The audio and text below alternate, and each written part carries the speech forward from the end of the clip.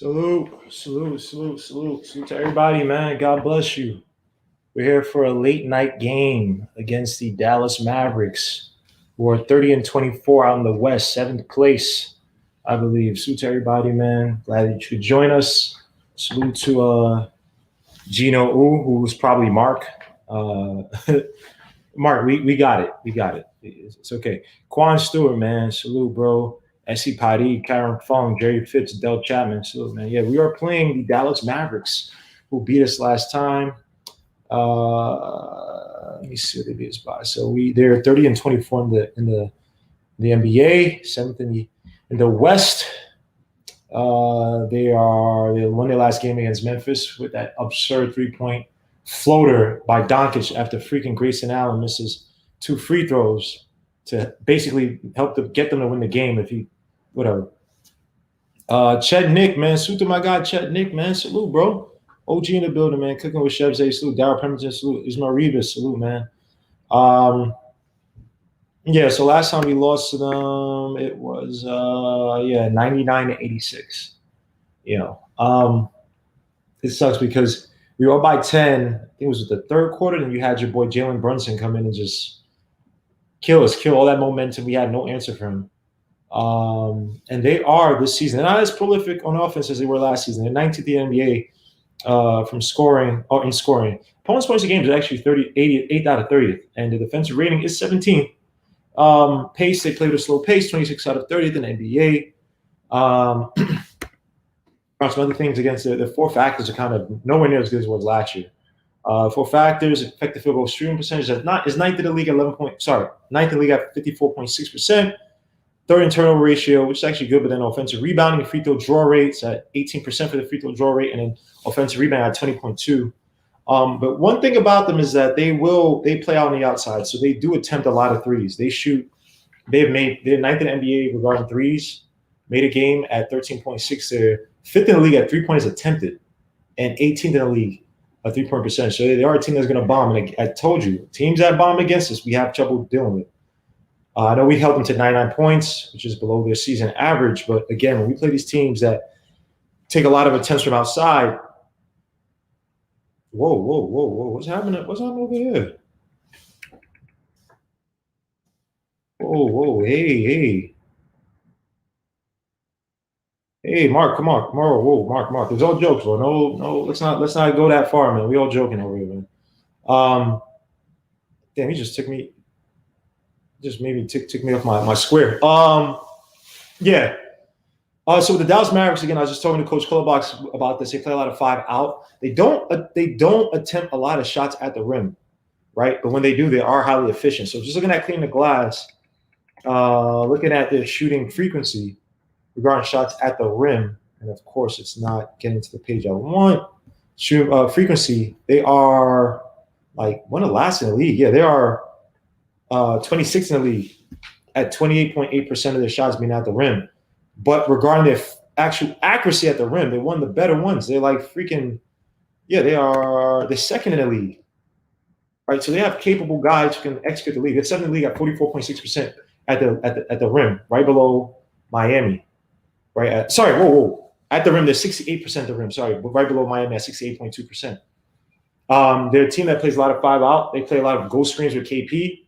They use KP. They use him as a shake player on the outside.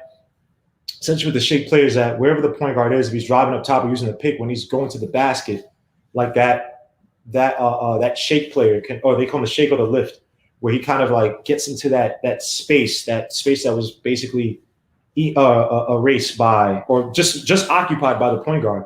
And so many times that leaves the defense to wonder. It's like, all right, if I help out and try to stop the ball penetrator or the ball dribble drive penetrator, I have KP on that area, where it be the wing or it may be. So it's kind of like a read and react. But if he doesn't help out, I have a better shot going to pick and roll with a roll guy or getting close to the basket, hitting the floater, hitting the little mid-range shot. And so, again, that's what KP did to us, especially in the first half. There's a lot of so-called pick and pop ghost picks. Well, even though his was a little bit different because they actually use him in the pick and pop. But again, he could be a dangerous weapon from outside if we don't guard it correctly. I think tonight, when you think of Jalen Brunson's and Luka Doncic's, our best bet is to actually have, this sounds crazy, But this would be the best game to have somebody play up on Luka, play up on Jalen Brunson, and play aggressively on them as a ball handler. Do not let them get into their spots. Don't let them get into any rhythm driving to the basket using the pick and roll. Disrupt them as much as possible and take as much time off the clock to where they have to take bad shots. And I know people are going to kill me. If you really want to win this game, it might be best to put a guy like Luka Doncic put a guy like Frank Ntilikina on Luka Doncic. And according to Clutch Points, this came from, I think, Atlanta Basketball, actually. So according to, come on. Where is this? I'm trying to find the exact stat because I remember this was on Twitter before. It's Atlanta Basketball, Knicks Nation, maybe on Twitter. Hold on, let me just check. Yep. This was of that season, but there was a better stat. It said like out of all the players, out of all the wing players, whatever, who plays Luka Doncic, Frank Ntilikina actually had like the best numbers. I'm trying to find. It might be Elite Sports. Hopefully, it's Elite Sports because they point out some interesting stats. And obviously, this was with Fizdale, so this was back in 2019. This is not it. Come on, man. It was on Twitter that basically said that. I forgot what site it was, but it basically said that Frank Ntilikina was like the best on-ball defender, given like the number of minutes, like out of a certain number of minutes, like a minimum set of minutes. He was the best on-ball defender out of anybody else in the NBA at that point. I think it was last year too. They used the stats. So, Focus, apologize for that. So, again, the best thing to try to do is to get Luka Doncic out of the rim. Again, Luka Doncic, I was trying to look it up to see if he takes more of a different role from the first, second, third, fourth quarters, and he doesn't really. I was looking at shot attempts, just kind of like basically the same throughout the game. Hold on, let me let my guy Hinton up in here.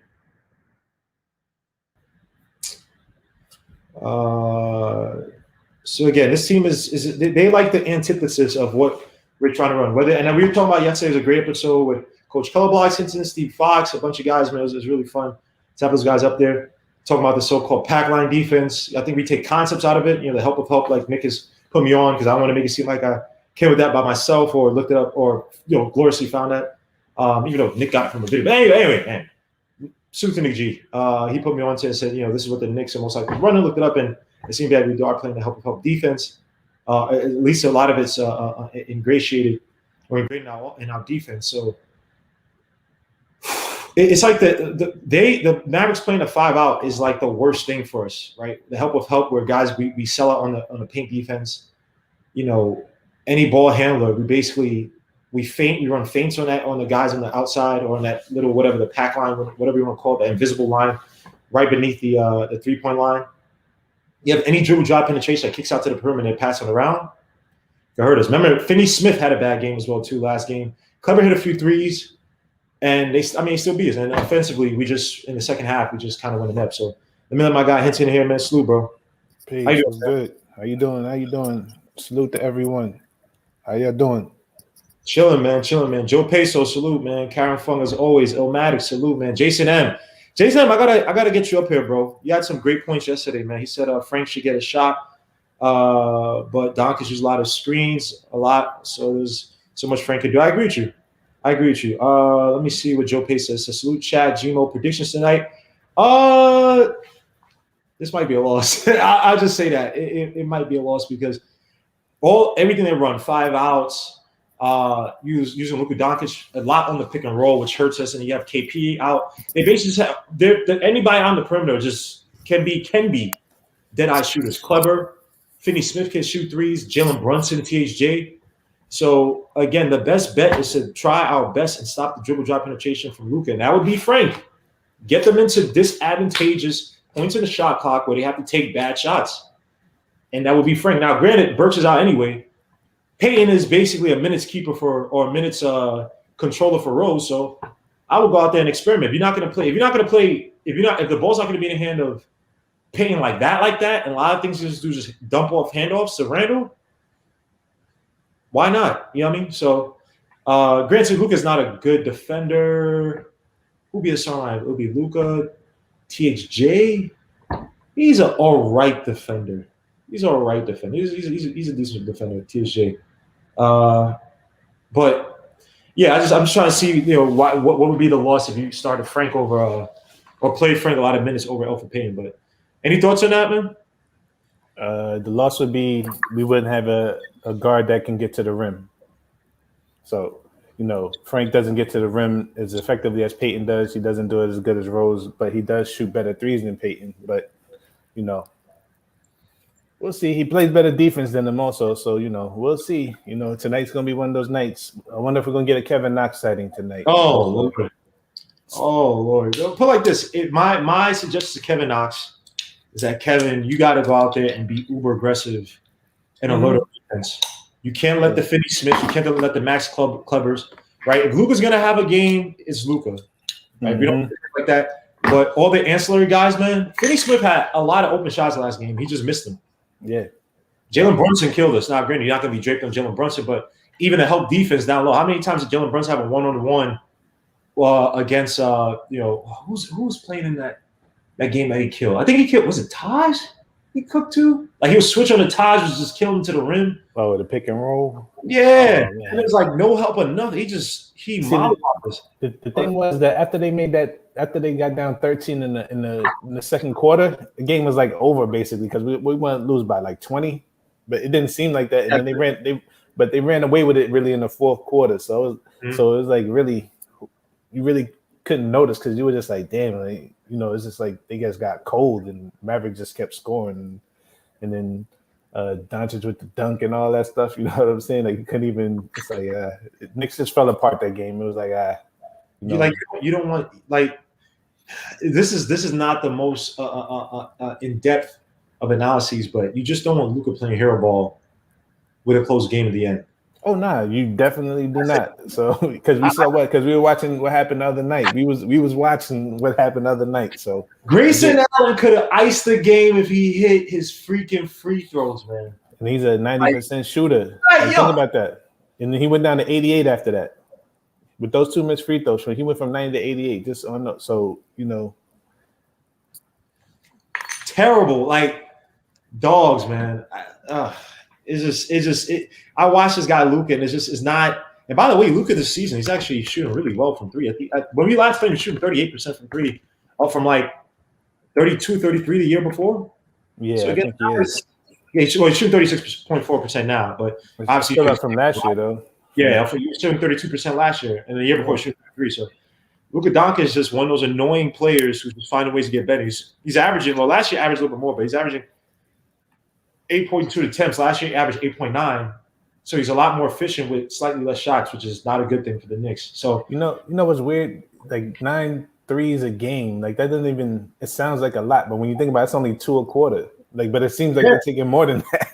Right, but when I tracked it through our course, I was like, does it feel to me that like Luka like plays more of like a point guard in the first quarter, in the first half, and in the second half he's a lot more aggressive with the ball? I was like, nah, it's 3 point. It's like 3 attempts here, 3 attempts in the second, 2.8, 3 attempts.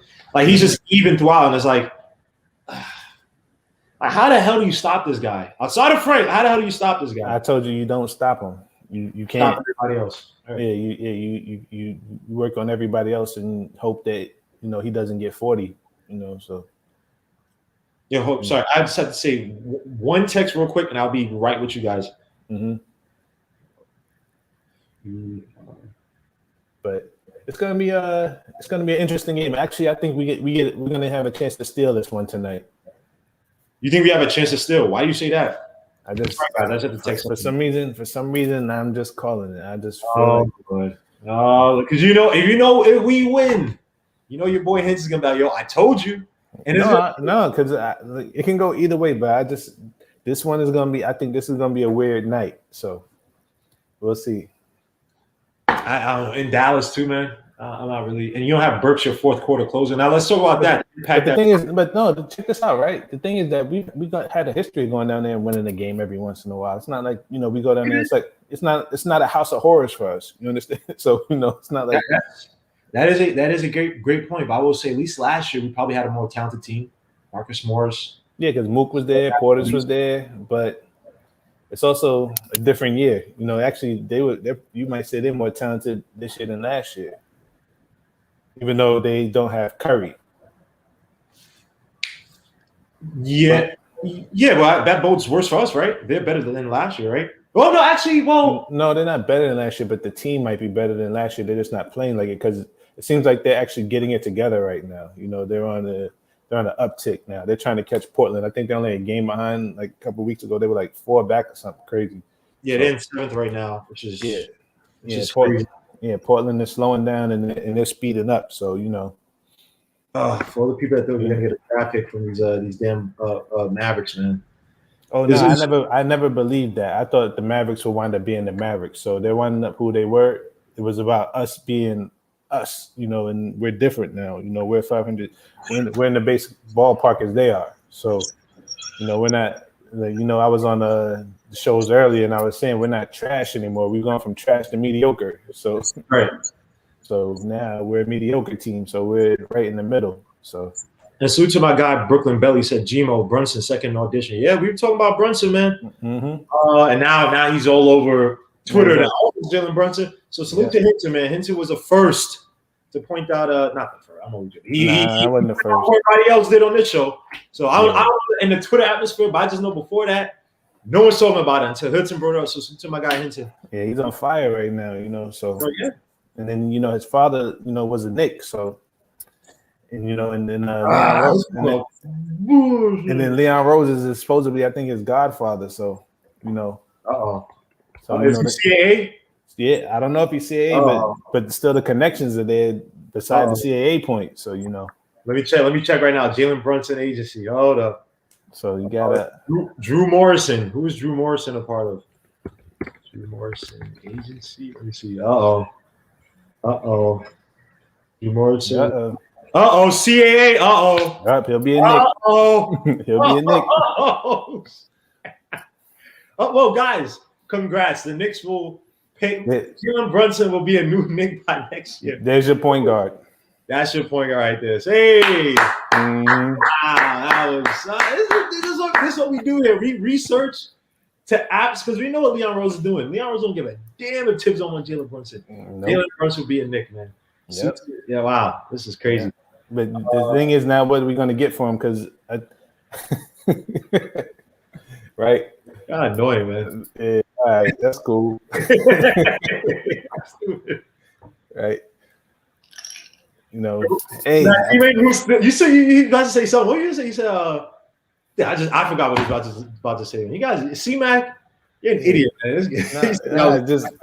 Hey, all you got to do is just look around. Like, the puzzle pieces always kind of fall into place. Like it's right there and it's hiding in plain sight, as I say. You don't think, it's right there for you. All you got to do is just look, and we'll see. But and then think about this, right? The Mavericks were talking about Mitch, so maybe there's your trade.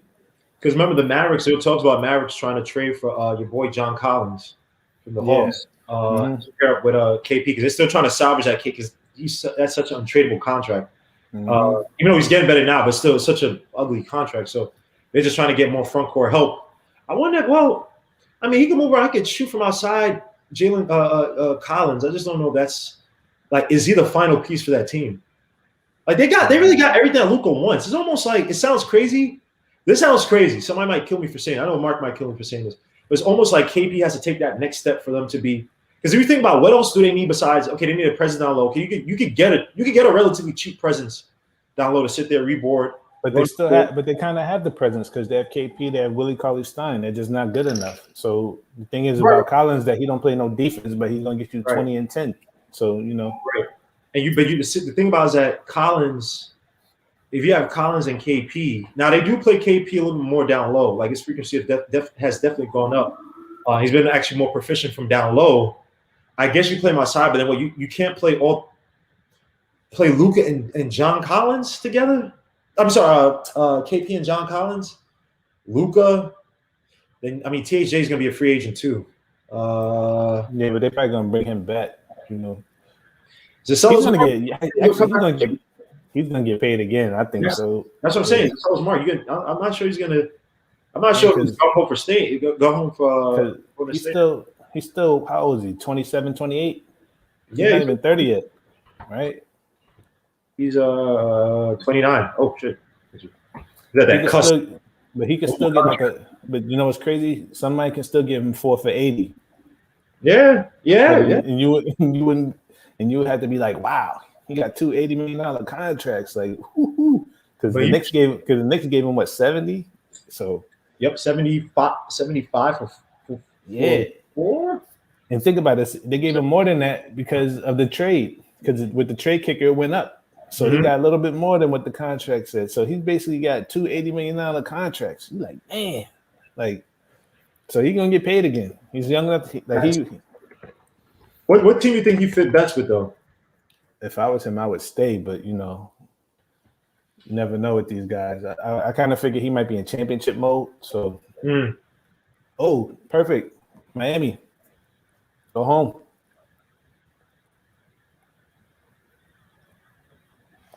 Go play with your dad's second team. He's from Miami.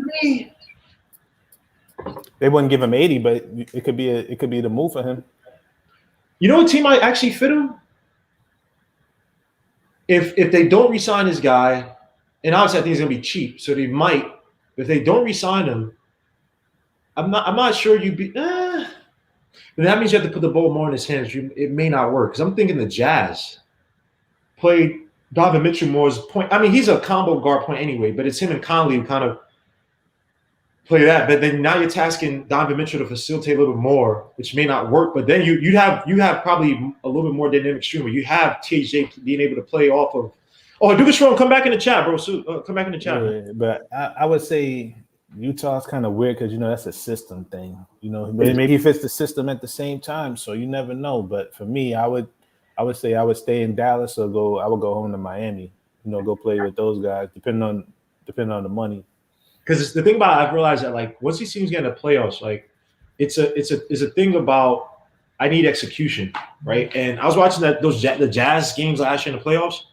Like it's amazing how your secondary, tertiary guys, your fourth guys, like they all fade away. Like, oh yeah, nah. This is why I say I wanted to make the playoffs this year. I wanted to be in the 6th seed because I would know who I really can keep. I know who's worth the money and who's worth paying, because the playoffs expose you. Because eventually you throw away all the tape and you just gotta play basketball, and that's what I've been saying. And that's why you gotta have talent and you gotta have the top 5 player in the league, because you not winning without one of those guys, and that's what it is. Because is it, bro? Like, go, my bad. Because at the end of the day, the top great basketball players they separate. There's levels to this, and they separate. You know, they separate. So agreed. I'll call right now. Teams that fade where you thought they were stacked and they kind of fade away once they met juggernauts. And granted, the better teams always make. Oh, they can make other teams. It's not necessarily the case. The Nuggets fade away. The Lakers neutralized both Jokic and Jamal Murray for the most part. And then what happened? Your boy Paul Millsap did nothing. Jeremy Grant did nothing. It exposes you. That's why the lineups get shorter. Because they are tired, but because it's a marathon at the same time. But at the same time, you know who can play when it's time to get it going. Who got cojones and who don't got no cojones. Pressure, because that Jazz series last year against the Denver Nuggets, your boy Rudy Gobert could not catch the ball for pick. I watched that game. I saw the frustration. Like Donovan Mitchell, like, you know what I like about Donovan Mitchell? You could tell he's frustrated, but he never puts that on his teammates. No, like, I could count literally the moments where literally Donovan Mitchell on every pick and roll, Gobert was fumbling the ball, losing ball to bounce because he was so freaking nervous. Royce O'Neal did nothing. Joe Ingles did nothing. Bogdanovich was hurt, so you probably, because Bogdanovich I like, but he's tough. Bogdanovich, he got that old, was he not Russian? He's that Eastern European, whatever. They got that rugged blood in him. Like he don't. I've seen him when he was on the Pacers. I was like, gosh, I wish. But he was on the Nets. I was like, I wish the freaking Knicks could pick up this guy. I like Bogdanovich. Even on the Pacers, he was better. Nets is more of a shooter. But again, the top these teams, you think they're stacked when it gets to the playoffs, when they see LeBron James and all that stuff, they turn into scared cat. I'm sorry, bro. So I agree. It's tough, man. It's tough to see how the West is going to shake out, where TJ is going to go, because like you said, do you leave a team where you are that guy? They will suffer without TJ, but it's like hey, get paid, right? If you go to Miami though, ah. Think about it, he's playing with Jimmy Butler and Bam. You don't know if they're gonna, you got Tyler Hero who they're moving to point guard. So you don't know if Oladipo's coming back. Mm-hmm. So, Tim Hardaway is a little bit younger and he's a little bit more healthy. Oh yeah, I forgot they got Oladipo. Oh, so it actually he actually probably would fit because they shoot a lot of threes over there. So for him it's kind of perfect. And he also would probably have a little bit more ball handling duties too because Dragic had was it a 2-year extension or 1-year extension? I think it's a 2-year, but it's really a 1 year guaranteed. So he's getting up there in age. He's injury prone. So for me, the tea leaves, Tim Hardaway Jr. could be going home. So yeah, it's a great point. Salute to my guy Duke Romans. Also salute to Coach Colorblocks. Yeah, I didn't want to say Trey Man. When I was saying Trey Man, you know what I'm saying? Now y'all love Trey Man. You see am I missing something with this Trey Man thing? What? No. I'm saying every mock draft I've looked at has this guy in the second round. Bro, yeah, but he's gonna move up. He's gonna he has to move up. A guard who could shoot, play off the. He loves his left. Plays really well off the pick and roll, and like I said, can shoot. And he's a riser too. Pause if anybody sees anything crazy in that. Because last year, again, he struggled last year. Was going to go in the draft, and they're like, bro, you might not even go. You might go and draft it. That's how bad of a year he had compared to expectations. So he should be a riser. And I watched. Thank you, Hitcher, for putting me on. This dude, the dude that you put me on IG, the scout. He interviewed Boak Knight. Gosh. I don't know. Adam or Basketball Breakdown. Not Basketball Breakdown. It might be because you put me on. It was on IG. You put me on the Boak Knight thing on IG, and he was talking to. I forgot. Was it Mike Schmidt? Mike Schmidt. Mike Schmidt's good. Mm-hmm. Mike Schmidt was breaking down the kid from Turkey, that's playing on Besiktas. Yeah, I saw him too. I looked him up too. The big kid. Mm-hmm. I'm not. I know he's a project. I'm not that crazy, but. This is what I love about the draft, man. And thank God that we have people, these these writers who make some of these terrible draft lists. There's going to be a team that they get pressured, and they'll pick a kid like that because of the upside versus taking the college kid, 1 or 2 years production, may not be as flashy, but it's most likely more ready and more productive. Because again, these European guys, it's also, I'm sorry, there's a factor European guys, but I feel like it's like they have that homesick gene. Not all of them. Like Luka could play. He's proven he can play anywhere, but Rudy Fernandez can't play in the U.S. Yeah, he'll kill you in Spain. I've seen it. He will molly you out. He's like he did all right in when he was here for a little bit too at Denver. Nope. Because you know why? That was one of my favorite non-Knick teams. Like I thought it had a lot of potential. It was him. Was it Ty Lawson? Ty Lawson was on that team. No, not Ty Lawson. No, on the Mavericks team. Sorry, not Mavericks. No, the Nuggets team. No, Blazers. Rudy Fernandez? Yeah, he played in Portland. Yeah, Fernandez played in Portland. I thought he played in Denver. Nah, it was him, Outlaw. They drafted Greg Oden instead of Why does KD. Isaiah Stewart have 22 rebounds in the game right now? The hell? Yeah, he did play. He did play with the Nuggets. That wasn't his. He got drafted by the Blazers. So I remember it was him. That's the other dude from high school with the big forehead, the black dude with the big forehead. Yeah, he played his last year in Denver. Yeah, I thought he was okay there. I didn't watch him in Portland though.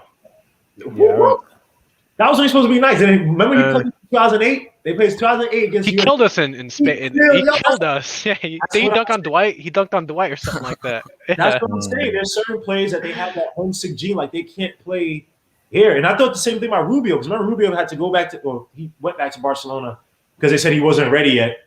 I think it was like a homesick thing. It's like they know that they don't have the choreographed offense in the NBA like they do overseas. I think it's the English thing too. Like Rubio picked it up quick. Rubio picked up what quick? English. Oh, speaking English. Yeah, he picked it up quick. And I know like Cancer had it. Yeah. With the language thing too, I don't mean to cut you off, Coach, but they play in small town USA. You know what I'm saying? Even though if they play like in LA or down in Miami or probably here in New York, it would be a little different. But playing in Portland and Denver, you gotta know it. And yeah, in Minnesota, it's probably more culture shock. More than more than anything. But you never know. I know like correlation isn't causation, but I think there is a correlation because if you look at all the Euros that are good, they know English or they've learned it or they picked it up quick. I can't think of many internationals who didn't pick the language up quick who were comfortable here. Like I think that has to do with it because basketball is just such an American thing, culture-wise in the NBA. It's not like obviously it's an international sport, but it's so inherently American. I agree with you, but I agree with you in the reverse. I think it's almost like that gene where it's like they're so and nothing bad about nationalistic. They love their country, whatever. But it's like I don't have to learn American. I am who I am. I the gift to the NBA, and they go over and they don't learn it. Right? They don't learn English. Yeah, no, I agree. Yeah. Right, but I agree with you. I actually think it's the opposite. It's not like oh, okay. I can't learn English. I ain't gonna do it in the NBA. I think it's like those guys who's like, man, I'm gonna kill here. I'm gonna kill over there. And I'm gonna learn English, and I'm gonna toy around. I'm gonna learn curse words. I'm gonna learn all that stuff. So, yeah. I mean, actually, even the one I was worried about recently was Rui, because I was like, he doesn't know any English. Like he has a thick like Japanese accent when he speaks English, but he picked it up quick too. And Japanese is terrible. That doesn't translate at all. Like that doesn't work. They don't play nice at all, man. One of the most one of the hardest languages. I learned Mandarin for 1 year. Now Mandarin, you got even harder. All the tones, opinion, like what up from yo. I know some curse words. Can you two pick it up if I say curse words? Whatever. Like if someone messes with say ganima, like ganima, or I have some good ones. I learned this when I went to a summer program in Phillips Academy. International kids, for some reason, when you're young, they love teaching like Americans curse words and stuff like. They think that we love that, which we do. So I guess they're like we do love that. Japanese is like the worst language to learn. If you understand Japanese, you're Gucci, man. Like you're more than well. Let me let my guy eTheseus, and everybody, please, guys, as we talk, let everybody talk. Let everything get out so it's not all clustered and clunky as we talk, man. And a few other things, man. Suits of Black Prophet, Kamani Young, Anthony B in the building, Raphael Diaz, God Emoji, Elijah Wilson, Deng, Thesis Thomas, Tyler Hathaway, 90, Trap House 99, Kerry Cox, pause. I know someone's watching. Iking Little, How We Move Knicks TV, Ghetto Intellect in the building, man. Where's your yak, Ghetto? Come on, bro. Yo, is this game only on ESPN? It's not on MSG. I couldn't see on the sports guy. Hold up. I think so. No, this is an ESPN game. This is an ESPN game. Yeah, no MSG. All right, yeah, I got it. I think Mike Breen is calling it too. Yeah, we gotta wait. No, I don't think they have Clyde and Breen. No, this is not even a broadcast on MSG. This is just a straight. Yeah, it's just straight. Yeah, I think that's what I'm saying. Mike Breen calls ESPN games.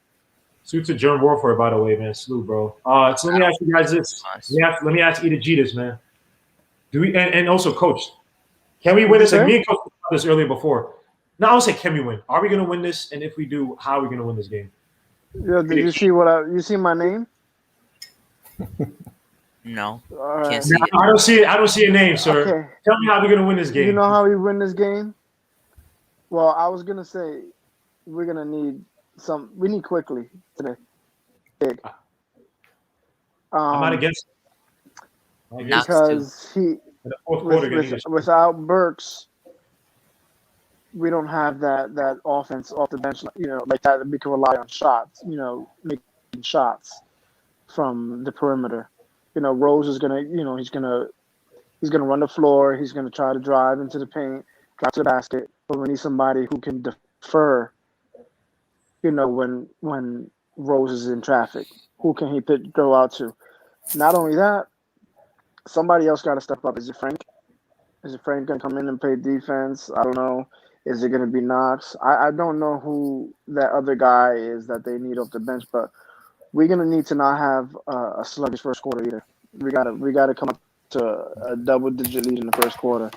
10 points, 11 points. We got to set the tempo early. Well, we did that last time, and look what happened. Make them uncomfortable. Look what happened with Jalen Brunson. Yeah, but we did that last time. Look what happened with Jalen Brunson. The same thing, and that's another thing. That's another Jalen Brunson. He's not a world beater, but he's very sneaky. He just plays the games right. He picks his spots. He knows where he can beat a team, and he just lets the game come to him. We just got to make sure that we account for him as well off the bench, because he's a spark for them. I think he went 6 for 9 against us last time. off the field, and he played like 26 minutes, and he was extremely efficient, and he's scrappy. Yep, 6 for 9, 1 for 2 from 3, 4 for 4 from the stripe. He had 5 rebounds, 3 assists, 1 steal, 21 points, and that all. And the thing that's dangerous about him that you can't say he has starter level talent. He does. Playing off the bench, which is not a good combination. That's in one case we have that a little bit, even though he's older than Derrick Rose, that he still has starter level talent, just that he's older. But that's when he's best at deploying them against weaker rotations. That's what happened with Jalen Brunson against us. So it's going to be Derrick Rose versus Jalen Brunson tonight for the most part. And then basically Taj also has to play a little bit better defense because when Jalen Brunson switched on to him, Taj had issues guarding him. And Taj has been playing great. I got to give it to him. For Mr. Old Taj supposed to be retired, been playing great these past few games. There's just so much he could do. So it's going to come out of Derrick Rose. Let me say what up to my guy G-Man for Life. He says, "Is it me? Is it my screen or panel really fuzzy? Are we fuzzy? I might be fuzzy. I'm Yeah, looking look at the good. stream. It's not. It looks fine. Yeah, it might be on your end. Might be mine. All right, No, hold no, on. not yours. No. G Money's end. Yeah, G-Man. Oh, I'm G-Man? watching it. I Yeah, always- refresh G Money. Refresh G Money. I think it's yeah. Oh, Yeah. real Oh, quick, G-Man, that's G-Man. G-Man. Yeah, refresh G No. Man. The score is Real 123. quick, another 160. thing. That's what I predict. To the G-Money because too, man. you mentioned Charge, and the biggest thing besides what he does, rebounding, and that big man in the paint, he's I think for me one of the most elite pick and roll bigs. He sets great screens. If we can, Dallas is a terrible pick and roll defense. They lag. If we can get some easy baskets off the pick and roll, even if you just do a couple to start the game out. I don't know if I don't even check if Nerlens is playing, but if we can get Taj in that position, then we can get some easy baskets, whether it's perimeter, getting some guys in rhythm and on the perimeter, or getting Taj some easy baskets in the paint. So let me just to bolster your point. That's a great point of pick and roll defense. They're shooting, defending. Excuse me. They're giving up 0.941 points a game, points per possession in the pick and roll. When they're going the ball handler, and their percentages right now is 44%, 412 to 936 attempts, and the effective field goal percentage 49.6. So, but we don't have guys who can shoot the three up the That's dribble. why I'm saying you can get somebody, just get a guy in rhythm. Oh my gosh! some I'm Play sorry. quickly off the ball. Right. Well, the thing about it is that again, it's going to come down to RJ Barrett. RJ has to have a big game tonight off the pick and roll for us, especially off the pick and roll. He has to find his way. And another thing too, this is what I want to do too. If we're going to have, because Porzingis his defense has gotten better, right? He was struggling. Like when he was on the court, they were actually like one of the worst teams in the NBA defensively. When he got off the court, they were like one of the top teams or something like that defensively. But he's actually gotten better since he came back from that injury. What was this? Was it in February? Whatever. What did he get? February. February. You may be right. And then, so if you just look at his on and off numbers, right now defensively, God, it's still bad. They give up a offensive rating of 116.2, but when he's off the court, they're giving up an offensive rating of 110.9. So again, they are a better team. But his paint defense can be an issue for us. So I would love to have Julius Randle's playing out there anyway. I would love to have you run the pick and roll with Nonzo Well. Well, I don't know if Nonzo Well is going to be back, but if it's Taj, have him run the pick and roll and have Randle be the outside guy to take KP away from that paint. You don't need him playing weak side or help defense on any of the ball handlers tonight. Even with a guy like Payne. Payne needs to try to find his way to get. I wish like Obi Toppin were good because he would kill. His skill set would kill the Mavericks, but And that's another thing. Maybe coach. Maybe throw him in there, right? Maybe he can have a game like he had a couple weeks ago where he had quick mind and athletically he was beating them up. He could probably do that against his Dallas team. Yeah, I don't hate that. They're a little slower. I really don't hate that They don't idea use because speed. Like I said with that Horns play, I don't know why they don't run him north-south, bro. Just literally have him get the ball up top, fake the shot, even though, look, he has to become a better shooter, sell it. But if you're in a defense where it's bang, bang, and he's just taking the ball and driving, or just taking the ball, taking that quick fake, and the guy trying to reset hard on the fake, he's resetting hard on the fake, have him just drive to the basket, or even just in motion.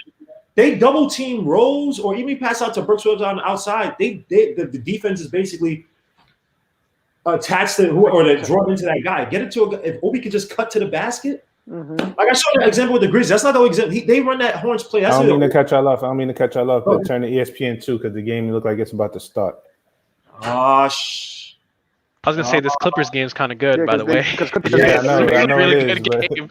Yeah, the thing is crazy about the Clippers. They was down 20-3, and I was watching. A really good game, yeah. Like they came back. How do you? Come on, where the hell is ESPN 2? Come on. Yeah, I don't know how to go on that. They got mad baseball. Because they're not showing they're not actually saying the Knicks. Hold on. ESPN. You might see UFC. Yeah, they're doing starting lineups on ESPN 2 now. All right, FYI chat, yeah. All right, cool. I read it now. Yeah, UFC. Yeah, okay. That's why I was doing it. Porzingis, this freaking dweeb. Are you about to start this game, man? So to everybody in the chat, please, guys, we got 102 people watching. Please hit the like, subscribe to the channel. If you haven't already, man, support the channel, man. I'll ask for nothing that, this is drink night. You guys get your swig on or whatever. Yep. You can't tell but it's brown. You know what, fellas, you know what I wanted to say? It was so nice. I put the Clippers Sixers game on, and at the bottom next to the score, there's a picture of Randle and a picture of Luka, and it said up next, Knicks versus Mavs, prime time on a Friday night. It's nothing better than this. Only if we win. If we win, yeah. I was gonna say, and Luka gets to the pick and roll. Yeah, but RJ out there knows it well. You got Finney Smith. Whoa, nice block. Oh, well, golly. Paint on a break. Randall's driving. Nice pass of paint. But the layup is good. Give me the hole. I'm going to be back. Oh, man. All right, Hadouken. Take it easy. Nick Gass says he's backstage, by the way. Oh, Nick Gass? Oh, crap. Sorry about that. My bad. You know what? We have 5 people, so if I don't scroll down, it doesn't show up. So I apologize, Nick Gass. I got you, dude. I don't see you. Knicks with the steal. Painting out on the break. He has Bullock. He doesn't pass it. Nice alley out to Nosewell. You know Nosewell's not going to catch that. I know. I hate those plays. By the way, they have who's it starting? This it's Kleber and Finney Smith. Oh, that's Josh Richardson. My bad. This dude always I can never tell whose face. I apologize, man. How you doing, Nick Gass? How you doing, bro? Chilling. Happy holidays out here. You know what we do. Yeah. That holiday. I was like, wow, Luka Doncic with the layup 2-2 is a score, and this dude's already complaining. Holy, he looks hurt. I just smack his pudgy, freaking unathletic face, bro. It's freaking annoying. This unathletic and this good, man. I mean, that happens. There are plays like that. Nose well up top, hands off to RJ Barrett. Again, use that pick and roll. We got Finney Smith on him. He's a good defender. He gets an ice on KP, kicks out to Randle. Which is what you want. Shoots a 3, and you saw that nice 3 by Randle. You saw Kleber's out on him. So they know they want KP out in that. They want him to play in the not perimeter. Excuse me. They want him to play in the paint. Yo, Nick, I don't know. Can you turn on the volume in the background, bro? What's up? Can you turn the volume in the background? Finney Smith for the 3. I hear somebody playing the game in the background. I won't get in trouble by YouTube, so you could just turn on the background. Thanks, bro. 5-5 is a score as Finney Smith makes a 3. Again, remember, Finney Smith had a bad game last time, so that's another guy. I know they got DJ Redick. Randle with the nice little shot off the dribble, and it's good. Randle.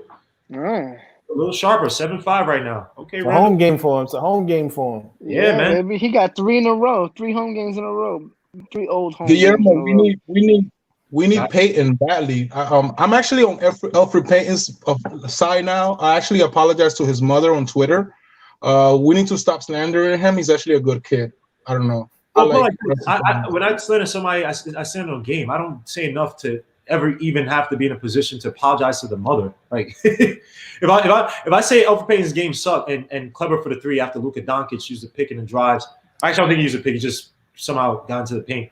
10-7. Again, we have to watch out for this. Looks like Payne's gonna call it. Oh, doesn't call timeout. My bad. He switches on to Finney Smith. Drives off the pick. Look, shoots a mid range that misses. Rebound. KP. Ugh.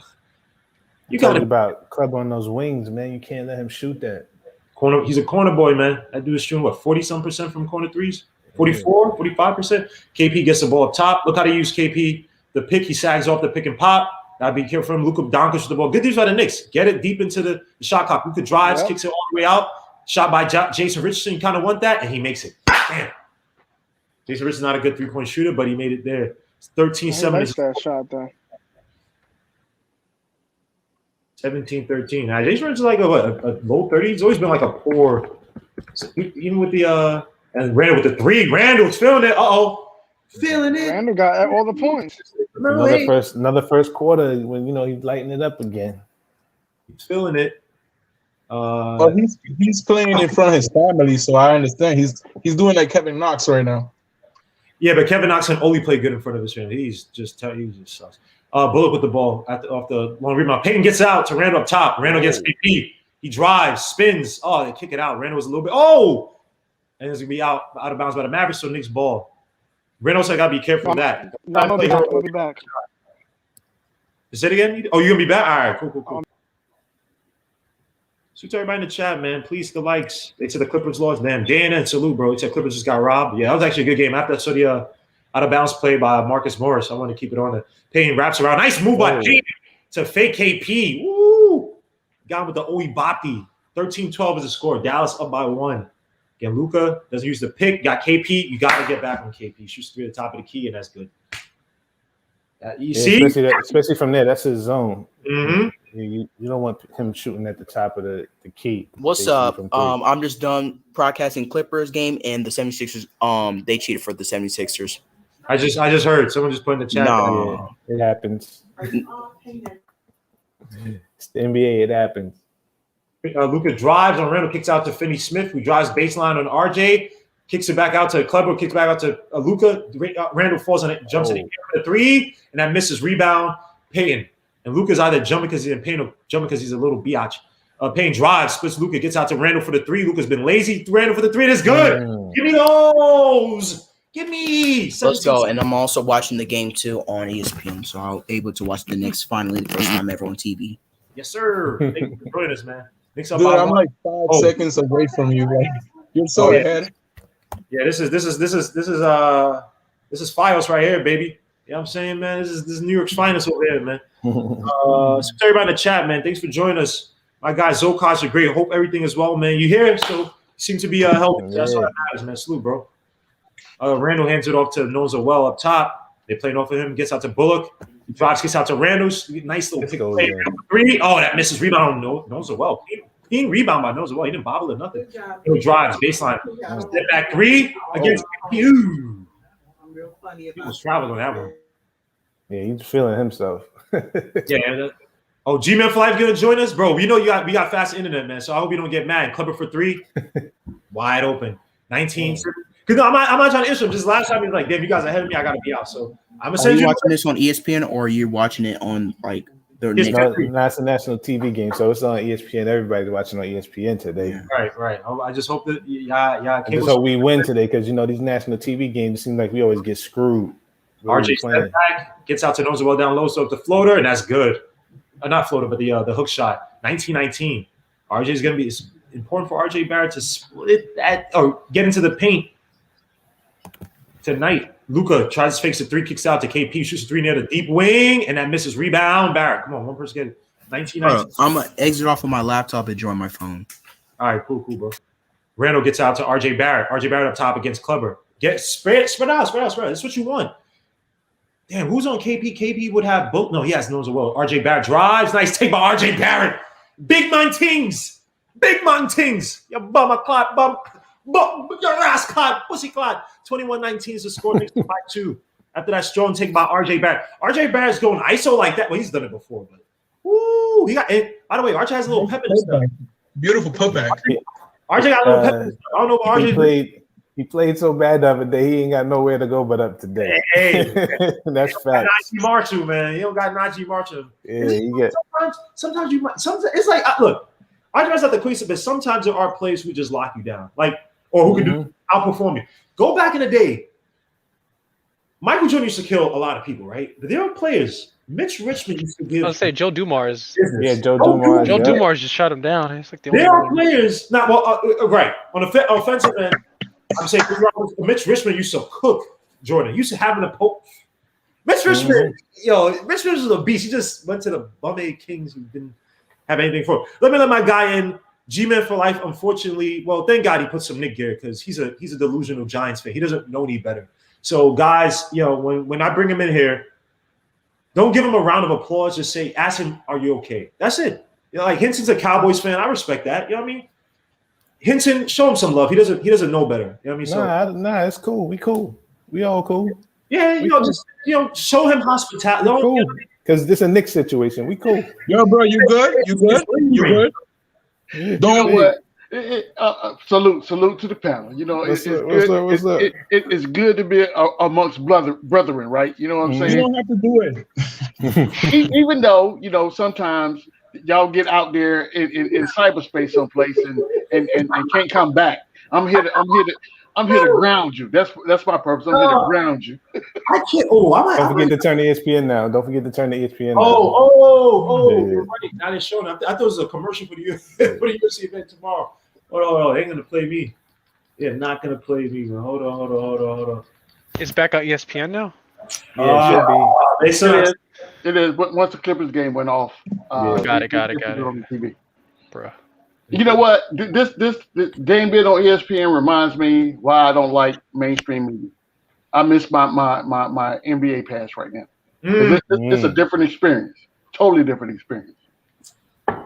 I mean, but put like this, it's pathetic how the mainstream media now they're all trying to run to cover the Knicks in this beautiful favor. Like Rachel Nichols is always a Knicks fan. Yeah, please. Did you guys hear the? Sorry to cut you off. Did you guys hear the Brian Windhorst get cursed out? No. On the podcast today? Yeah. Yeah, that's his podcast. Yeah, I listened to it. Yeah, him and Bontemps. But they was talking about the MVP race of LeBron, right. But, but it wasn't about LeBron. It was about Embiid and Jokic, maybe. Yeah, it was about Embiid and Jokic. Who won MVP, right? Yeah, I got Jokic. Yeah. I got Jokic too. How the hell is LeBron in the front? That's what I'm saying. These writers. LeBron is good, but he's older and he passed his prime. The only thing he does now is just pass. When was the last time LeBron played a game? When was the last game? Against the Hawks, and they choked a 2-point lead against us. I don't think MVP the finals last year. I don't think LeBron is gonna win. It's gonna be probably like how when they invite Beyonce to the Grammys, but she never wins. But it's just so he could show up, or just so for the hype. But I don't think LeBron's gonna get the ratings up. They want the ratings up. They'll try to if he leads them back to the playoffs. And thank you, Gil Barrett, for the $10 super chats. What up, Gmo and the crew? Knicks are making progress. Thanks for all that. Thank you for that you do the support and the $10 super chat, man. God bless you. Back to again, got TSJ. Use a pick. The Knicks are up by 2. Got to get back on KP. Look at the help. Clubber in the corner, not good. He makes it 3. Oh, you missed it. Wow. Ooh, thank God. Here's Alfred Payton with the ball. Suits my guy B Simmons. Next to you. And he passed it Julius Randle. Step back. Is this guy good? 23-19. You're late. He taking the time, G-Mo. Is this guy trying to call the game? Yeah, partner. I'm sorry. You're late. You want to be reprimanded? What is this guy? Let me broadcast the game for you, young blood. There you go. This little snot nose. This little schmunchkin. This guy's trying to. You trying to sue me? This what it is, G-Mo. No, I'm just saying you're late. I just said step back. This what it is. It's the new style. Ain't no new style. This guy trying. I'm actually speechless right now because I'm like, holy crap. This guy's it's not my fault you're late, okay? Work. What's wrong with you, Files? Work. What's this guy calling on? Tipped. Here's Burtson. KP with the ball. Richardson, step back. Is this guy really and he makes it 23-21. Hey, sir, number one. I really like your jersey, but can you change the white shirt under? It's giving me anxiety, please. What? I don't have a jersey on. I have a shirt. What is wrong with my chat? No, he's talking about my shirt. Bully gets out to Obi. Obi gets back out to Bullock. I got something for you. Hold on. Watch this. Bullock missed the tip. Hey, what? Make the hook shot, and Gibson. They call foul on him. He didn't foul. This is Luka Doncic. My boy Luka. Luka's down right now. No. I said Alfred Payne's probably going to bully this dude. Like, lock him down. Like, defense-wise, not scoring-wise. Maybe. Who knows? D-Rose in the game. Payne going back to the bench for D-Rose is guarding Burtson. Here's Rose against Jalen Brunson. Up top, Jalen Brunson in the game. You got Finney Smith, THJ, KP, and Josh Richardson. Josh Richardson comes all the way around. Curls. Porzingis against Gibson. Good Richardson job, for 3. Way off. All right, I gotta mute this guy. KP kicks me back out. Josh Richardson. What? I'm sorry, my fault. Yeah, this little younger man. I don't want to spank you, man. Pause. Obi's in the game. Yeah. Obi with the rebound. He was in the play before that. He got RJ out there. See, this thing, we can't rest in about so-called star or top 2 players. RJ's telling Obi to split out. He drives to the basket, kicks out the top. Big GD in the building. Big GD. GD. Whoa, what? Ain't no gangster. He's gangster disciple. Who's this? Obi? Rose. Remember the first game when he threw? Yeah. When he said the F word. I don't want to get in trouble, but FOLK in them. Yeah. I ain't that. I don't want to get in trouble. RJ Barrett kicks out to Rose. Rose up top gets a pick by Taj up top. You got Obi playing out in the corner. Rose shoots a little mid range, and that's good. 25-21. Rose has been. I love RJ talking. RJ's talking. I never seen RJ talking like this. Like literally running. Nice. See RJ talk? Are you kidding me? Commanded out, and THJ gets out to KP. KP look for the shot. He drives a touch, shoots a little mid range up the dribble. That misses. Rebound. Josh Richardson shoots up the mid range, and that's good. Josh was another guy who killed us too last game. Especially He used to play for the 76ers, right? Yep, came from 76. You got traded for Seth Curry. Got Rose up top against Taj. Rose gets the pick by Taj, drives to the basket. KP throws up. Woo! KP is small. He's a small boy. He's a minion. He's not a minion. Damn. You guys noticed that D Rose was trending today on Twitter? Well, the whole I think the last 48 hours. When there was a question like which player were you like? Oh my bad. No, go. Yo, Richardson is a problem. Richardson is a problem, dude. Rose with another 3 at the wing. Sorry, what were we gonna say about D Rose on Twitter? I didn't mean to cut you off. Go ahead, man. Nah, he was trending because there was a question of like if you could bring this player back and never get injured in his life, which one will you pick? Yeah. I saw that. I saw it on Twitter. But it wasn't just for Rose, it was for anybody. But I guess somebody probably said D Rose. Obi with a nice rebound, by the way, defensive rebound. RJ Barrett gets fouled by your boy. Is that Finney? That's Finney Smith. By the way, is TJ gonna get traded back, or he's gonna sign with the Knicks for a 3rd time? Third time's the charm. Is Mitchell Robinson traveling with us? Like, is Mitchell traveling with the team, or he's like at home? I saw. Well, Ali saw him in the Knicks with the Knicks. I'm not sure if he should be there, right? I mean, his injury isn't where he shouldn't be. Like, he can't move, right? Just a foot fracture. Well, it's not just a foot fracture, but I haven't seen him though. I wish I could see him with. He was at the Garden, but that's not traveling. But he's at the Garden. I don't know if he's. Yeah, I don't think he travels with the team. I think he goes to home games. I don't think he travels. Yeah. So you guys agree that we should trade him for Miles Turner, right? In the first, right? Come on, man. You for real? I wouldn't mind. I mean, yeah. You're right. I mean, looking at Norvis, I didn't expect Pell to be so good. So I mean, like the things that Mitch has, we could find it in another player. It's just that we're just so close to. You get attached to the young players that. Oh man, I don't like seeing players like shine in other teams. Pell is solid, but again, you're talking about basically an NBA body who's probably outperforming him the minutes that he has. So it's kind of hard to say, okay, if you gave him 20, 25 minutes, 30 minutes, that same little production he has in 5 minutes is going to project out. But he's probably just a 3rd center, so that's what I would keep him as. He's probably just good as a 3rd center, not playing every night. California. Jesus Christ. Oh, I'm going to the Laker game and I'm going to the Clipper game, May 9th and May 11th. All right. That's fly. Put that vaccine on my body. You play the Lakers again? Oh, we play the Lakers or... Yeah, in May. Well, that's the end of the season. That's the last week of the season. Got you. May 11th, the Knicks are coming over here. Yeah, now Anthony, you mess with me now, right? Now you like the idea, right? I want to look. I'm not against making trades. You guys gotta make smart trades, man. Like, yeah.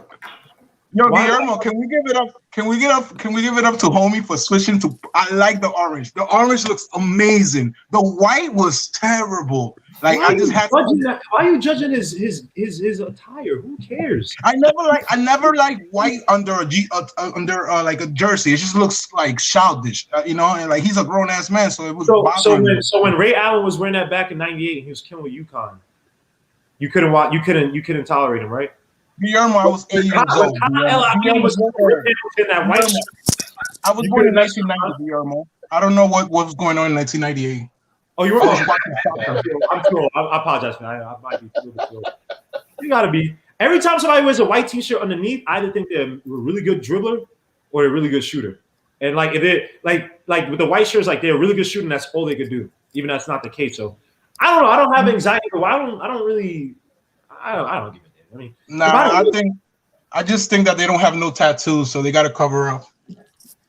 Who cares about that? Yo, do you see the tattoos they get now? Emojis and freaking kisses. Kevin Martin had a kiss from Trina. Oh yeah, Trina the initial, and then turned into a kiss after he broke up. Like, y'all off the rails right now. We're only in the fourth quarter, man. It's a little too early to go off the rails. Yeah. Trina was bad back in the day, but I'm not getting a tattoo for her. Yeah, the drinks haven't kicked in that quickly. Yeah, it's not. Yeah, there's 120 people in here and we need 74 likes. We need more likes. We need 30 more likes. Hit up the like button. It's free. And if you're a broke boy, just hit up the like button. If you're not, just donate. But please hit up the like button. Thank you very much. Please hit the likes. You just see what Randle did? Had a double team coming at an open guy out on the perimeter and turn the wrong way to make a stupid pass. This is what helps you lose games. When you have a 7-point lead, which they did, this is what helps you lose games, Randle. Very dumb move. RJ Barrett is aggressive on Luka. Yes. Luka's small boy, man. It's all about matchups tonight with the Knicks, man. Attack Luka. Freaking attack KP because he's. Told you, right? Get him in foul trouble is your best bet. Yeah, especially with the fact that he looked like he might have a leg issue. Make him work it. Pause. Make him work. Yep, absolutely. Oh, you thought he had a leg issue last game, and then but you saw in the first quarter he was jumping around like, yo, man. It's not the same, but kind of is. It's what like Cleveland did to Steph Curry when they came back in the finals. They just sent Kyrie at him all the time because it opens the rest of the defense up. Like you have to get these guys in the foul. You got to make them play defense. And I never see people just really, really go at Luka. You have to go at Luka. Either force someone else to play your like a ball handler or get Luka in foul trouble. Same idea. You have to go at these star players, make them play D. I agree. Look at Derrick Rose. I wish Derrick Rose getting a little bit closer on Luka, force him one way, but he used the pick. Luka actually he didn't start calling Luka a foul for that. Y'all just see it? Luka hit the dude. That should be offensive foul. He hit Rose in the face to get leverage. Like a lot of ball handlers do that. The only people that call him is the Knicks, but holy crap! Watch this. After he uses the pick, he's pushing. Yeah, he's hitting. There's no foul. So who's the foul? It can't be on Rose. He's hitting Rose to get off of him. Wow. Amazing. Star calls, man. That's amazing. Luka step back three and then a deep wing, and that misses. Rebound. RJ. Also, look, Luka is not really – I don't think he's hot right now. So best way to try to frustrate him as much as possible. Don't give up. You don't need Luka playing hero ball. He just has that weird gene where now he's magical. He's one of those rare players that he actually plays up to the pressure. Man, Luka's a complainer, man. Do this crap, man. Quickly for the off-ball three in the wing. It's good. Thank Let's God. go. Randle, stop doing that, please. Come on, man. Hey, at least you guys are doing great right now. You may have to speed up your FiOS. Good start. All right, you know what? I'm gonna turn. Screw all you guys. I'm gonna turn off the TV. I hate all of you guys. Get the mask. Do it. Boy, First quarter, let's go. For that one right there, boy. You wrong for that one. No, because because sometimes when the game is going on, I'm actually ahead of him sometimes, and I gotta tell so I gotta remind him like he has to speed up his FiOS, so we can at least be even. Yo, who's number 13? Yo, he's playing defense, but it ain't working. Who for the Mavs? Yeah, Brunson. That's our next point guard. That dude is defensive. Wow, he defended 4 different players on that last play. Hey, Henson, what's in your glass? He's a solid Oh player. man, this is the Henny Master Blend, but I have it chased with a little tea in there. So I got you. All right, trying to be healthy as alcohol hits it. The green tea. I have 777, 28% THC. Thank you, sir, Mr. Drug Addict over here. This guy, It's not a drug. it's not a drug anymore. all It's night. natural. It comes from the ground. This Man. is my It's natural. job. This is free from my job. I'm actually a legal street pharmacist. Oh wow. No, That's not wild. pharmacist. Pharmacist is not a word. Let's get that straight right now. You just made that up. That is not a word. Pharmacist. Pharmacist, not ERIST. It's pharmacist. I'll go on mute. I'm sorry. G-Man for life is trying to say that even when you are blunted up, you can still be educated. This is you'll only find education and ignorance on this channel. So God G-Man for life for past. There's no middle ground on this There's channel. no way. We're either doing a deep dive into some random NBA prospect, or we lost the plot. There's no in between. By the way, Stephen Fox has said that we need to start filming the little basketball discussion we have after the show, because sometimes we stay here for another hour and a half, and I'm like, damn, I probably should have ended the show. So, because we had like 2.5 hours yesterday, but it's like, damn, like we're sitting there just talking about a lot of stuff. I'm like, damn. So I might start doing it after some of these games or watching, or maybe not the games watching, but some after the weeklies. I'm gonna have a show tomorrow at 8. We just talk. AM or PM? Say again? AM or PM? PM. 8 a.m. What? I was about to ask that because I have to work at 8 p.m. I'm literally on a computer at 8 a.m. during the weekdays, like in that weird purgatory mode where it's like you're reading something, but you're not like you're not really. Yeah. I'm with you. To like really like 9:30. So go ahead. Those conversations are kind of too real, for the net, at the same time. No, not that one. I'm just talking about the basketball conversation. Yeah. No, I know the basketball, but still the basketball must be kind of real too. I don't. I'll make sure to keep it, but it's just that we talk about so many topics. And Yeah. Way to say what? G-Mo, let's be honest. Really, you know you can't help yourself. Because once you get going, you get going, and there's nothing that's gonna derail. Yes, you. Why are you looking surprised? Stop playing. G-Man for life. As a so-called country, I actually have to take myself back. I let TV Fox cook. So I just sit back. I'm like, I'm just so happy to have a team of guys that can eat like this. I just don't want to say that Coach Colorbox kills. I just sit back. I don't even say. I might, bro. When I was on MBK with the white V-neck. I used to be hungry to kill everybody, but now I'm retired. I just I let these guys cook, man. I'm happy. I'm retired. Retired, man. You are the ring leader. RJ with the 3. Let's go. RJ with the 3. Why the hell am I still behind? I restarted this gym. Are you watching on TV? Or Tom Thibodeau is being interviewed by Tom Thibodeau. Yeah, Tom Thibodeau getting an interview right now. BS. Tim Hardaway Jr. with the bucket. Yo, this is some BS, man. Are you serious? Yo, Gmo's just now getting to insanity, man. All right, hold on. It's the same thing. What was you guys at 11-16? Randle kicks out to quickly for the 3 at the wing. That misses rebound. Rebound. Sure. This is getting me pissed, man. Sucha Matthias says go Mavs. Okay, Matthias with the wig avatar. Ooh, tough take by THJ. 37-29. THJ. It's a nice little hook shot in the post. Guillermo. Yes, sir. Do you think that Fixdale's wife is hotter than all right. Derrick Rose 39-29 is a score. I will not comment on a married man's wife. Chat, comment under. Yeah, no. Good defense by RJ. Yeah, playing good defense. RJ's on Luka. Step back by Luka. Luka picks up his dribble and kicks out to Powell. Luka drives, throws it up, gets out to Powell. Ooh, that is a trap. And they called a travel. Damn it. Why the hell am I behind? What the I gotta be hold up. There we go. Maybe Are you watching on TV? Yes. Yeah, I'm on ESPN. Maybe ESPN Deportes might be a little bit faster. Let me see. No, you know what on live ESPN Deportes is fast. To Top Gibson and I don't have a phone anyway. So and it's in. You might be very late. Maybe refresh your TV. Refresh your TV real quick. Hinton, are you streaming or are you watching on live cable? Nah, I got live cable. Okay, that's why he's faster. Yeah, I got live cable too. I got Fios. Yeah. Who's your provider, Hinton? I got what is Spectrum. Spectrum. And it's terrible. So you would never catch up, G-Mo. I'm sorry. You always Spectrum is. I had Spectrum. Spectrum was not good for me, man. So, but you're behind, and you're supposed to be doing play-by-play. I'm trying to. Now, usually we're even. So but today, but you know what? Yeah. You want me to give you this link? I don't need a damn link. Oh, hold on. You know what? I can't. Yo, it's okay. You're late, man. It's okay. Let's see, man. Yo, put that link in the chat. Let me get it. Let me get the link. All right, let's go. Hold up.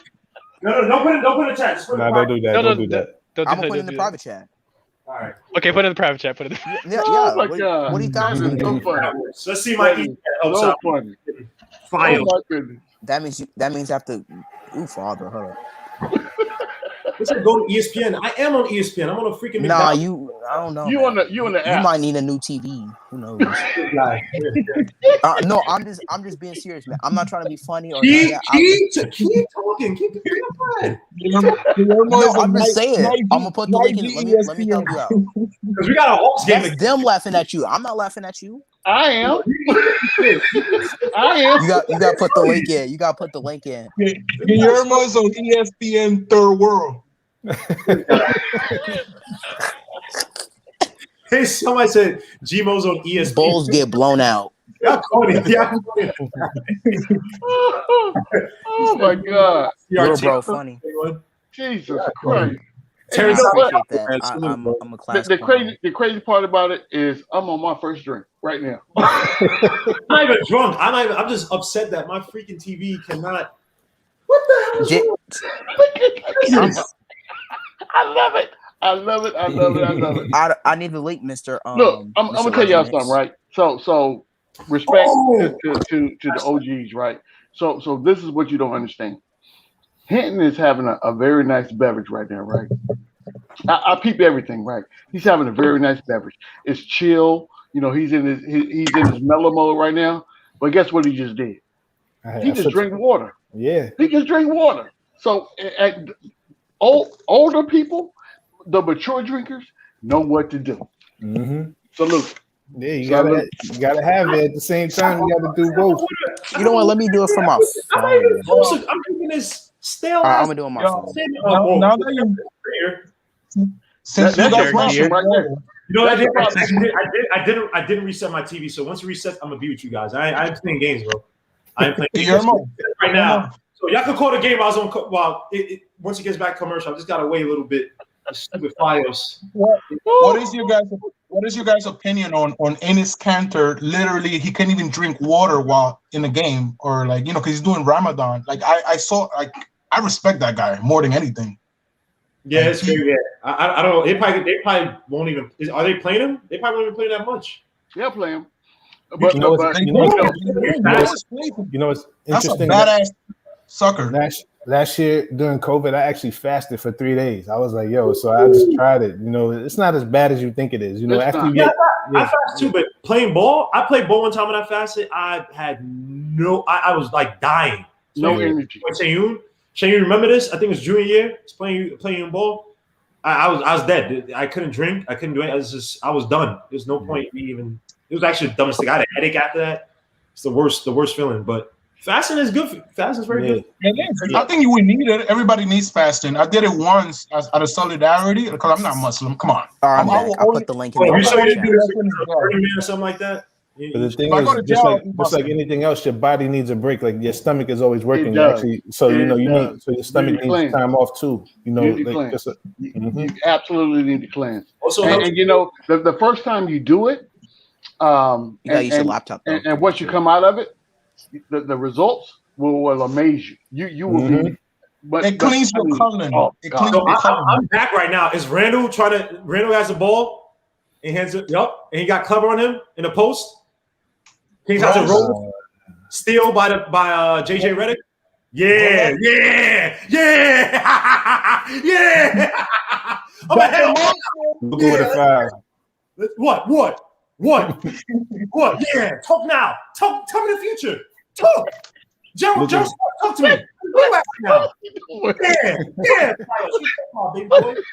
Get out of here. Y'all can't talk. I'm asking. Oh my God. Yo.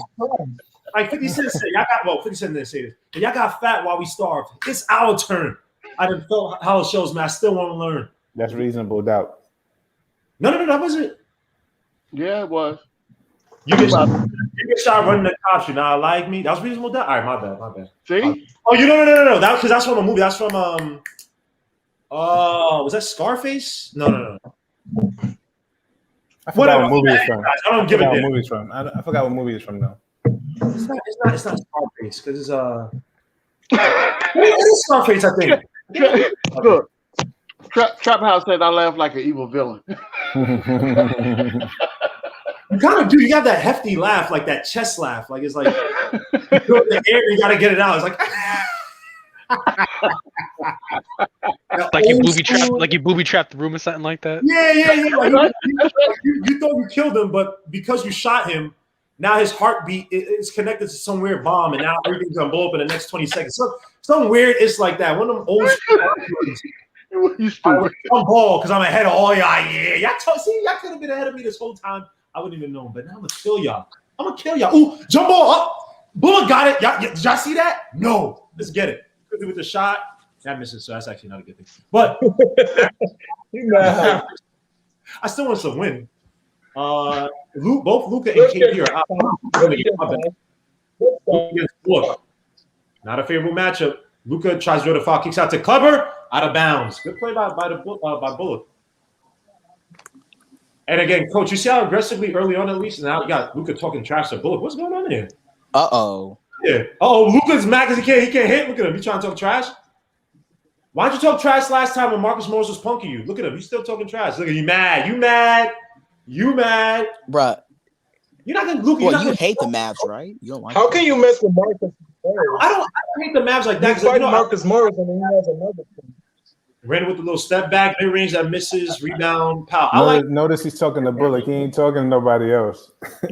So he just. It's okay. Everyone gets mad and jealous. Oh wow, good spin by Luka. Foul. He called a foul on the floor. Why they call quick fouls for this dude? They calling quick fouls on this dude. Nice spin by Luka. That was good defense by Bullock, but Luka has a nice spin. Of course, they got to get Luka his foul calls. They can be tap calls for Luka all the freaking time. Oh, it's freaking disgusting. Yeah, he wasn't saying none of that when freaking Harrell shouldn't have said what he said and the way he said it. But he didn't say nothing against Harrell. He didn't say nothing against Marcus Morris. But Marcus Morris said he's picking on Bullock. He ain't picking on nobody. Like, come on, like you picking on Bullock. Texas Roadhouse rules. And he goes to the bench. By the way, what's happening here? Just got fouled, didn't he? He's still looking up. Bullock is on that man, huh? He really wants that beef, that smoke. But I don't take that out of calling Bullock, man. Where's the foul? He spun on Bullock. What's happening? I guess he gave him a tech, maybe? What's happening here? No, I thought he threw an elbow at Bullock. I thought it was a flagrant, I don't get how players they'll get mad at the person because they're doing their job and then Luka did some dirty. So. And they're blocking it too. I can't really see. Gave him a cheap shot. Mm-hmm. Okay. Yeah, he's frustrated. Luka right now has how many points he has? Because if he has 7 points, I can understand. 9. He got 3 points. Luka got 3 points. He has 3. He has 8 assists. So he has 8 assists. I told you, Legend. I said he's probably going to get bullied. They're looking at it now. Okay. Can you put another comment? I know my Knicks a little bit, Legend Knicks podcast. I know a little bit. Stop complaining. Holy crap. All this does is complain, man. No, when people do, like when they foul him or if he doesn't score the amount of points that he wants to, he's gonna complain. Oh, that was okay. They called it on Luka that whole time. I saw he did something dirty. That's that white privilege. I miss it. Oh, hey, come on, I know.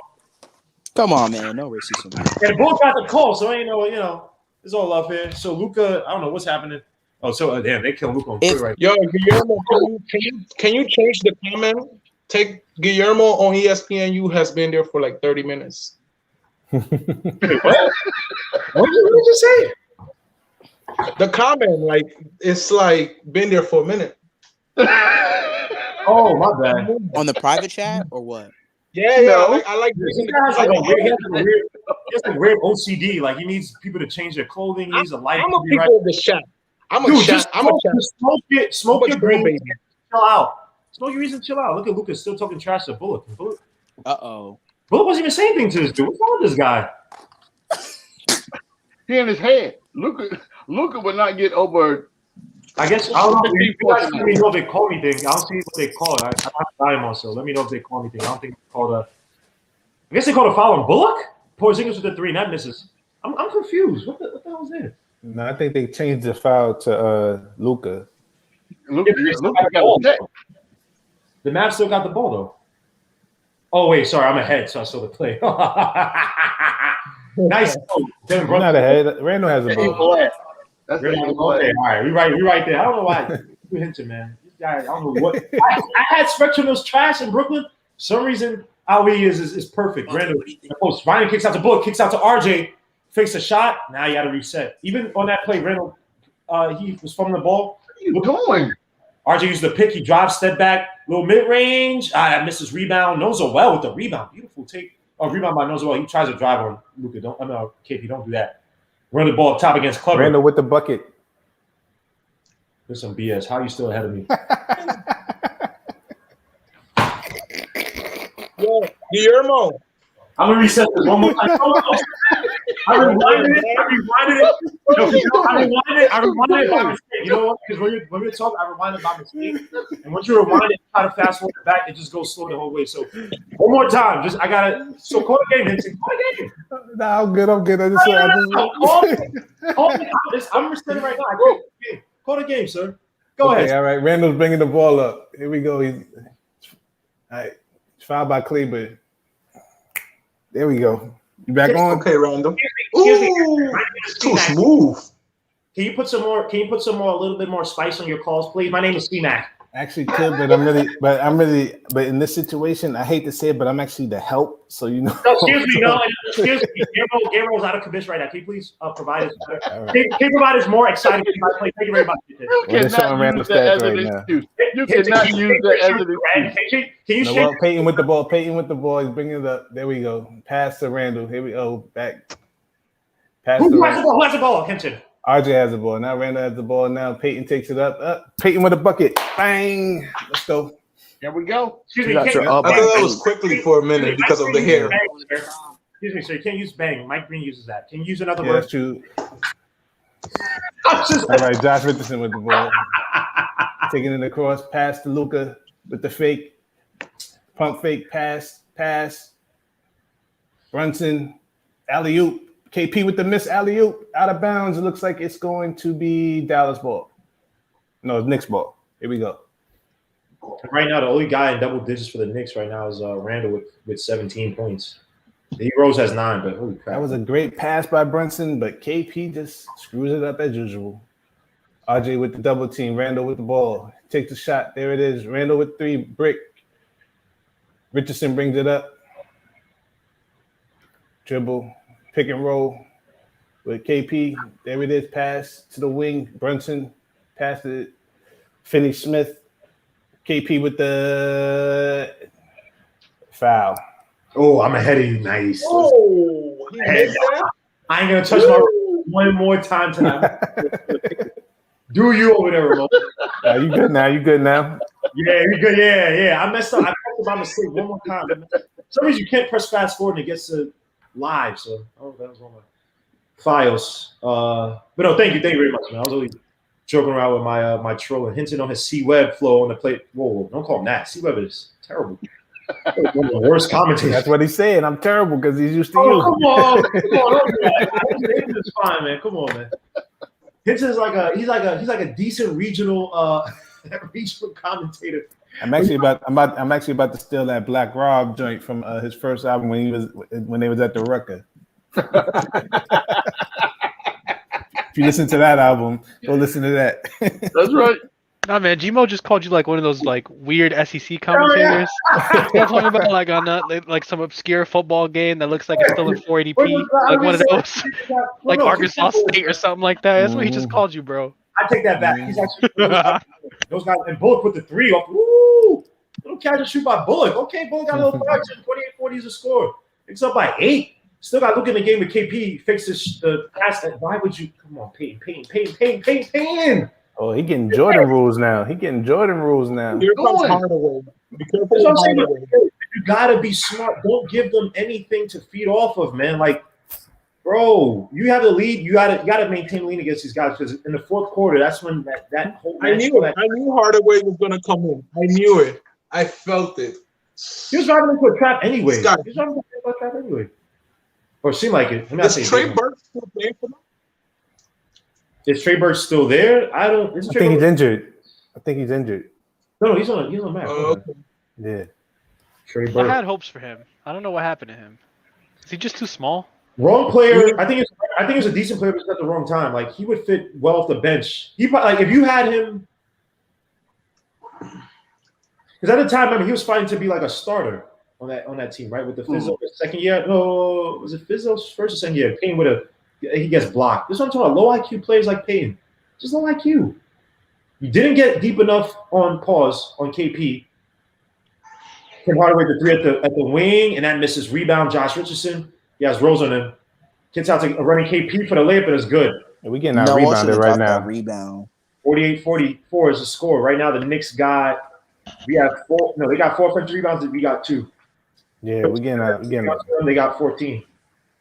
A take by RJ, he misses. Another, he just bad takes. TJ out on the, and he tries to dunk, he misses it. TJ think he's really, you think you live like that? Hey, look up to Bullock. Oh, Jesus, are you stupid? Bullock for the 3 at the wing. He misses. Holy crap. What's wrong with Payton, man? What is going on right now? You got 2 guys on your left. Why are you still looking to your right where you don't have a pass? Like you have 2 guys on your left running. What is wrong with this dude, man? It's Alpha Payton. Stop being surprised. Yo, come on, son. And KP hook shot, 48-46. Like, bro, it's not that hard, bro. I'm not saying it's easy like that in the NBA, but hey, you gotta look up, man. Run the close time. I told his mom we were going to put respect on him. I have a question for Knicks fans. He started good. Real quick. Why haven't you guys already traded Al for Payton? Then got rid of this dude. Well, he's a free agent at the end of the offseason, so we all right. Yeah, better not resign him either. Nah, he's not coming back. I don't want to because people are talking about, he could be a bench player. No. Nah, he's not coming back. Give me Nashawn Highland from VCU. I'll take him on my bench. I take him on my bench now over Payton. Stop, man. Oh my You rather take Cam Relish over a Payton? This is all your fault, Guillermo. Where your mask at? Where is the mask? Where's the mask? You don't put on the mask as early. You mess up the power. Like the mask ain't close right now. Ooh, I like this talking commercial. Yo, we need the mask in the third There's quarter. 150 people in here and only 80 likes. Let's hit it up to 120 likes. So we need. Give me the likes, man. Give me. Gotta hit the like button. Feed the Legion, man. Come on, man. Hit the like button. It's free, broke boys. Hey, don't call them broke, man. Hey, God bless everybody. I just asked you to get broke boys in the building tonight. This guy, why are people trying to ruin my show? You got freaking this Hawks fan over here, just because a Hawks fan, fifth now? What? He's really feeling himself because this dude used to come in mad humble.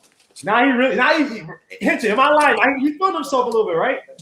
What happened? Now he's feeling himself. He used to come in all humble. Hey guys, so the Knicks are gonna win. I know it's my Hawks. I know. I mean, tonight, y'all the Knicks. If y'all would give it out for Payton, you guys would be like top 4 right now. Look at. Now he's trying to. I know we see y'all next week, right? But they look. Wait, who? They look good. We see y'all next week, right? Oh no, I'm scared. No, you're not. I'm scared. We already know what's gonna happen. You don't even broadcast the game because you already know what's gonna happen. But you guys have been good though. This guy, he's trying to. He's capping now. You guys have been actually good, bro. We've been good. I understand, but according to Google, according to the Atlanta Hawks, you guys are our daddy. No homo. You know it. I understand because we had Lord Pierce, but it makes it still. But you had. We don't have John Collins. Both games you had a double-digit lead against us. Now you have Nate McMillan, who's a way better coach than Lloyd Pierce. And it seems I like agree, but still, if we win, we win. You guys are 15-6 under Nate McMillan since Lloyd Pierce got fired, I believe. Unless you guys played yesterday. I don't know if you guys played yesterday. Yes, we did play yesterday. Yeah, we lost. They won. 15-7. We lost to the Bucks. Yeah, you lost to the Bucks Yeah. and Boston won. I'm sorry, you lost to the Bucks and Boston won. Yeah. So yeah, you guys are bro. You bugging, bro. Like, all that shit about- I'm an honest Hawks fan. Yeah, but it's a different coach, and you still have a very talented. The Hawks are a talented team. It's just I know we're talented. We need to ship Bruno Fernando, who we don't use no more. Ship Cam Reddish with his anger issues looking behind himself. That's about it. And then re-sign John Collins.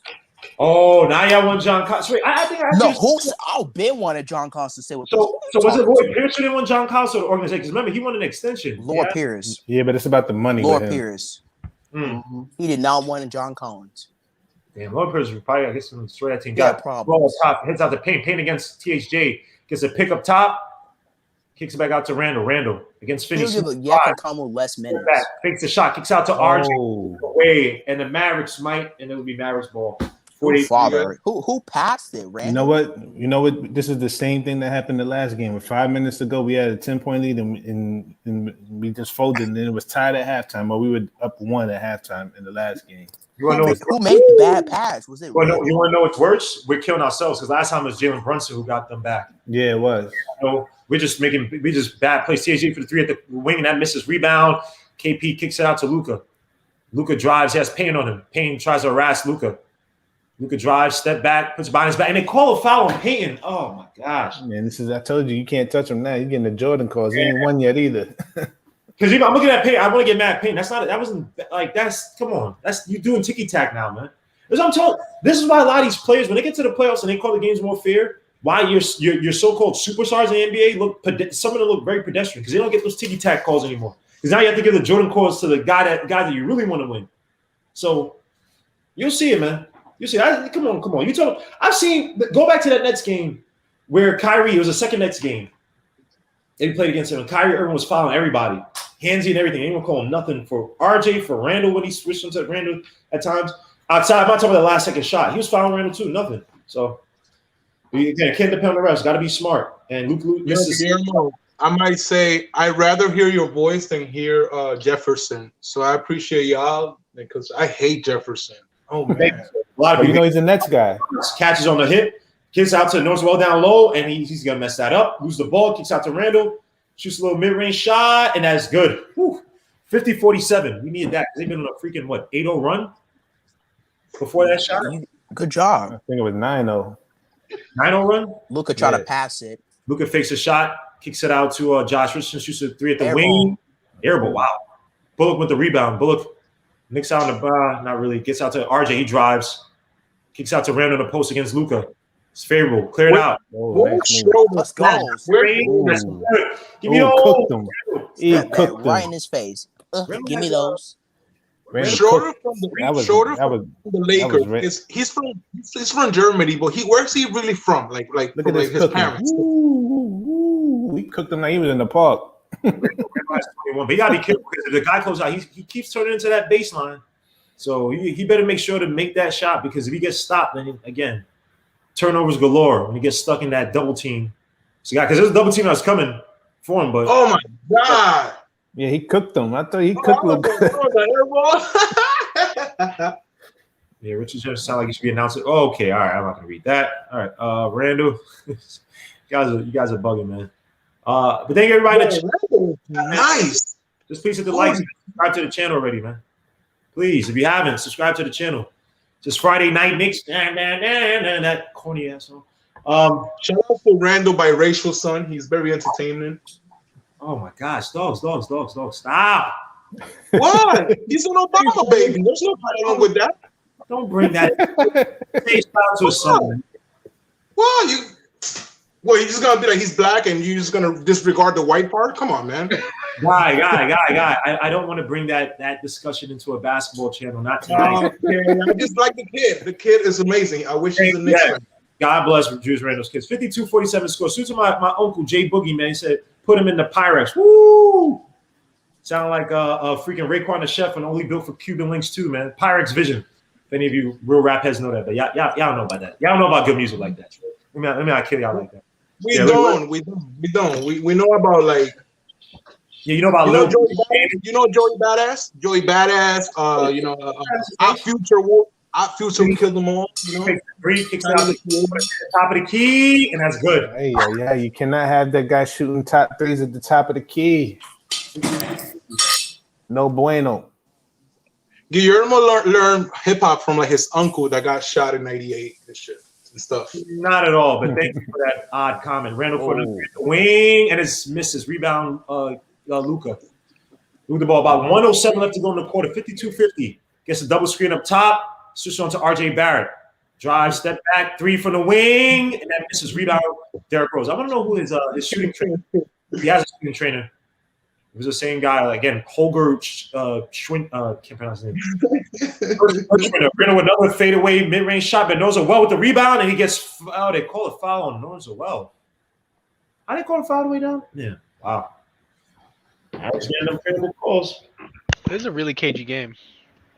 And by the way, Norswell's back to his hometown, the place where he rejected that. Was a 5-year deal.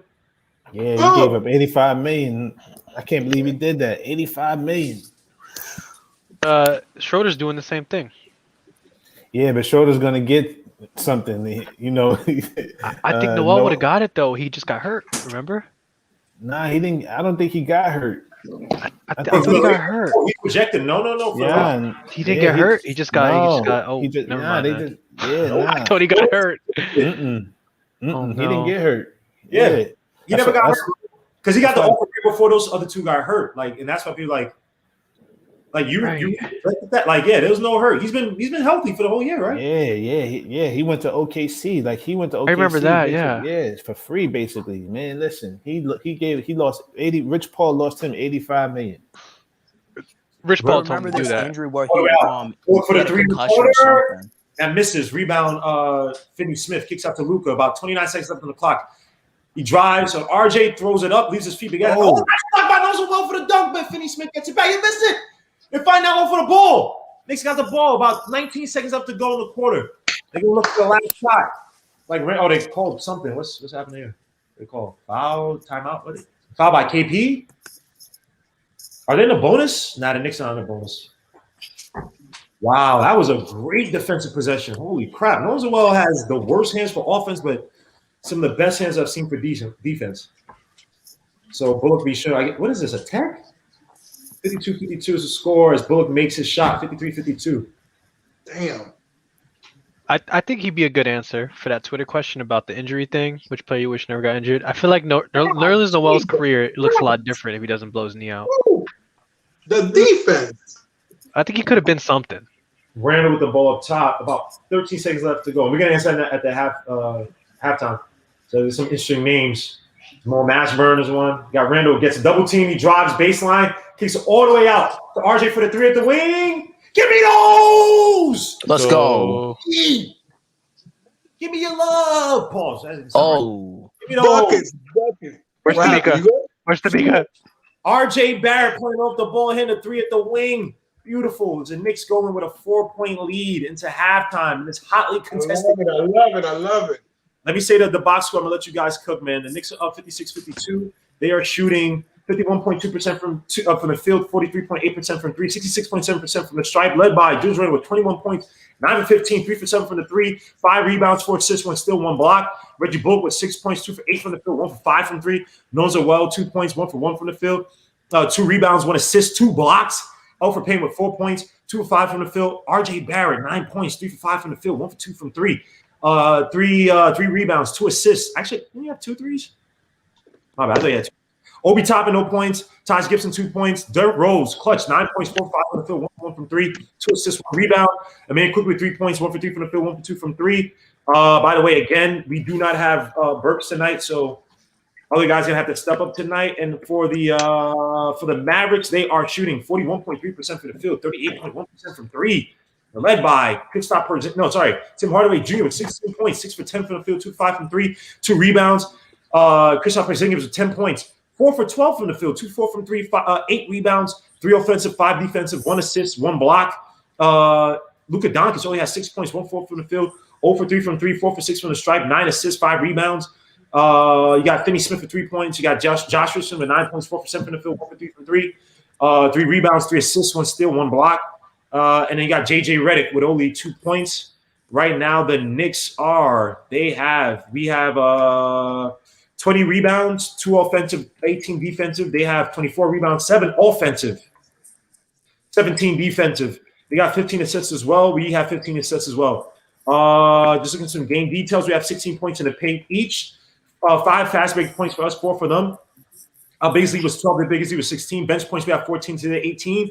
Turnovers, we have 40 to 5. And points over turnovers, they have 5 to our 6. So, guys, let me start off with G-Man for life. Give me the keys as to why the Knicks are up. And what are you afraid of in the second half? So we have historically been bad in the third quarter. That's no secret, right? That's our Achilles heel. Third quarter, what scares me the most. I think that the Mavs grossly underestimated the amount of defense we were going to play this game, right? So our job is to take away their strongest players, right? If somebody had called you early today and said at halftime, Luka would have only 6 points, you'd have kicked him out of the building. Honestly, you'd have kicked him out of the building, right? So he is their go-to guy. You shut him down, you shut down their offense. Now they're trying to figure out what to do. You bring people off the bench. The key to the Knicks winning the game tonight is going to be perimeter defense. Bottom line, up front, perimeter defense. We got to do that. We got to do that and the 3 fundamentals. Rebounding, no turnovers, and make your free throws. Those are the 3 things we got to do. And keep Luka off his game, and we'll be good. But third quarter, the next quarter that's coming in, I'm going to be very quiet. I'm going to be sitting back here like a little hermit. I might wrap myself in a blanket for real because I'm nervous in the third quarter, bro. I'm just telling you, I'm nervous.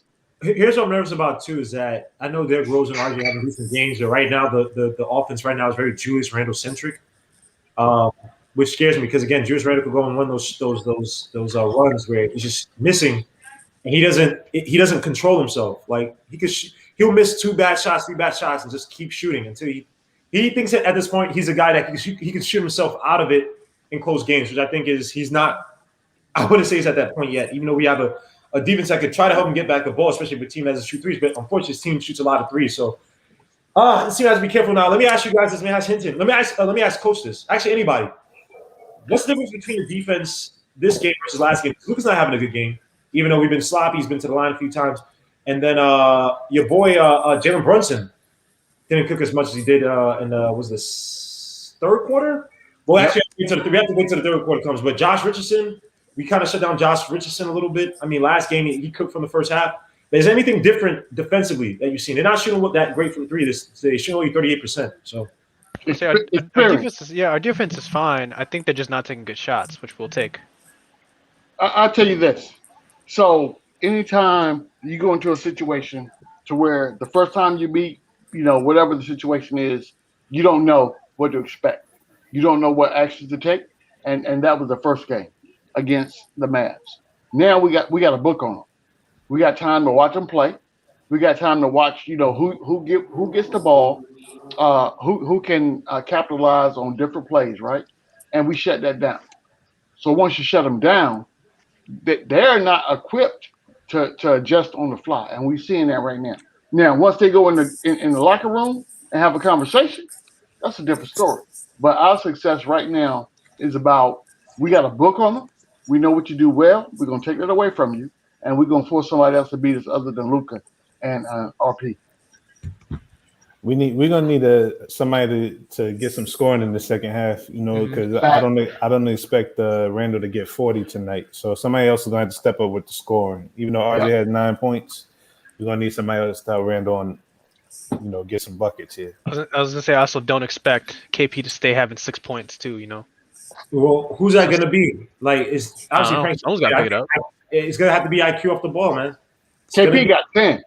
KP has 10. 10. Luka, Luka has Luka. 6. Sorry. Yeah. You don't Yeah, expect Luka to yeah. still have 6. You know what I mean? No, Like, no, so- not at all. Now, the thing at is some point, he's going to get going. But see, that's saved because Tim Hardaway hit his number in the first half. What do you get? 10? 16. 16. Oh yeah, he's done. Yeah. So that's why they end this game. Maybe down 20 if if he wasn't going off pause. So Guillermo, I think the difference between last game against the was it New Orleans? Yeah, New Orleans Pelicans. Is that like it was a 2-man game. This game, like you have to be careful with Lucas. You have to be careful with KP. Richardson is gonna explode. I think in the third quarter, and you still have Hardaway. Which Hardaway, we know about players playing their old team. Hardaway is going to try to make an example. The Knicks literally got rid of this guy twice. So, so the defense is great right now, but like they said, like the guy said, I don't know which one said, we need somebody to start scoring, keep scoring, because we cannot allow this game to be we cannot be up by 5. We need to have a bigger lead with this team. KP, I think KP is going to wake up in this game. He looks very healthy, and I don't wish nothing bad towards him. But let's make it. I feel like we're going to win this game. I don't know. I have a feeling. We just got to lead on the fourth. We just got to lead on the fourth. I don't like having feelings, man. I like having concrete solutions, man. Because again, Luka's a guy, right? And the thing about it is that, like I said, they can, even though for the most part they actually played the same way you saw one of those guys, Luka or KP, but they can rest a few of their guys. They can rest a Luka and a KP. We can't rest a RJ or Randle, which I don't. And Randle's a guy. It's like he either warms up and gets hot, or he starts out hot and then kind of goes into this weird, just starts effective, loses touch, right? So, and again, the more and more minutes you play, you might get some diminishing returns. So I don't know if you get a 40-point RJ tonight. I mean, granted, I'll be happy, but you just don't know. You can't bank on it. So those guys got to get rest right now. Without Burks, you don't really have a really viable number 2 scorer. So you have to even have RJ out there, even as a decoy, just to be okay. If that's going to be the main slasher, one of the primary ball handlers out there, he's playing a lot of minutes as well too. So this is going to be a fight, man. This is going to be a fight. We were a team that didn't have a lot of talent to begin with. And then you get Burks being hurt. Right now, we're kind of running on fumes. So let's see how again, Jalen Brunson's not been hot, which has helped us. So the defense and shutting down some of their ancillary peripheral players. I won't say peripheral like that, but role players or other players besides Luka and KP has definitely helped out. Mm-hmm. But we'll see. But interesting thing, let me ask you guys this: is Jalen Brunson, because me and him were talking about this, and we both come down to the conclusion that Jalen Brunson is a CAA agent. His father used to play with the Knicks, and there's some connection with Leon Rose. Is he going to be the next point guard of the New York Knicks? Is he an unrestricted free agent next year? I think I thought he was restricted. You said, wait, say it again? I thought he was restricted. Nah, it's some weird thing with his contract. He's going to be, I think, an opt-out. I think, wait, let me see. Hinter, you come back in there because there's some weird thing. He's not restricted. Let me look it up now. Let me see. Yep. So he could be. So I think it's that. Let me see how it is. Let me see how it works. Because I thought I read someplace that the Knicks would have to outbid the Mavs in order to bring him on the squad. So he could either be a restricted free agent this offseason or unrestricted in 2022. The front office guarantees his contract for 2021, 2022. So if they pick, so I guess I got it. So I think it's one more year then. My bad. So in 2022, he's unrestricted. We talking about Mitch? Jalen Brunson? Brunson. Oh well, no, he's he's gonna be a free agent after next season. But the thing is that but he's gonna be unrestricted because of the way his contract is set up. It's like a weird contract. He's gonna be. They have to. If I was him, I would reject it. So he has an option this upcoming year that if he takes it, he becomes a restricted free agent. It's weird. I don't think he can become a restricted free agent. I think he becomes I think if he rejects it, he becomes an unrestricted free agent, and it's because he has a maximum payment of $12 million, right? I think they can only pay him like $12 million, and he knows he's going to get more than that on the market. So why would you not reject it? So he has like a player option. Yeah, it's weird. So he could become an unrestricted free agent this year, like we've been talking about, right? I think so. I'm not 100% sure, but I think he can become an unrestricted free agent. Because he's going to reject it because he's gonna get more than $12 million. So you might as well reject it. It's just good business. Because he was a second round. Because he was a second round pick. Like he wasn't a first round pick. So he's 2021 is non-guaranteed. Fully guaranteed on June 30th, 2021. Let me see. They don't say anything else about his contract. I don't see an option thing. I'm on Spock Track. The Mavs should have the option to match whatever his contract is at this point and this year.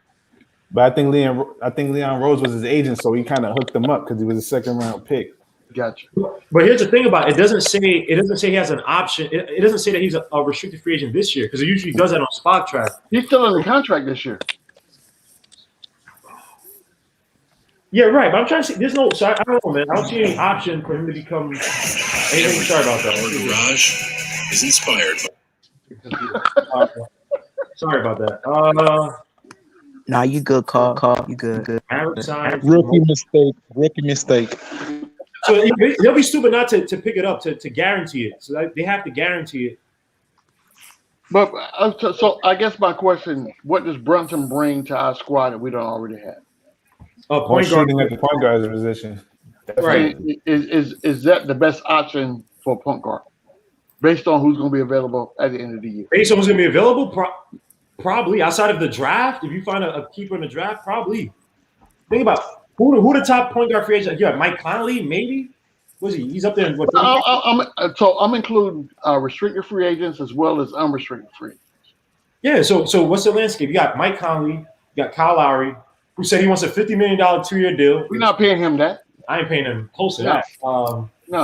Who are the point guards? So Rose, Schroeder, Lonzo. Lonzo. I'm not paying Lonzo. Why are you not paying Lonzo? And you got to trade for him because he's not. First of all, he's not a Tips point guard. Think about this. He's been on two teams, despite statistics.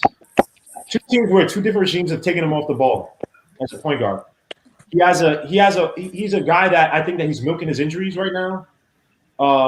And he has a father. I love his father, or I like his father a lot, but he plays a lot of games. He did a lot of machinations with the way he moves regarding like how he's, his son and talk with the front office and stuff like that. You bring that guy here for $20 million for a team that right now is still building chemistry. It's only up and up. It's positive. You bring a guy like Lonzo Ball to be the highest paid player. Him to always talk about this stuff. That can ruin the locker room. And he beat. Oh, that's. I was like, how you gonna pay Lonzo more than you pay Randle? Yeah, and that's one thing that I don't think people realize, right? Randle right now we don't have to pay him, but when you have to pay him, you have to back beep. That was the sound of the Brinks truck we heard. Yeah. You gonna have to back the truck up for him. I'm telling you right now, you're gonna have to back the truck up from him. And if you pay Randle that much, if you pay Lonzo that much money, what do you think you'll have to pay Randle to keep it? And honestly, to tell you the truth, Lonzo Ball, you have to have a specific offense to get the best out of him. A team that runs. He's not a player. He doesn't draw fouls like there's so many deficiencies as him as a point guard. Now, as a guard, off guard, I think he'd be great. But again, you're not going to pay him $20 million. But as an off guard, yeah, I love Lonzo. Play defense, can shoot the three, can facilitate as a off guard. So I guess the bigger question is this: who's running the offense for the Knicks? Who is that person? And that person should be deciding who we bring in to fit the scheme. Who is that person? That is to be determined.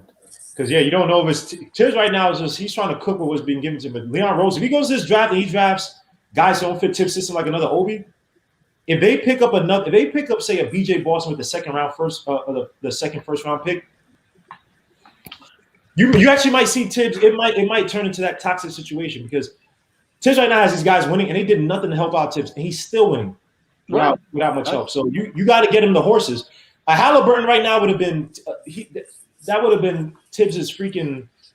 That would have been a toy for. He would have loved to have a Halliburton. I think he still would have loved to have a Devin Vassell, who's right now he's not flashing for the Spurs, but you're talking about two defensive guys who've been perfect Tibbs system. And you get Obi. You weren't talking to Tibbs about who he wants because Obi is like the antithesis of what Tibbs would get. He's not even close to what Tibbs would get. That was a whole different dynamic when they drafted Obi. And I think that in the summer Obi's going to do what he needs to do to step into the NBA, because right now he's still he's in purgatory right now.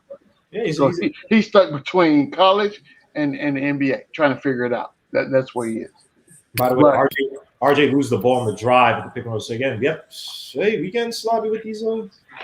Very sloppy tonight, man. With these can I go back to the conversation before you get started? This is the thing that bothers me about Knicks fans. We act like we can be choosy about who we want. When we're in a beggar's position. We can't.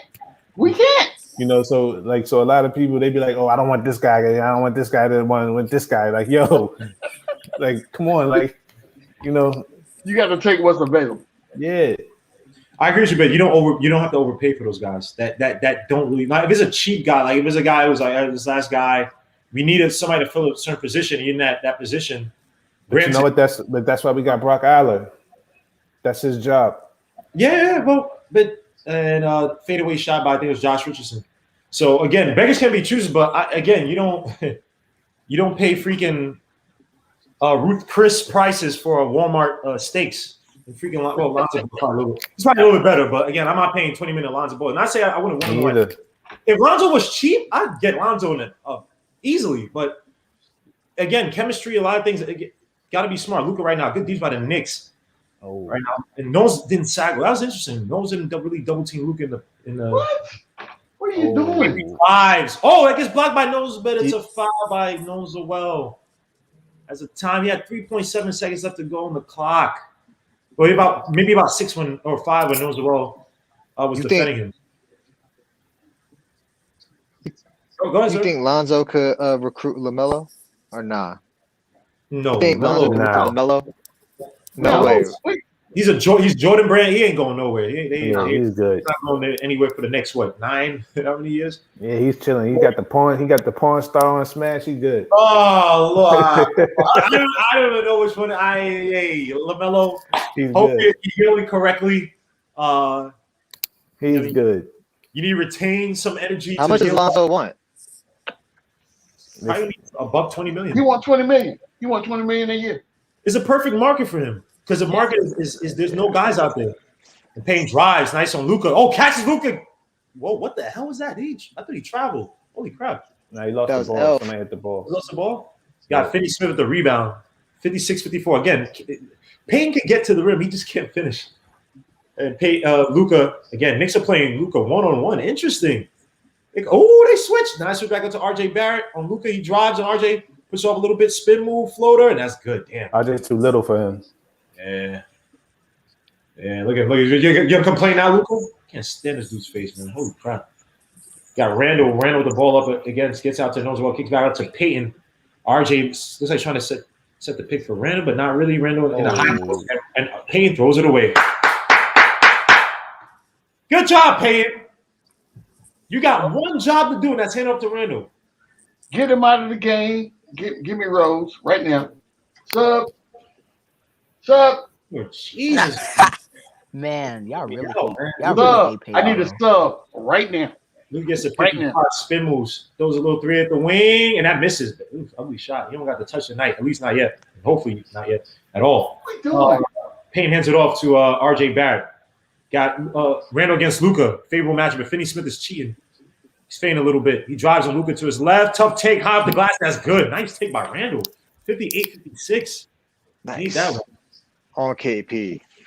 That should have been a line violation. No, they got to allow. No, they should have been a line violation. Nah, they got to allow him to redo it. Don't worry about it. It's going. It was all about helping the Mavericks. Nope, I don't want them to get nothing. It was all about helping the Mavericks. I don't disagree with you. Josh Richardson for the 3 deep, and that's good. Oof, Josh Richardson. Out of all people, right now, Josh Richardson has Josh Richardson with 9 points, 1 for 3 from the 3, 4 for 8 from the field. Bullock and Randle kind of ran into each other. Nozo kicks out to Bullock, kicks out to Randle. Randle against Maxi Kleber. Favorable matchup, but KP now is helping out. You got to look up. Doesn't get the team. Hands it off to Bullock. Nice pick by Randle. Kicks back to Randle for the 3. Fakes it. Drives and Kleber. Kicks out for Bullock for the 3 in the corner. Give me those. And it's good. 51-59. Nice. Oh, 61-59. Nice. Good job, Bullock. Good two-way game right there. That wing action. Oh, nice spin. Come on now. Drives on Payne. fakes a shot, gets out there, running KP, and he dunks it. Holy crap! Does that no one don't want to guard like a 6'7" dude? No, not 6'7", like 7'6" something. We got to watch out for KP on the move off the ball because he's been doing that all night, running through the paint for that pass from Luka. How tall is he? 7'1", I think, and Noel draws a foul. Nah, he's 7'3". Oh no, he's 7'3". Oh my bad. Yeah, Luke. What a Yeah, bum. KP 7'3". Who wants to guard that besides Taco Falls and Bobo? But look at where He's not unguardable. Look at where Randle and Noel are. No one's communicating. No one's like screaming at, and this guy's been doing this all game. He's been running that same play, running through the paint the whole game. Come on, Noel, make your shots. Noel to the line for 2, and Let's he go. makes his first one. 62-61 is the score.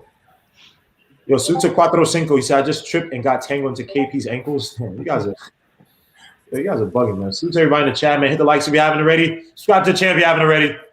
Noel, 6.8 points, 7.6 rebounds prior to injury, and he makes his second shot. Clutch shot. We need these. Noel. You need these tonight because y'all don't have a bad center in Noel.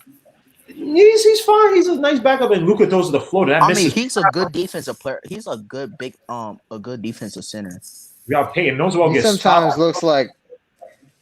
Yeah, he sometimes looks like Dikembe, I swear, with the blocks. But he has bad hands. The blocks have been, and he's been getting these high risk, high reward blocks where it's like someone's about to dunk and he gets a hand right between the arms to block that ball, which is not easy with somebody attacking the basket in such a fashion. So I give it to him, man. I'll say that's a talent, that's a skill with his, but having steady hands is not one. And Payton gets out to that should be kick ball, and it will be. So it'll be Knicks ball. And Payton's telling for Noel to compose him. Somebody tell me why Payton's still in the game, please. Keep the minutes for Derrick Rose. That's all it is. That's all it is. Derrick Rose can't play 30, 35 minutes. I agree with you. Noel fakes a 3 up top, hands out to Payton against Luka. Gets out to Randle in a high post against Kleber. He drives. Shoots a fadeaway shot. Ooh, that misses. Rebound, Finney Smith. 63-61 with 7:38 left to go in the quarter. Luka drives up the pick. Got to still watch out for KP. KP's running. See? Fadeaway shot by Luka off the back. Oh, my gosh. I hate this guy. 63-63 is Luka's. Now he's getting hot. I don't like this. I don't like it either. Screw Mavs. I don't like this at all. And I'm a Hawks fan. Most RJ, definitely I don't like Mavs. RJ gets blocked. Not a good take by RJ. RJ, you forcing bad shots, bro. Find the mid-range. Here we go. Outrun by Luka. Picks up the throws it up, and he gets fouled. Of course, he gets fouled. This is the exact reason why KP is playing Noel, so he can hang around the basket. He's basket hanging because Noel can't do anything offensively. So RJ's gonna have a tough night. Another thing that hurts us too, Hinton, is that Randle's not being. Now I know he's been hitting some shots, and not being physical enough to draw those fouls. This might be a game, right? This is my thought process watching this game. If Tibbs wants to win the game, take Noel out and put Randle at center. Go small ball. Yeah, play small ball. Yeah, I agree. Yeah, Randle too has been a lot. But see, this is the problem. We're missing Burks tonight. Yep. And he didn't even think about playing Frank in the first half. Think about that. And that's crazy. Harass KP or harass Lucas. Speaking of Frank, what happened to Frank? Frank ain't been off the bench tonight. Yeah, he's on the bench. Luka makes both his fouls. Berg's been closing out for us too. That's gonna be a bad. Y'all should start Frank over out for Payton. For tonight, I said yes. Other games, but for tonight, yes. To harass Luka. Now Luka wasn't great in the first half, but again, this second half, now he's heating up. Or you know what you could do? Coach Color Blocks idea, and you could put Obi in at the 4, make Randle play the 5, and see how it works tonight. Do something different tonight. Yep, there definitely needs to be a different look. Because coaching, everything we're doing right now is that they projected that. They got film of that. You got to do something different. And hopefully you guys can produce. You'll get killed defensively by who? KP. Look what KP's doing right now with Noel. And you put but see, I'm opening the floor up. You know what I'm saying? Because Obi's going to take Kleber, who's shooting threes anyway. So for me, I'm putting Obi on Kleber shooting threes on offense. I was gonna say force Kleber on Randle or Obi. That's you got to try. You have to do what we're doing right now is not working. It's not working. It's time. It's time. And the longer we do what we're doing right now, at the end of the third quarter, we're gonna be down by 10. Watch, see what happens. As long as Noel is on the floor, you in trouble with KP hanging around the rim. Yep. This You have to open the floor. Yeah, that's why I said this is an Obi game, and I know I've been hard on him all year, but their defense is begging for a player like Obi to just play vertical, abuse their mismatches, Facts. get like just run some alleys for him. Run like 2 alleys for him. It's not easy, bro. They literally every team. I know. Handoff, and Obi tries to run. Every center just plays back. I'm like, I know what you're doing now. I know. Obi can get the ball at the top of the key and do what KP is doing. He can't dribble though. It's an Obi problem. He can't dribble. Hold on. I'm not even talking off. How many times is Luka tonight is basically just run into the paint and catch that pass from Luka? Like Obi does not run into the paint, especially when like I said in the first place, where it gets to either the wing, the corner, or Derrick Rose has the ball, or even when he passes it back to Obi up top. Obi's not. They don't ever have Obi just running to the rim. If he runs to the rim, you can't, bro. I don't want Obi jumping. Like he's a terror north to south, and we don't do enough with Obi. Even if I know we don't have a fast-paced offense, but having Obi move off the ball, you really do it for him to try to clean up rebounds. Why not have set plays for him or raise a secondary guy, right? Do what Luka's doing. I don't know. I'm not a coach, but it just seems like it's easier. It's easy for us to assess what they're doing, and I don't know what's in Tibbs' mind right now. But whatever it is, whoever his offensive in football terms, the offensive coordinator needs to be in his ear and say what we're doing right now is not working. And as long as you keep doing what you're doing, we're gonna end up losing this game. But sir, they've been doing that the whole season. Our offense has never sniffed even mediocrity compared to other teams. We've been doing this the whole season. We ain't gonna change it up. So it's not even if you see something wrong. It's okay. This guy's hurt. We put in this other guy. He just basically runs the same thing they're running before. That's our coaching. And that's Tibbs' style of coaching. But it's weird because people kill Obi, but there are things you could do in these half-court sets that gets Obi to be open, more effective. Yeah, I agree. I agree 100%. Just don't do it. So we'll see. Probably just trying to find a way to. Tibbs probably called a timeout to make defensive adjustments. Yeah, and that's exactly what he did. Yeah. And if he don't put Frank in right now, Bullock gets fouled. Wow, Bullock got a foul. Oh wow, thank God. That was amazing. Seeing the fact that they're playing more aggressive, like, look, man, it's time to turn up. Yeah. Time to turn up. It scored 64-64. Why did it 63? What happened? What the hell happened? Randle the ball up top against Kleber in the post. That's what you want. Double team, gets out to Bullock, gets it back out to Randle, and they hit the ball out. Mavericks ball. Because once you get sloppy, Luka on the run. Throws up the alley, and it's good for Finney-Smith. 67-63. See, the problem is where Obi is hanging. Not Obi. Where Randle? Kristaps is playing. Look, he's playing on the box on both sides. Yep. He's really good down there too. You don't want to take it down on him. Yeah. Forcing it to Randle when Ice just threw the top of the key. Good shot by Randle. Forcing way too much of the post, man. This painful to watch. He's huffing and puffing. Get it, yo. Nice. You have the game. Guys, Randle in crunch time. You have RJ Barrett. Now, granted, RJ Barrett got blocked the last time. KP out. Randle should have. He's tired. Kevin Free getting Randle. Probably has no energy. Gets a pick by Kleber. Drive, step back, shot by Luka for 3. Fuck Luka. Damn. 70-66. He's heating up. He's heating up. This is our worst nightmare. Are you serious right now? We just said this too during the halftime. We're like, he's not going to stay on 6 points. Yeah. Someone's got to step up. Like what? Came with the layup. So 60. Horrible perimeter defense. Horrible. Look at Randle locking down Luka. Don't say that yet. Kicks out to Finney-Smith kicks out all the way to Josh Richardson, who's been killing us tonight. Shoots 3 at the wing, and that misses. Rebound. Bullock got RJ the ball. About 5:20 left to go in the third quarter. Yeah, it's a pick by Taj. They gotta make other people shoot. Randle against Kleber. Puts it between the legs. Shoots it at the foul line. That's not a good shot. Look with the ball. 78-68 is the score. Damn, Taj. D. Rosen. Ooh, catches RJ off the dribbles. That misses. Rebound. Freaking Kleber as it kicks out. Misses. Rebound. Randle. Randle got hit. No foul call. Now he gets a foul. And Tibbs is about to get a tech. Tibbs got to be careful. These refs suck, bro. You got to call better, bro. Come on, bro. What you doing? Ugh, Luka. Can't stand this dude, man. Can't stand this dude, man. This dude don't work out a day in his life. Not one push-up. I cannot stand Luka. The best players in the NBA. I don't hate the Mavs until they face like the Hawks or the Knicks because I cannot stand Luka Doncic at all. And KP is just fugazi, as they say. This is like watching paint dry. Derrick Rose back out there. Nice take. Oh, kicks out the Bullock, who almost loses the ball, gets out to Randle. Just go to the Randle show. The Randle show clears out Barrett because he's going to drive it his right as he does. Goes and one. Let's go, legend. Rose. Randle playing like Brawley from DBZ tonight, man. 70-70 is just dying out there. You better take him out the game. Uh-oh. I think hold up. Randle has. It was an N1. Randle he has 28 points.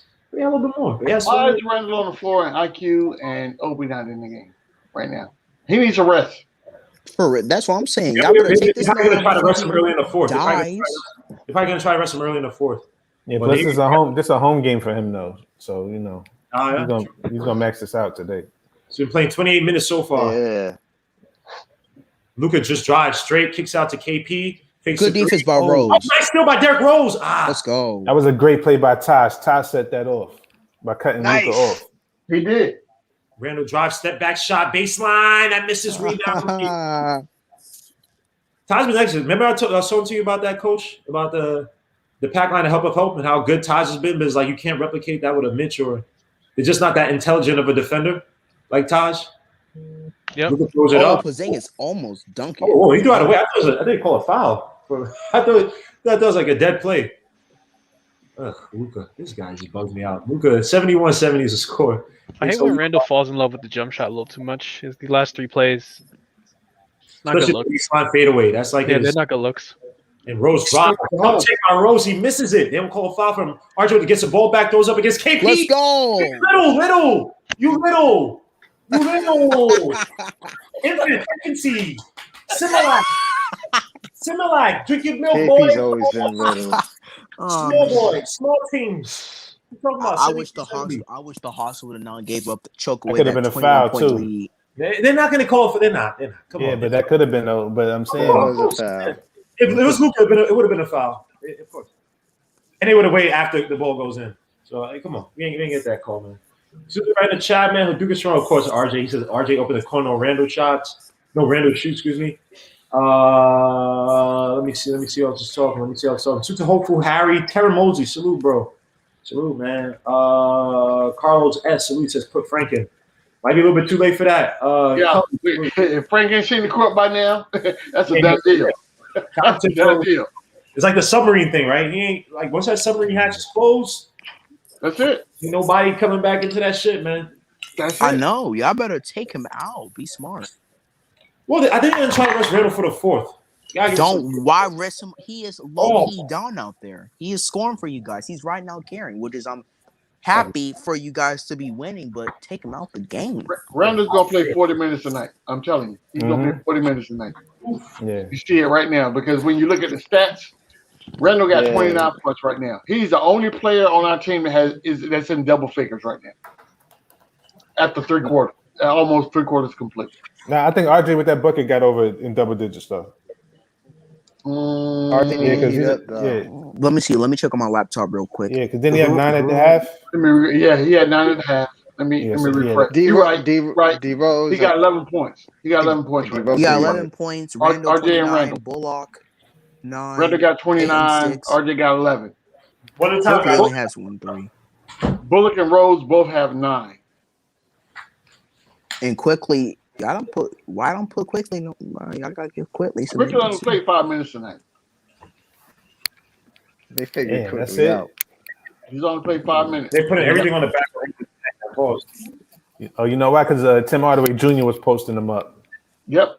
And Tim Hardaway Jr. got 16 points. Yeah, that's why he's on the bench tonight. He can do his defensive job. Yeah. So he might not see the floor again tonight until late in the fourth. Who? Quickly. Dang. Y'all gonna do my boy quickly like that? I mean, you know, it's interesting. We got back-to-back ESPN games, right? The next game is on ESPN on Sunday also. It's a 1:00 game. So it's an early game. Yeah. We got to get off this ESPN kick. No, I like it. I do not like us playing on ESPN. Yeah, because we don't win Every the time games. I watch you guys win. I mean, nah, not on ESPN though. No, that's bad juju right there. Yeah. We play on major media. but y'all gonna beat the These Pelicans. refs man. out here, refs out here auditioning like, this is my stage, right? So I got to make sure I call the games and this, that, and the other, and you end up mucking the game up. Get me off ESPN. Put me back on NBA League Pass and let me do my thing. Yeah, that's what nuts. I feel like when they put us on national TV games and So even on TNT, they set us up for failure. They set us up for failure. For real. I'm gonna tell you what if watch ESPN tomorrow, right? So depending on how the game come out, if the Mavs mess around and win this game, this gonna be the narrative. Oh, well, the Knicks were on a four game winning streak, and then they ran into the Mavericks and Luka. It's all gonna be about Luka. Luka did X, Y, and Z. That's why we can't lose this game tonight. Finney Smith with the 3 to tie it up. Third quarter, get back to the third quarter. About 3:18 left to go. Of course, they're trying to get the Luka narrative. They need their artificial stars. And Randle shoots a 3 at the wing. Let's God, go. wow, that may have been a little bit too much, but 76. Please put him up already. He is Yeah, dying right up there. now. Look at him. Look at him breathing so hard. That's Brawley right there, man. That's Brawley. 32 points for Randle. And Luka throws it up, kicks out to finish. That's a travel by Luka. That misses. But look how much Randle was feeding way too much. And that, I guess that wasn't the greatest for defense. Again, he's tired as hell, Randle. I know. Why won't put him away? Just put him away now. So he can have more rest. He can have full energy. Spin move, throws it up, and that misses. No foul for RJ Barrett. No foul. RJ, don't look back. You ain't getting that call, bro. Don't even think about it. Taj Gibson, smart defense, cuts off the pass lane for Jalen Brunson as THJ was cut. RJ Barrett. RJ being aggressive. I like that. RJ Barrett against THJ, gets to the trap, gets back out to KP. Good things by RJ Barrett. Keep your hands down. RJ Barrett. Tough take by freaking KP. Hits off the backboard. 76-75. RJ's too short for KP. Yeah, that's a deflating. I need to see Pell in the game right now and go at KP. That's why I was spin move. RJ Barrett 3 in the corner. That was a little bit too slow. RJ Barrett gets right back for another 3 in the corner. Damn it! Come on, RJ, you gotta make those, man. He got to put more air under it. Those were straight. They were flat. He flicked a little bit, and Luka drives, kicks out all the way. Jalen Brunson. Good these by Derrick Rose. Oh, Luke falls to his feet, and Jalen Brunson for the layup. Derrick Rose like tripped or fell or something, slipped. Jalen Brunson. I ain't gonna lie, Jalen Brunson does not look. He feels like an accountant. No, he's not. I ain't kill. Let's go. Good Florida by Rose. Shot was good. 78-77. Good job, Rose. Storming back against, or not storming back, but going back and forth with the freaking Mavericks. Oh my goodness. He just got that, like, I don't know. KP let open, way too open. The pick and pop is killing us, but he misses that one. Oh, that should be Knicks ball. No, it's gonna be Mavericks. Dallas ball again. Are you serious? They're playing at home. What'd you expect? Oh my goodness, they're like the Astros. That should be our ball. Finney Smith hit that out of his hand. Oh my goodness. Bullock spins. Watch out for the passing. Oh, good block by Rose. Kicks it back out to Jalen Brunson. Who drive? Oh, good deal by Derrick Rose. Tough take by Jalen Brunson. This dude had no night of day and still made the shot. Holy crap. 79-78. Mavericks up by 1 with 58 seconds left to go in the fourth and third quarter. Derrick Rose drives. Puts it between the legs. He picks up the dribble. Gets out to RJ Barrett against THJ. Kicks back to Derrick Rose for the corner. Fakes the corner 3. Kicks back to RJ Barrett. Who fakes the 3. Drives on Jalen Brunson. Tough take. Gets out to Taj Gibson down low, but he fumbles the ball. Shoots a little mid-range baseline. That's good. Taj Gibson looking like a bootleg Jamal Mashburn on that shot. Y'all don't know. Why would I mention people that don't know about? 80-79 is the score. Knicks up by 1.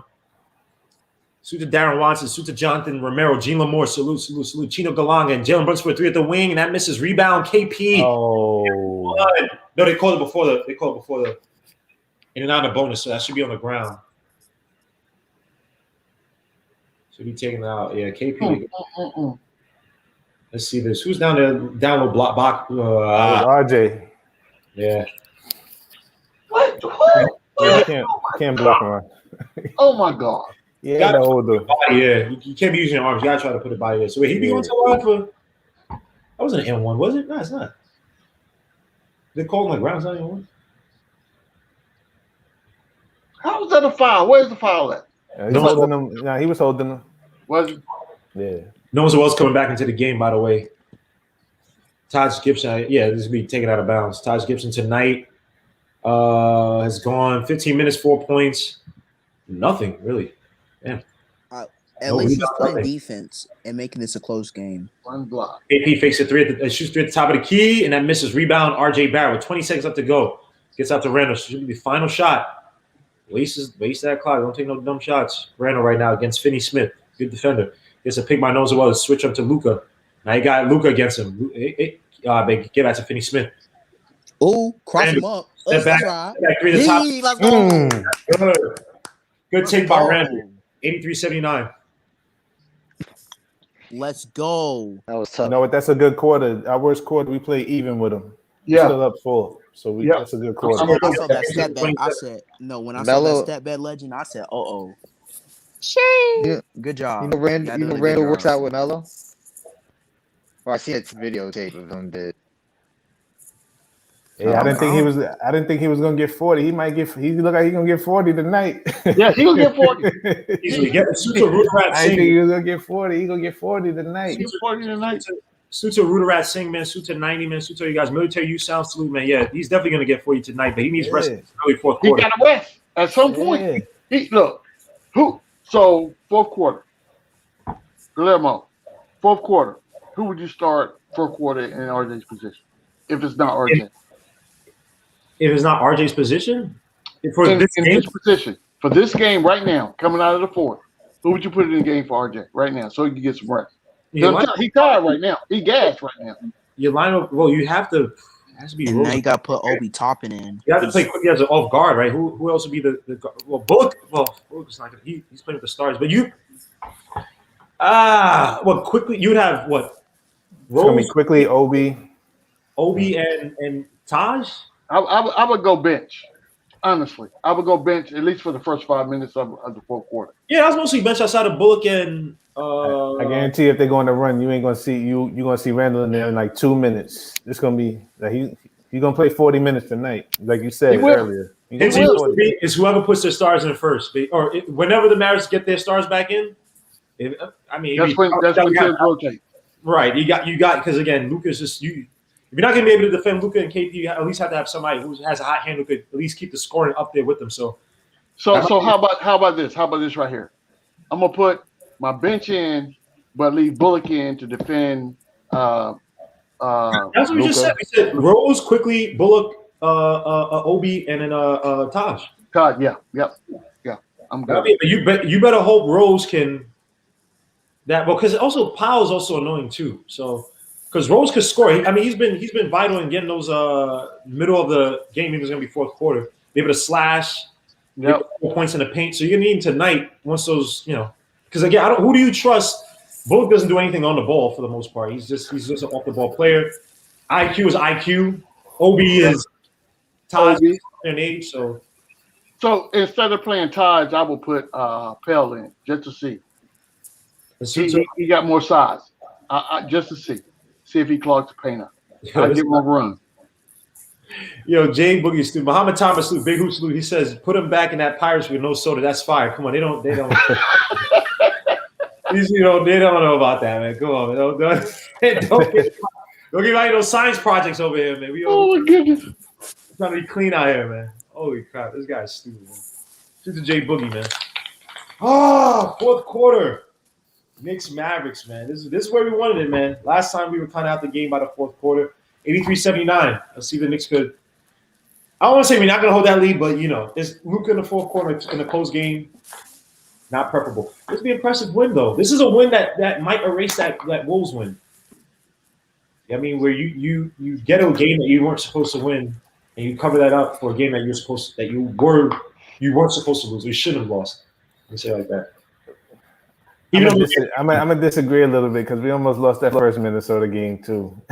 Yeah, we did. No, we did. Yeah, But again, when you look at that team, though, they were on a. That team might be just a bad matchup for us. They could be, but they were playing like Ish the pass, and JJ Reyes back in. He shoots 3 at the top of the key, and that misses rebound. There's Rose, Obi, Bullock, and RJ. See, RJ's not sitting. He doesn't trust these guys yet. No IQ. Rose with 3 at the top, near the top of the key. That misses. Oh, Rebound. rebound. Well. Obi, look up. We have cover on you, bro. Bullock up top against RJ against Redick. Preferable. Eat the food. Pause. Eat his food. Drives on Redick. Easy. And one. Let's go. Boy. Let's go, legend. That's your son right What's there. wrong with you? That was tough. Yo. Y'all didn't set a double team with JJ, 36-year-old Redick. Old man podcast. Good podcast, by the way. Redick, come on. Yeah, I was gonna say he's got one of the really good ones. Yeah, I like his podcast. Mm-hmm. Whoa, Frank is in the game. What? But Frank is not. Is he going to be playing against Luka deep in the fourth quarter? Let's see. RJ shoots a foul shot, and that's good. 86-79. RJ Barrett. Face on, 5 too. for 11, 14 points, 7 rebounds, 2 Let assists. me rub my number 1. Hope we about to get his game on right now. Let me rub my 1. And Frank with the foul already. Damn. But they see, they won't let that kid play. They won't let him play.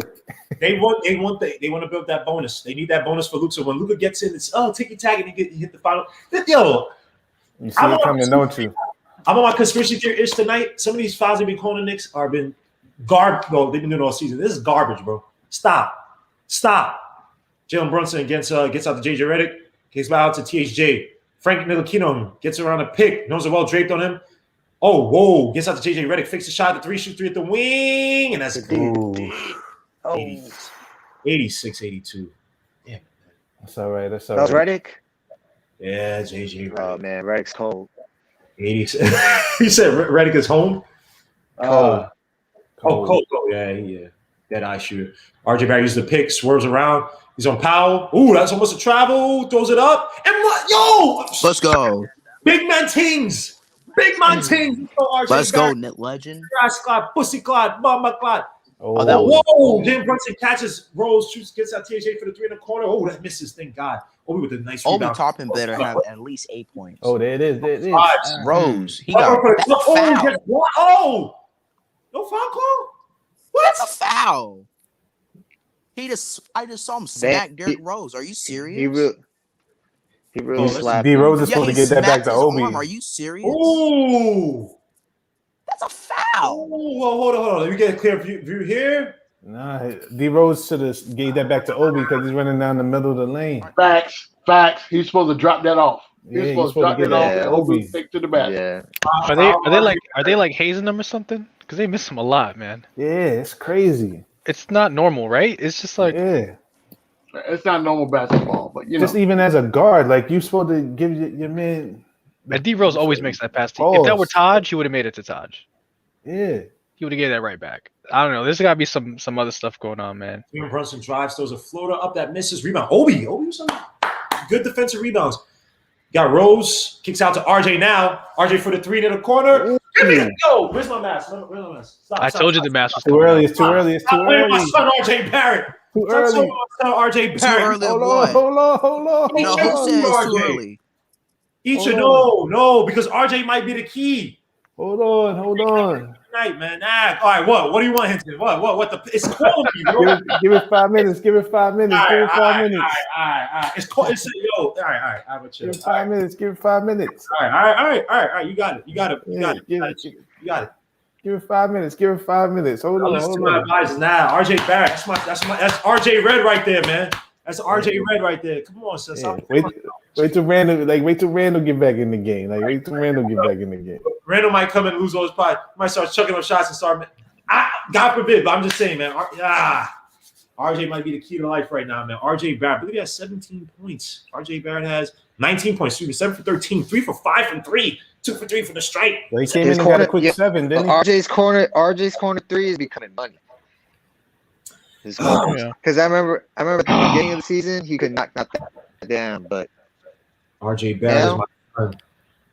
RJ Barrett is my son, man. Like I'm proud of RJ, man. He made me proud, man. It's like graduation. You know what I'm saying? Like we went through the trenches, man. RJ wasn't doing good in school his first year. I mean, this year he's failing too, and then he turned around. Is he like? I know you go to Canada a lot. Is he like your secret illegitimate immigrant son? I think so, man. I was something like that. Yeah, one late night in Toronto or something. I don't want to respect his mother like that. It's just the lineage. It's a spiritual thing. You know what I'm saying? It's not necessarily blood. It's like, you know what I mean? It's like sometimes you just feel like, oh, yo, that's my brother in arms. You know what I'm saying? But he's my son in arms. You know what I mean? So RJ Barrett, man. So to RJ Barrett, there's only me and Hadouk and Sharon. You know what I'm saying? Like Yeah, we're fighting in the trenches, man. Everybody else doubted us, man. We were only believers, you know what I'm saying? So, you know what I mean? Yeah, well-respected coaches saying RJ Barrett was Evan Turner, which I only get on coach because if he said anybody else I wouldn't fine with, Evan Turner was like, there's certain places I hated Evan Turner. And it's not so when he said that, that's just like it made me want to. It triggered you. You got triggered, bro. It's fair. I got so triggered because Evan Turner actually got triggered, bro. Even when Evan Turner's like good games, I said he's like I would just be like he's garbage. I hate watching this game. That shot is ugly. Or rebound. His game was trash. I don't know how he stole money from the Blazers. I don't know how he got that deal. But I'll give you. if you guys just keep doing what you guys are doing from a Hawks fan, y'all gonna win the game. Please win this for the Hawks because I was pissed off when we choked a 21-point lead. So y'all just keep this up. Please just win. All right, we will try to win. We also try to win. We play your little Hawks team. You know you guys are doing better, so I can't even talk trash like that. Nah, The Hawks got high seed in us right now, I think. We got Lou Williams, and you guys have offensive weapons. And you have Bogdanovich, who was helping out. D'Lo. Yeah, so D'Lo's been ever since we got D'Lo. I mean, Logan Bogdanovich, he's been great for us. He's been great, but D'Lo's the main one that impressed me the most. He's shooting all over the place. Didn't you fire your coach? Yeah, we fired Laura Pierce. I'm glad we did because Hawk fans have been begging for the owner to get rid of this dude. Once I saw we blowing out the Nuggets, I said this backup head coach is gonna make us go to the playoffs. And what happened? He's making us look like we're going to a playoff. So JJ Redick shoots a shot. I missed his rebound. Oh my gosh! How does Powell get a rebound? Right. Backdoor. Yes, sir. Backcourt validation. Let's go. That was not a good. That was not a good show. Yeah, 3 guys down there in Norman Powell. Not Norman Powell. What's this guy's name? On the Mavericks. Powell. I forgot his first name. Dwight Powell. I'm sorry. Dwight. Dwight Powell. He playing his own now. Obi, yep. Hey, look at Rose telling Obi to get into that foul and kicks out to Rose. And Obi flash out the foul. I like this. Okay, he sets the pick. Kicks out to Frank for the 3 in the corner. Oh, fakes it. Shoots the 3 in the corner. It's good. Give me the Frank Nitty. What you talking about? 94-82. Wow. We better keep this. Don't foul. They need the fouls to get in the bonus. They need to cheat. Thank you. Tip saying keep your hands up. Because you don't the top of the key, and that's good. Hey, Redick open. Come on, guys. He's like the only guy scoring. Who else is scoring for them? Oh, Jalen Brunson did a little bit. Other than that, TJ's not even doing anything really. RJ Barrett uses the pick, drives the foul line. Nice little Euro, throws it up, misses it, gets his own rebound. It's good, son. What you talking about? Steroids and cocaine, baby, all day. What you talking about? RJ Barrett, 96-85. Let's go. What's that even mean? The food, man. What you talking about? Jalen Brunson throws up the floater. Oh, that's a tough take by Jalen Brunson. Holy crap. This dude really on his audition game right now. 96-87 is the score. Knicks up by 9. Let's go, baby. Let's go. Can we stave off the Mavericks before the heavy hitters get in? RJ Barrett uses another pick. Drives. Oh, those are for Obi. Oh, that should be a foul. And it is. Nice. Woo! RJ Barrett with the late alley to what if it has to be in the air? He was going for a dunk, bro. Can I get my chargers? What? Oh, he's getting screamed on by his mom. Gotta mute your mic. Gotta mute your mic. Pause. I need these free throws. Nah, he's not. Is he going? He should be on the line. No, he's not. He better be shooting. No, they put him on the floor. How did it coach on the floor? He's going. Wow. They call it on the floor? Really? Wow. Rose shoots a mid-range and that misses. Rebound, knows so well. Nice rebound, knows well. Kicks out to Obi on a run, kicks back to Derrick Rose, gets back to Frank. Fakes a 3, drives on Powell, throws it up. Tough layup. That was not a good layup. He got a foul. He got foul. All right. Oh, all right, guys. I have to go. All right, man. Enjoyed your time, man. We enjoyed your jersey. Well, you're trolling. We're gonna kick your ass anyway when we see the Hawks. So next Wednesday. Come on, man. You got to get the Hawks. I knew he was being fake humble. Maybe he's like, you're gonna kill us. I didn't think it was. You see, Joe. Right, peace out. All right, man. Peace, bro. Peace. Frank with the 2 free throws, and he misses his first. He misses his first. I said free throws. free throws, turnovers, and rebounds. Whoa. And now KP and Luka get back in. So you know who has to come back in? Randle. Yeah, Randle's got to be coming back in now. Yeah, he about to get off the bench. Frank, you got to make this free throw. It's like at this very point right now. You got to make your free throw. Come on, Frank. Dude, this dude Frank is this dude's eyes are glazed, not glazed, but just like he is. I don't know what's up with this dude. Shoots a second free throw, and that's good. Woo. Big free throw, 97-87. As Luke and KP get back into the game. Salute to my guy, All-Star Sports 23, man. Salute, bro. He said Brunson head so big his family portrait leans to the side. Wow, you guys are grinding. Ooh. Holy crap. Yeah, Jalen Israel, salute. Good sub, salute, bro. KP up top, hands it back out to Luka. Luka drives on RJ, kicks it back out to Finney Smith for the three in the corner. And that, rims it and out. Rebound Nonzo well. 7:36 left to go in the quarter. Derrick Rose with the ball up top. Nice. Jalen Brunson gets the pick by Nonzo well. Drives. Keeps driving. Throws it up. Woo! No foul call. Yep, they're not going to call for you, Derrick Rose. You're not and they call a tech? Come on. Whoa, ref. Are you serious? Come on, bro. It better be a time about a match. It may not be no tech. Come on. Is that delay a game or what is it? Let me see. Is this a foul? Let me see. No, that's not a foul. It's not a foul, but the Knicks would have been called foul for that. So, yeah, we called foul for some BS. That wasn't a foul though. In I like this though because you see D Rose go at it with Brunson and Brunson coming for him. So I like this. I actually like this. Like this is good. The young boy, he coming for him. You know. So D Rose is stepping up. You know. And we don't. Even though he hit those floaters too, many times he takes that float in the middle of the paint or coming to the middle of the paint, and it's like I don't know exactly what the numbers are, but sometimes it can be hit or miss. He's taking Jalen Brunson straight to the rim, like he's getting close to the rim, and there's no real help defense. KB didn't do anything in that play, so pick your spots, man. Jalen Brunson is he's a solid guard, but you know you still have a little bit more exposure. Your grade, your genes are better than his genes. You genetically better than him. Like no disrespect, but you know at the end of the day, like he's not better than you. He never was. On his best day, you ain't in D Rose class.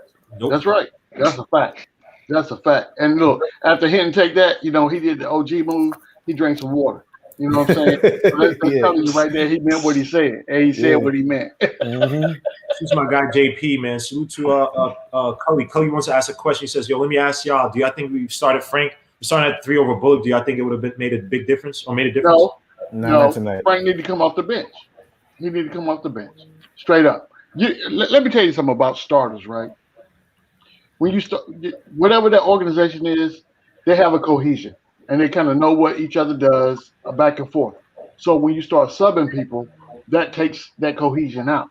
So you can't just implant, drop somebody off in the in the middle of that rotation and expect for them to function. You can't do that. So Frank is where he needs to be, coming off the bench, and far be it for me to say this, but at some point tonight, I'm gonna have to deal with Cornerstone Care, because Frank played. Because Frank played. I'm gonna have to deal with him, and he contributed tonight. And he contributed. That's worse.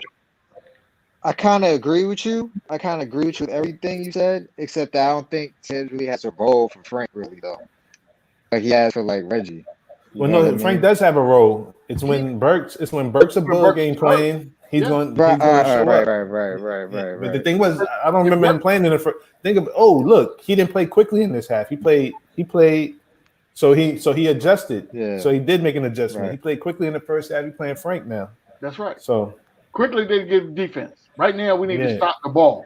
That's why Frank's in the game right now. Yeah, but interesting enough, he didn't play Frank against Luka at all. Like he played Frank. Frank might come out now. So but you know what? It's the Tim Hardaway Jr. It's the Tim Hardaway Jr. matchup. That's why. Because remember, Tim Hardaway had 16 in the first half. In the first half. Yeah, he was too big for him. Yep.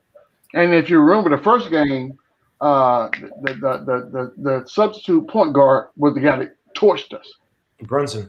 Yeah, he torched us, right? So Tibbs is trying to ward that off at the pass by putting Frank in to take away Hardaway if Hardaway's in the game. Third straight 30-point game for Julius Randle, by the way. 35 points, 14 for 24, 7 rebounds, 5 assists. And he's back in the game. Like I said, matchup time. Stars were our stars versus their stars. Got KP against RJ Barrett. Randle's helping out. Oh, no, Art Randle. You could have hit the ball out. You didn't have to. You know what? RJ's playing this whole second half. He's not coming out. Yeah, he's not. Yeah, He's not coming out. Yeah, Playing he ain't well, coming yeah. out. Keep him in. Might as well. Yeah. even Randle knew that. Randle, you didn't have to do that. And they showing Randle with Kobe. I give it to Randle, man. This guy's been on a solid trajectory. 99-87 is a score. 12-point lead. Bullock gets back on Luka. Oh, that should have been a more pick. And another, and Redick for the three. That misses. Well, boy don't lie. Oh, that should be out by Mavs, and it will be. Boy don't lie. We get another 7 points out of Randle and a little bit more scoring. We got this one. You get 7 out of Randle, and we get about 10 points out of everybody else. We should be good. I need Obi. I mean, I'm not Obi. I need RJ to score 28. I need New Orleans to give me another 6 points, and Derrick Rose to give me another 6 points. I just need this team to stave off the Luka Doncic effect. That's it. Watch your back. Watch your back. Randle fadeaway shot. Misses rebound. Luka 6:44. I didn't like that play at all. Either. Luka against Derrick Rose up top. He drives on Rose. Rose playing good defense. Move his hips really well. Luka shoots a shot that misses. Rebound knows it well. Hey, one guy. Come on. Some freaking three. Hey, what the hell is Bullock doing? He didn't get no rebounds. No one knows. No one really knows that answer. But also on the flip side, Noel has been known to screw up easy rebounds too. So I can't blame Bullock too much. Randle against Finney-Smith. Favorable matchup. Drives. Baseline kicks out to Noel, and of course Noel falls to the ground. Dramatic shoots a three by RJ, and it's shot clock violation. Took way too much time up top just for the drive and try to kick out to Noel. But actually, Noel, that's most likely is because his hands are just. That's Randall's fault for holding the ball too long. Yeah, but then of course you go into you can't do that. Pass it to a guy open and Noel. You also have to have it in your head. You can't make those bang plays with him. 98-87 is a score. Knicks up by 12. Luka Doncic with the ball up top gets a pick by Finney-Smith. Luka has RJ on him. They double on Luka. Finney-Smith for the three, top of the key. That's good. 99-90. Knicks up by 9. Again, they got them snipers out there, man. Yeah. Got them snipers out there for Luka. If you want to double Luka, if we don't get another bucket and they get a bucket, I'm calling the timeout. I'm gonna dead this real quick. By the way, Frank is not in there. I mean, they've been playing decent defense on Luka, but again, the double kick out to Bullock, kicks out to Rose, kicks out to RJ, shoots a three near the corner. That misses. Rebound. Redick out in the break. Drives baseline. Come on, JJ Redick. Oh, what? Come on, keep your feet on the ground, but it's JJ Redick. It's JJ Redick. Keep your space. Old man Redick. With these freaking these freaking what are those left arm? What is this? I know he's had that before, but I still remember JJ Redick from Duke. This freaking annoying goody two shoes player. I hate it. Makes his first free throw, by the way. Look at him. He just started walking in, knowing he's gonna make that. I would call the timeout after this because I'm not even gonna get the momentum. JJ's super mad they traded him to Dallas. He was trying to go to Brooklyn. Mm-hmm. I saw a report he was bashing the he missed Pelicans GM. Wow. Oh yeah, he had a whole lot to say about the Pelicans organization. He was like, "You can't trust that guy." Rose gets the pick. Rose shoots a foul shot, mid range. That's good. That's clutch. You know who he shares an agent with? Who? Zion. They got the same agent. Oh. So drives. Eurostep hands it out to Jason Richardson. Cut down low. Oh crap! We gotta watch out. So you got to think about that 5 years down the road. Oh yeah, right. I think when Zion is finished with this contract, it's over. He leaves for the Pelicans, baby. Rose drives, kicks out to Randle for the three. Oh, fakes it. Step back three by Randle, and that's gonna miss. That misses. You can see it all the way. Kick out to Josh Richardson. Josh Richardson hands off to Luka. Drives, free. Call timeout. Top Tibbs does 101 and 95. That's what I'm talking about. He needed a timeout. I would have kept Frank out there. I don't care. I would have kept Frank out there. Oh God! You said they fell asleep with the defense, right? Look at this. Noel helps out better. Look, and that RJ's man. Oh wait, did RJ have somebody in the corner? Yeah, RJ came over to help. Timeout. Yeah. And F that. Forget whoever else you have. I know Finney-Smith can shoot threes. I'm gonna help out on Rose first. I mean, Noel try to feint, but someone needs to be on him 24/7. If Finney-Smith hits that three, fair enough, but. Somebody should have a body on freaking Luka. I can't understand how you lose assignments. Like I can't understand it. So Super Cod CX, man. He says came to the game late, but the last 3-4 possessions have been horrible. Yeah, I told you we needed a timeout. He needed a timeout before. I would have caught. Yo, I would have just kept. I'm sorry, I would have kept your boy Frank in there, man. Yeah. Yeah. Look, Frank got 6 fouls to give. Let him get them all. Yeah. Right. Get them all. Get them all. At the very least. And look, that would have been his assignment. Wherever Luka go, if he go to the bathroom in his locker room, go with it. I'm telling you now. That's what I want you to do. Follow drape. You have to be draped. You can't. That play right there might be the worst play of the night. Where it's like, oh my God, what Luka does. You know the percentage of Luka in the fourth quarter. He's a killer in close games. Like you have to have some. You have to sell out. And I think sometimes our defense gets too stubborn. Whereas like we just play the same. It's like protect the paint, but we don't play up to like a team. Like we don't play sometimes to a team strength, especially if it's a.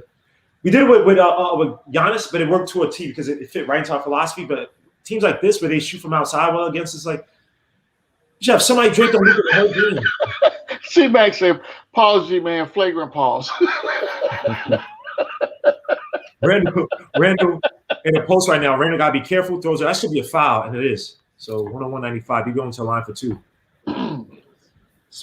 Now this is what Randle needs to do. Remember the YouTube I sent you? He doesn't get fouls in the fourth quarter because he stops going to the bucket. He has to. Part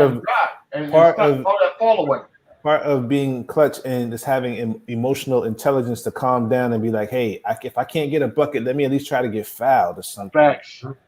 Facts. Randle, stop selling for jumpers all the time. He has a. I'll say it's about Randle. When Randle's not doing well, he has a really bad feel for his game. Mm-hmm. Very bad feel for his game. And I'm not saying he's injured or anything. I know he had that little quad thing you talking about yesterday. Like his percentage of going to the basket is just dropped way down from last year. I had the numbers wrong, but if you go to that Ringer video they did on him, and they said in a good way. But again, you talking about Randle, he doesn't do pick and roll enough.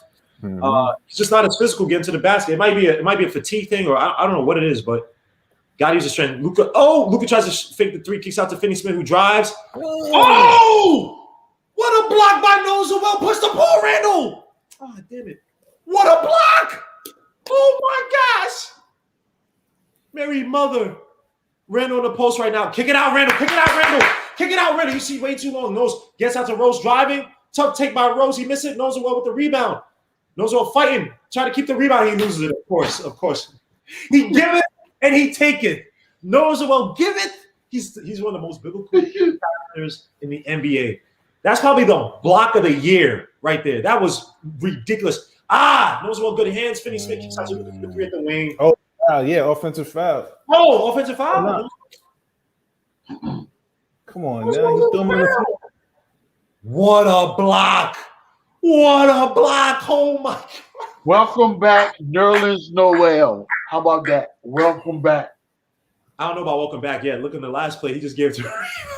Well, you know, like you said, Nerlens giveth and Nerlens taketh away. Yes, he giveth and he taketh.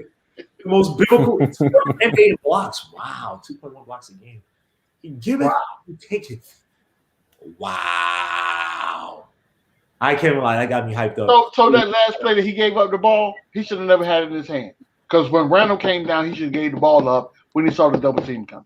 Here's the thing, Rose kept the dribble up because he saw the help come. Like he didn't have an angle for the so he should have picked up his dribble or kept his dribble and try to keep the play alive. What are they looking at now? So what do they call now? Are they reviewing something? Is something being reviewed? They're calling a foul on Nerlens Noel and KP. Come on. Nah, they're calling on yeah.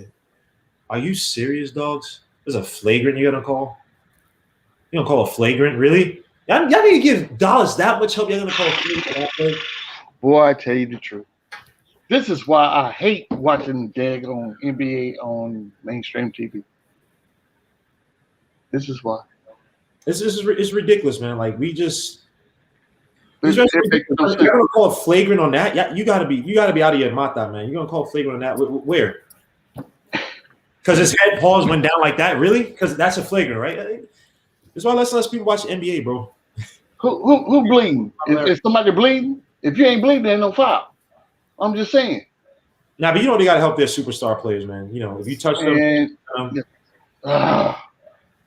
is what it is. It is what it is. I mean, these are cornballs, bro. NBA's cornballs, man. Y'all really gonna call flagrant on that? You know, I don't like the way these new referees look. They look like cops to me. Don't they look like police? I can't stand them. Yo, they look like police. They're definitely. You can just tell they look like dudes who didn't play ball before. It's like they look grumpy and all that. That's what I'm saying. They look like police. Like I'm Hey, telling look at you, him. look, the regular NBA officials that we used to are retired now. yeah, They all down here with me in Florida. They out here playing golf. They out here on the Gulf fishing and everything else they like to do. And then we got these young cats in here that's trying to solidify their position so they can be in the playoffs and the championship game. That's what they're doing right now. Wasn't it Reddick who said something about like these refs are coming from like random schools? Like they're not getting the refs from Big East or SEC schools anymore. Yeah. Like, they're getting them from like really bad obscure conferences and bringing them right to the NBA. really. I think it was Reddick who said it. He was like, these guys like they used to bring ACC refs in, so that made sense. But now they're getting guys from like Big Sky, and like you know what I mean. these guys get a lot of money too. You know, They make a ton of money. they're getting like random refs. they're getting like a couple $100,000, man. It's like, yo, man. And they get travel covered. Baseball was getting like $300K, I think. Like the top baseball. I know it's a different sport, but given that basketball is the most popular, they probably getting pissed out there. They suck. They suck. Is it? They're calling a wow. This is the refs gotta Flagrant? call this. Isn't that a flagrant? Even RJ's laughing like, are you serious? Who they call a flagrant? Nah, it's not a flagrant because he would have been at the line. He would have been at the line by himself, wouldn't he? Oh, you're right. So wait. Were they in the bonus already? This is so dumb, man. This dude's face just bugs me They're out. doing everything they can to take this game from the Knicks. Dude needs to shave too. Yeah, What the fuck? You got bacteria on his freaking chin, bro. You gotta shave it. It makes his first free throw. He got that freaking Twilight Zone face with the eyes and like mad skin before you get to like the outside. Like I don't know, help me out, bro. Whoever his barber is, he need to fire him. I'm just saying. I don't got no barber, son. You still got. His face is crooked. Word. His face is crooked. Oh my god! Yeah, no, he never said. Once he got mollywopped in Latvia in his own hometown, that's a bad look. Even though if you go back to your hometown, dude's going to start you anyway. Randle, 103.97 to score. Randle drives on Finney Smith. Tough layup and it's good. Randle has that weird overhead layup drive. That's one of the easiest shots. I don't know why they got Finney Smith on him. That's just you asking for trouble. Randle got 39. Too little. Luka on RJ. He drives to the basket. Tough take. Oh, that's a travel. Bullock with the nice play by the Knicks. They're not going to push. They're not going to push. It's a hook shot. Take time off the clock. 105.97. Knicks are cooking right now. Randle said, RJ says a little crap pick. RJ. Oh, man, gonna pass it. Randle shoots a mid-range shot, and it's damn.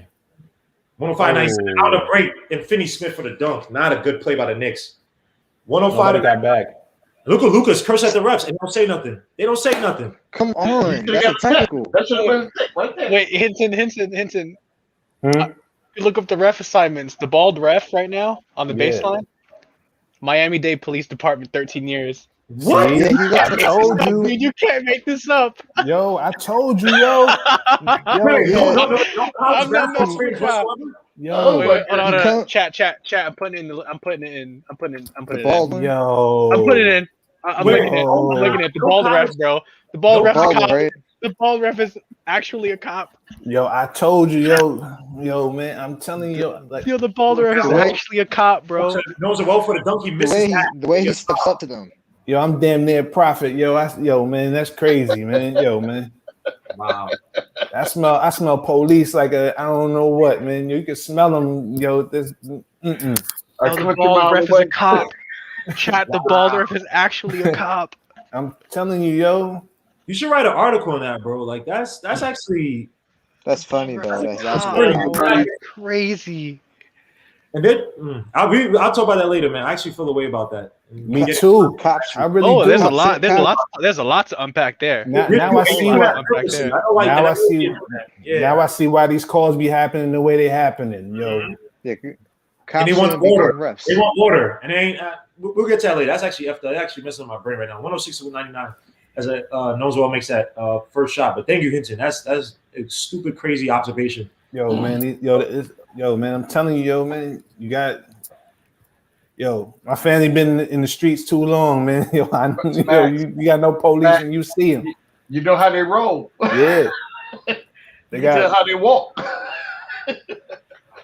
Knows what's a line for one more, man. Oh my gosh, that actually messed me up. We should be having this up late in the game. 107-99. Knicks up by 8, but he needs to stop these ticky-tack refs. Ticky-tack refs too, but ticky-tack calls. Keep your hands off of Luka. Let him drive. That last one actually travel. Luka for the step back, three at the wing, and that misses rebound. Knows the well. Woo! Knows the well's feeling it right now, Welcome man. back, Norman. Welcome back. He need to run some offense though. He needs to stop. He need to stop playing hero ball though. He needs to learn to this ain't gonna work. Randle gets clever, still not drives. Wait, not good space by the Knicks. He shoots a fadeaway shot. That's good. Oof. All right. Why is Alfred Payton back in the game? Somebody tell me that, please. I'm not sure. Please don't ask me. I don't have the answers. Oh my God. And KP tries. RJ, you gotta let him go. RJ, for all the good you did early in the quarter, bro. Got it. You're not. Fadeaway shot by Randle. Damn, that was not a. And that's actually about a Mavericks carry the ball. His fadeaways are dirty though. He got it away with a carry too. Randle right now. Oh crap, my bad, guys. Randle right now, 41 points, 16 for 29, 6 for 11 from the 3 for 3 from the stripe, 7 rebounds, 5 assists, 1 steal, 1 block. And KP makes his shot. So it's 109 to 102. With 136 left to go, and they're playing full court right now. Bullock, I don't like Payton with the ball in his hands. Maybe not Burks. I guess he trusts him more. Just to pick the ball up and take time off the clock. I don't even care if we shooting at 5 seconds. Just Payton, don't F this up. Back out to Randle the post, and they double team. RJ has to flash back up. Okay, he brings it out. He guys against finish. They're screaming to get the double team. They got out to RJ down low. Shoots the mid-range baseline. Yo, Hinton, you messed me up, bro. You messed me up, son. Nah, I didn't mess you up. Hold the ball. Luka drives you. They call a foul. 9. Luka lost the ball, and they called a foul. Where's the foul, ref? RJ Barrett. Oh, by the way, for anybody who say RJ has not made shots, for the people that say RJ made clutch shots, that's a clutch shot right there. That's a clutch shot. Help you out. For other people say he's never made a clutch shot, you haven't been watching RJ. You just hate on RJ. It's Luka to the line for 2 because we got to get Luka his points. You got to get him. Oh my goodness. He's a European. What they try to act like Luka's somebody. They're showing him love, yo. They better be talking about Randle with that 41 tonight. They're man. not. They're not. I promise you. The whole story, the whole narrative tonight is going to be about how Luka did not produce at the end. That's what the narrative is going to be. They did the same thing when the Knicks won that Rockets game last year. The coverage was trash, and Luka missed his first shot. By the way, it was a show the game. They didn't talk about RJ having 24. They didn't highlight him or nothing. So, but again, be mad at yourself. Stop watching ESPN. Stop. I don't. The only reason I'm watching now, I'm just coming at everybody's like, and he missed both of them. Missed both of them. Randle with the ball up top. He got double team. The ball don't lie. Oh, Bullock, you good for one awful play a game and rebound by Randle. Randle control the ball. They double team. And that's another foul. Oh, they're trying to get dirty. Yeah, this is over. This is over. Come on. 58.8 seconds left to go. It's a 111 to 102. See, like I told you, G-Mo, we stole it. I give you that, man. You called it. You had some juju voodoo, man. I don't know what incense you put around the house, bro. It gave you the signals, bro. I burned that Palo Santo today. Yeah, hopefully that Polo Santo will start lying to you in the playoffs. It's like, yo, we about to molly off the Nets. It's gonna tell you, like, yo, you don't need it. For real, I ain't lying. I burned it today, for real. Oh, this guy, man. Randle makes his first shot, 112 to 102. I burned it today. See, no lie. This guy. Oh, hey, I probably will tell you, bro. The Nets don't burn me again for another answer. No. You don't need to waste me. Yeah. Randle misses second shot. Damn, come on. I'm gonna tell y'all something to think about, right? Think about this.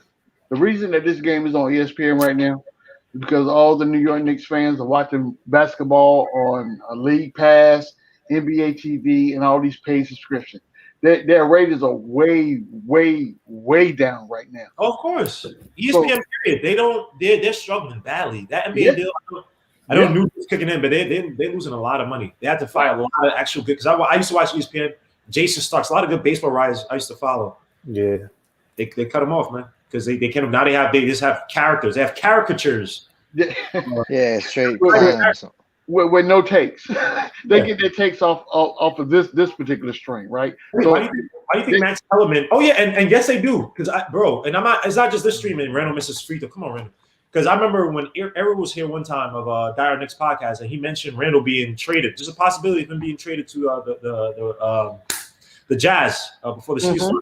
Then you saw all these articles, or you saw a few articles come out, and I'm like, yo, Errol, remember you talking about this? So again, why do you think Max Kellerman is working with KFTV? For Max Kellerman needs KFTV more than KFTV needs him. No, who wants Max Kellerman for his basketball takes by itself? Boxing, yeah, if he's with Stephen A, yeah, but no one takes Max Kellerman seriously like that. Like, you know what I mean? So they got to do that. You see, Nick G said Mavs fans asking to trade KP for Levine. Oh, they are? I don't have the volume on, so if anybody can let me know in the chat in the Levine just got traded. Yep, Alton Lee. Yes, they fired most of their. Yeah, Max Hellman is trash. Well, come on, Nick Gas, come on, bro, stop. Lord Jesus, Nick Gas, you gotta chill out, bro. Could be bugging, man. Like, come on, son. G-Man for life. Yo, Nick the Wick says salute to. Salute, Nick. Salute. Nick, what's up, Nick? You coming in the chat? Is that who is that? Is that your coach? Nick the Wick, baby. You don't know who Nick the Wick is? Is that does he have an avatar of y'all bum ass coach? Like why do y'all? That's your coach. That's what's this guy from the what's this guy's name? What's the Giants? The Giants coach. Joe Judge. That's Joe Judge, right? In this picture, right? Giants pride. Giants pride for what? What do y'all do? Guillermo, listen to We're talking about that. I'm just saying. The Giants just bug me out. I don't even hate y'all. Y'all just disgust me. You know what? I understand. So you must be a Jets fan. Come on. What are you talking about? All day, baby. See, I understand. I do. I do. Don't do that. And Luka, they let Luka for the easy layup. But again, I mean, and Bullock scares me right now. Oh, Lord. They call timeout. Tibbs just comes screaming, running down. I'm going to do some more research on these refs, bro. Holy crap. Well, look, I'm telling you, these refs ain't no joke. They taking over. This is the quiet storm right now. This is infiltration. We don't even see it coming. People don't know what's going on right now. They don't have a clue because they ain't woke yet. I'm just saying they ain't woke. But when they figure out, it's gonna be too late. Yo, I really don't. Yo, that really bothers me now that we have police actually reffing these basketball these games. Yeah, and you know why they did it? Just like they did the dress code. Yeah. Yep.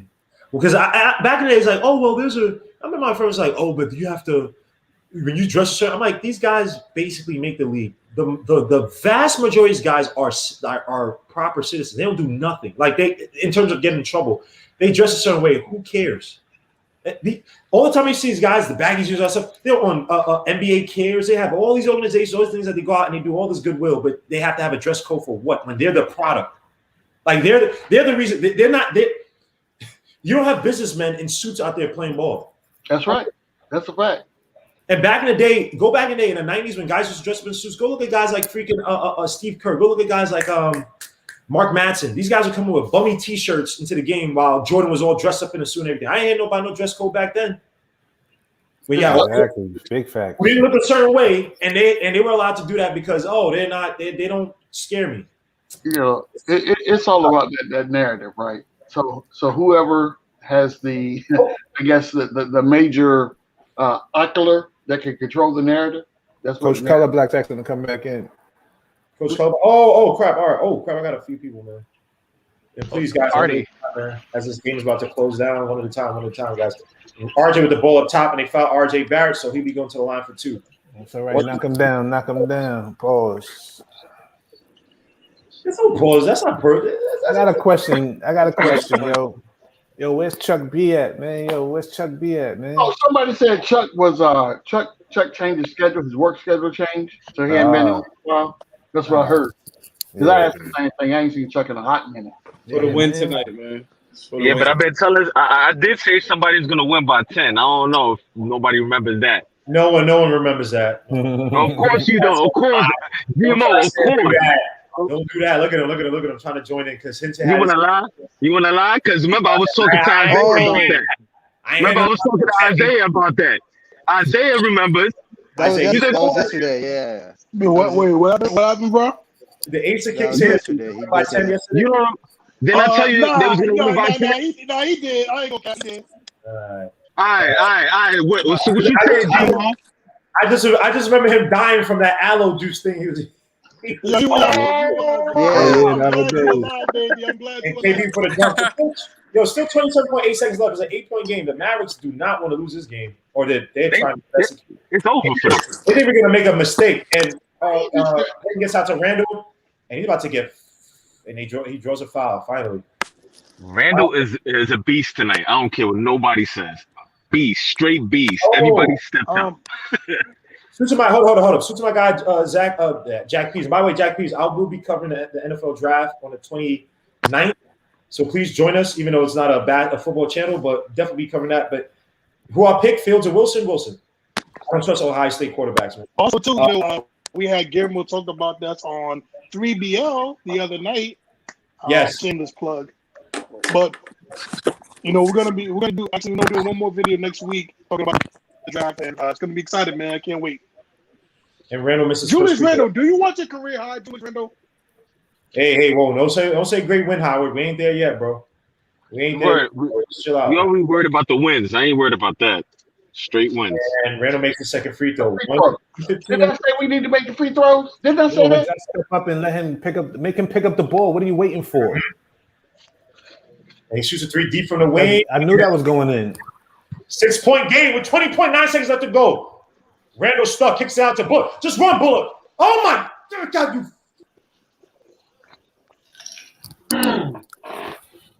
Don't leave your feet, Bullock. They have to foul you. Damn. Come on, boy. Only the Knicks want to make this. Yo, of course, the Knicks want to make this. Go down low for the rim, thank God. Why are they putting me through this? Why? Why? Why is he sitting down? Make him pick up the ball. Yeah. Oh my God. Luka shoots a 3 from the wing. That should be the game, and it will be. Even if whoever makes this should be. Don't foul Bullock. Just let him shoot it. Whatever. Yeah, the clock is your friend. Make it run. Yes. So the Knicks. Hold up, guys. Let me just say the box. I'm gonna let you guys cook as always. The Knicks win tonight after a superlative game by Julius Randle, shooting 50% from this field. The Knicks 50% from 3, 71.4% from the stripe. Julius Randle led the way with 44 points. Coming back to his hometown, 10 rebounds, 7 assists, 1 steal, 1 block, 40 minutes. Workhorse Randle, 16 for 29 from the field. RJ Barrett, 24 points, 9 for 18, 3 for 6 from the 3, 3 for 5 from the stripe, 8 rebounds, 2 assists, 1 steal. Notice well, only 6 points, but probably had the block of the year. 10 rebounds, 5 offensive, 5 defensive. That's clutch right there, the 5 offensive ones. 1 assist, 3 blocks. Only 1 turnover. He did foul out. Reggie Bullock with 11 points, 4 for 10 from the field, 2 for 6 from 3.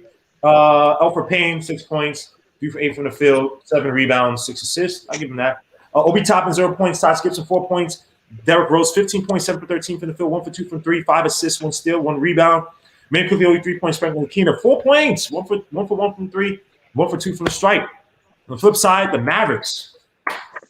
Give it to the Knicks tonight. They shot 44.4% from the field, 34.1% from 3, 73.7% from the stripe, led by Kristaps Porzingis, who had 23, 8 for 20 from the field, 2 for 8 from 3, 12 rebounds, 1 steal, 2 blocks. You had Luka Doncic with 22.7, 16 from the field, 2 for 9 from 3, 6 for 10 from the stripe, 19 assists. Wow. 19 assists for Luka Doncic, 8 rebounds. Finney Smith had 13 points, 5 for 12 from the field, 3 for 6 from 3, 7 rebounds, 1 assist, 1 steal. Maxi Kleber, 6 points, 2 for 5 from the field, 2 for 5 from 3. Tim Hardaway Jr., 16 points, 6 for 11 from the field, 2 for 6 from 3, 2 rebounds, 2 assists. Jalen Brunson, only 6 points, 3 for 9 from the field. Last time I believe he had 21 points, I believe. JJ Redick came in 9 points, 3 for 6 from the field, 2 for 4 from 3, 4 rebounds, 1 steal. They had 10 offensive rebounds, 31 defensive. We had 9 offensive rebounds, 36 defensive. We had 22 assists. They had 30 assists. And just for some game details, 38 points in the paint for us, 42 for them. 8 fast break points for them, for us, 9 for them. 26 bench points for us, 31 for them. 9 turnovers each. We had 10 points of the turnovers, 13. So let me ask you guys one by one. Let me go with you first, Hinton. Why did we win this game tonight? What were the keys to the game? I was hoping you would let G-Man go first, but it's cool. Yeah, go ahead, sir. My bad. Yeah. So, as I said in my pregame shows, right? Fundamentals, rebounding, lack of turnovers, and making free throws, right? So we had a total of 45 rebounds tonight, and I think that was kind of key. We didn't really get to the stripe a lot, but when we got there, we made more than we missed, which was good. But I think at the end of the day, the hero of the battle was Julius Randle. He was not going to be denied tonight. Point blank. Period. He at home. He's playing his game. He played 40 minutes tonight. All right, G-Man, since you want to cheat, First of all, thank you, Ghost Rider, for the $5 super chat. Says, salute brothers, some Knicks doing their thing. Yes, they are. Thank you for the $5 super chat. You think you slick, bro. Outside Julius Randle, who's the player of the game? That's easy. Outside of Randle, if I got to pick somebody else? Yes, sir. Give me RJ. That's easy. Easy. Is it easy? Yeah, it's easy. He was a slow starter, but who else you going to give the ball to? If you had to get the game ball out, who you going to give it to? You can't give it to RJ. Because if you say anybody else other than RJ, I'm going to escort you off this set. My whole show. I'm just saying. I'm just saying this. Put it like this. No one's well. Only 6 points, but he had 3 blocks, 10 rebounds, 5 of them offensive, 5 of them defense. I'm just saying. Listen. Great game. I ain't taking. Listen. Not great game, but I'm not saying that Nerlens was not instrumental in the win. I'm not saying that. But what I'm saying is, if you take away those points that RJ scored, who wins the game? Remove those points that RJ scored. Who wins the game? Fair enough. Okay, I agree with you. I'm just saying.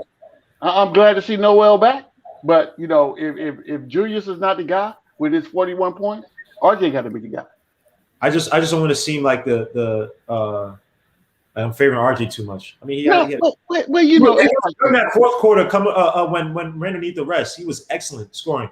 That whole squad, actually, for the most part, before Luka and KP came in, they played. They played well. But RJ was a go-to guy, go-to scorer. He was bullying KP. I believe he hit a big 3 in that early fourth quarter, if I remember. I think he did. The most important thing about this game right here, this is RJ's bounce back game, right? Because he had 2 games that he was just horrible in.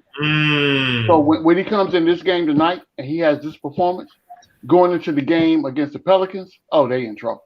And we at home, they in trouble. I'm just saying. Hey, before you get to going, Guillermo, I need you to put your mask on, bro. Go ahead and put your mask on. I just got put on Twitter. Can't handle the Randle, so I just got to put that on. We the doom is in the building. There we go. Now it's on. It's on the building, man. We got 5 wins in a row against some teams that I'll admit I was the most confident because I think the Mavericks, they had a perfect offense to defeat what we do on defense and play. And then we lost Burks too. Let me say something. I want you guys to cook, but let me just say something real quick, man. When I talk about, I know there's intangible things like culture and that stuff. I know it's corny to hear that stuff. But when you got guys who are on 1-year deals, me and Isaiah used to talk about this all the time. You got guys on 1-year deals. And thank you, Donna Kenner, for the $5 super chat. It says, on the real, I don't want no new Knicks fans on here. Hop y'all behind the brook. I agree with you. I don't like bandwagon. Having my Jets in 2010, 2011, where everyone's a Jets fan. I'm like, I've never seen you guys in my life before where you got everybody's a Jet fan. But thank you, Don Kemp, for $5 super chat. $5 super chat. But here's what I'm talking about: culture, where you have guys on 1-year deals who some of these guys most likely will not be here. Last year, you had guys who were fighting for themselves. So much I like Marcus Morris, this guy, and he was shooting well, but he was out for himself. Let's be honest. You can say to a fact, even guys like Portis, Wayne Ellington didn't give an F because he wasn't getting playing time. But maybe we have guys on the team that even when they're not getting playing time, they're selling out on defense. Facts. They're playing hard. I might not be. It's like the Moses. I may not see the glory, but I'm gonna help you guys get there. That was way too biblical. But anyway, that's what you talk about when you talk about culture. You want guys who That's want what happened when you put the mask on. I mean, it's the glory, you know what I'm saying? The lineage, you know what I'm saying? But let me let you guys cook, man. Let me get to Ace of Kings. He's about to eat the aloe, so you know he's about to throw up in a few seconds. Give me the reason why. Wow. First of all, hold on. Don't do that. The last time, because he's happy everybody was talking last time. This dude was eating. Y'all saw his face. Am I lying? Am I lying? This dude was hold on. You know how many times I eat this? I hate the taste. I'm not gonna throw up. I hate the taste. You would die. Did you see your face, bro? Yeah, I know my face how it is because it's bitter, bro. It's bitter. It has no real good taste to it. I feel you, man. But why did the Knicks win tonight? Wait, sorry. Are we undefeated in the aloe games? Yes. Yes. Bro, you got to keep the aloe now. You can't stop the aloe. Watch this dude die. Watch this dude get like some type of weird like stomach illness. He's gonna be eating that during the Nets game, trying his best for us to win. Whenever the aloe's present, we'll win, bro. Oh my lord! You call this? Don't aloe. Guide us through the rest of the season. Don't let folks lead you down. Well, you actually would have. I guess you have great lining. I'll put it in a smoothie too, bro. I could put it in a smoothie. I'm good. Don't worry about it. You could, but give me the keys to the game, bro. Why did we win tonight? Randle was unstoppable tonight. I honestly say that he was unstoppable. It's like everything that he was putting up was going in. Then you have his general, his second in command, RJ hitting timely shots. It's like everybody was just on their grind. Everybody wanted this game, man. I wanted this game. I said he was gonna beat Dallas, B. I made sure I said that. Isaiah came at my throat talking about, I can't stand you kind of Knicks fans. Be realistic. Realistically, being a Knicks fan, you got to go through all these trials and tribulations, and we've gone through all of a bowl. Now we're actually winning. I don't want to hear nothing. If I feel like we're going to win, we winning, baby. Simple. The aloe is coming in, baby. Aloe has spoken. And you're right. Thanks, Coach. I'm scared because he's gonna start eating this, and if we lose, I don't want him to not. Then he's gonna stop eating it, and then he's gonna start. Pause. It is aloe. It was aloe. Aloe. Eating aloe, bro. And thank you, Carlos Martinez. Thank you. Said shout out, bros from Australia. Knicks forever. Salute, Aussie. The Dingo HO baby. Why would anybody do that movie? That was so horrible. Well, yeah, that's bad. You're 22, right? You don't know movies. You don't know culture. You like B2K. But let me get to you, bro. Why did you B2K and Nick Cannon? Shut the F up. Anyway, go ahead, Isaiah. Why did the Knicks win tonight, bro? I went with my girl. I'm so sorry that I supported my girl. And it wasn't a bad concert. It wasn't just B2K, which is the crazy part. But okay. Were you dancing? No, I was dancing. I danced a little bit. I ain't gonna lie. Yeah. I like to dance. I'm not gonna sit here and lie. Look, I got my icebox. Crazy thing. Mario. If he didn't dance, he wasn't getting none. How about that? Hey, listen, man. If he didn't dance, he wasn't getting none. His girl, he danced when baby shake it, your body go. That's a good song. That's a good song. I don't care what y'all say. What? Bro, you know why you was doing it. You was gonna get mad or nothing if you didn't go ahead and dance to say nothing, bro. He's crying. It's all good, man. It's all good. He's just dancing to stupid ass B2K song. Listen, they had the Yang twins there. They had who else was there? He's had a moment. He had a few songs. It was good. Man. Listen, I didn't come on today because I was really superstitious because we were winning. So I was just like, let me just stay in the comments. But a great impressive win. We all know Julius Randle, but I have to really give a shout out to Nolan Noel and RJ Barrett. This kid played 40. He only got rest for 3 minutes, so he played 45 minutes. This kid is so impressive, man. He hit that big shot to keep the lead going over Porzingis, which is such, you can't picture anything better than that. Your number 3 pick shooting over your number 4 pick. Can't beat that. No one else with the great defense. I'm actually impressed with Obi Toppin. He got some key defensive rebounds in the early fourth quarter to keep us going, so that Julius Randle could rest a little bit longer. Again, I'm a little mad at Randle. He should have got to 45 today, man. I wanted him to get to 45, but it's all good. Got it to free throws, but can't complain. They're exceeding all our expectations this year. We got to 30 wins. I don't remember the last time the Knicks got to 30 wins is positive. So please, Ace of Kings, keep eating that and keep making the grindy face because we need it. We need it for you. We need it to win. And also, too, just to say, man, this is a big game because the Hornets lost, the Heat lost, and the Pacers lost. So again, right, when you want to be a team, when you don't want to play in the play-in, when you want to be one of the top 6, these are the games you have to win. And I say this because I heard you say it earlier, Guillermo. To me, this kind of makes up for that Timberwolves game because because there was a lot of times I'll be honest with you, someone thought we beat Dallas again at home at third place. I don't think a lot of people agree would say that besides Ace King and a few others. So again, this is a big win. RJ stepped up, Nolan Noel stepped up, Obi Toppin stepped up, and big win, man. Big win. Sucha Miho Mix, he said, greetings from Turkey. I think you say hello, merhaba, or salam. Salute, bro. Salute to A, salute to J Polo, salute to D Coolest, salute to everybody, man. Thank you for joining the chat, man. If you guys please just hit the likes. King Jerry, salute my guy. Stanley, man. Salute Sparks2718, man. Salute, bro. Let me ask you guys this now. RJ Barrett. Has he finally taken that? Now, granted, this is the Mavericks. They don't have the greatest of defense, but I don't think they played RJ Barrett necessarily weak.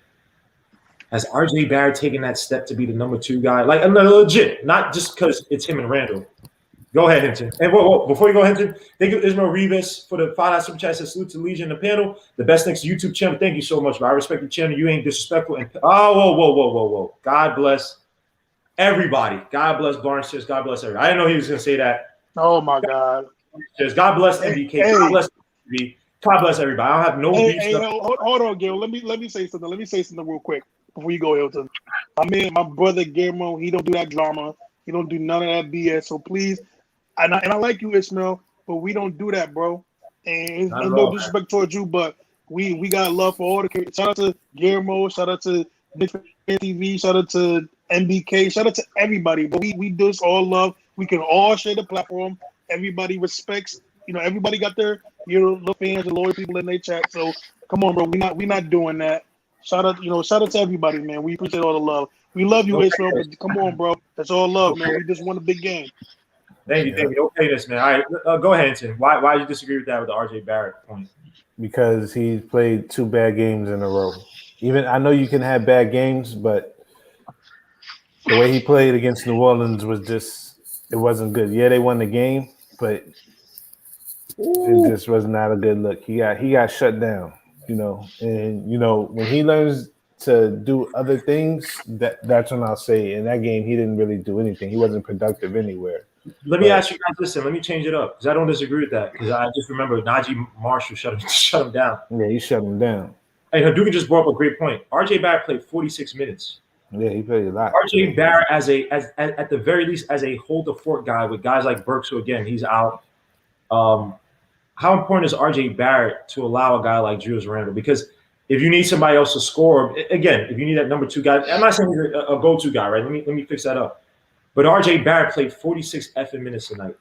And we have a team that without RJ Barrett, and without Derrick Rose too, we get turnover heavy. We shoot early in the shot clock. We can't control the pace. So how important is RJ Barrett in that regard in terms of holding the fort down for Julius Randle? No, he did.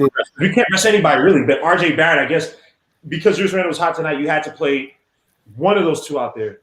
Think about this, man. He in the critical situations when Randle was on the bench, RJ was the one that finished, held it down. In that early fourth quarter, him and D Rose and Frank. You know what I'm saying? Like even Frank came in with those minutes, because Quickly didn't play in the second half. Those was Frank minutes tonight. So he did his thing tonight. So RJ he's getting there. I told you, the second year, it's going to be up and down. So when he learns to stay straight, we good. But I think Julius trusts Randle to be his number 2 better than anyone else on the team. I think from what it looks like. and he's still only 20. Sorry. Yeah, and he's only 20, and he does cuts, and he always finds them on the corners, you know, like when he drives down and stuff like that. I mean, he finds everybody else, but I think from the looks of it, he puts RJ as that number 2 guy for him. J Polo says he disagrees. He thinks that RJ is the number. Well, relatively speaking, he is the number 2 best player on this team, but it's like as a go-to guy now. And I'll say this: and Edward Walker, I wear the mask because it's MF Doom. He's one of my favorite rappers, and I just wear it for the show. R.I.P. You know, R.I.P. Man, that's my top 5 favorite rapper, man. Your favorite rapper's favorite rapper, by the way. This guy's Isaiah likes the baby. That's his favorite rapper. He doesn't know real rap. He's talking like, you know, rap. Okay, Guillermo.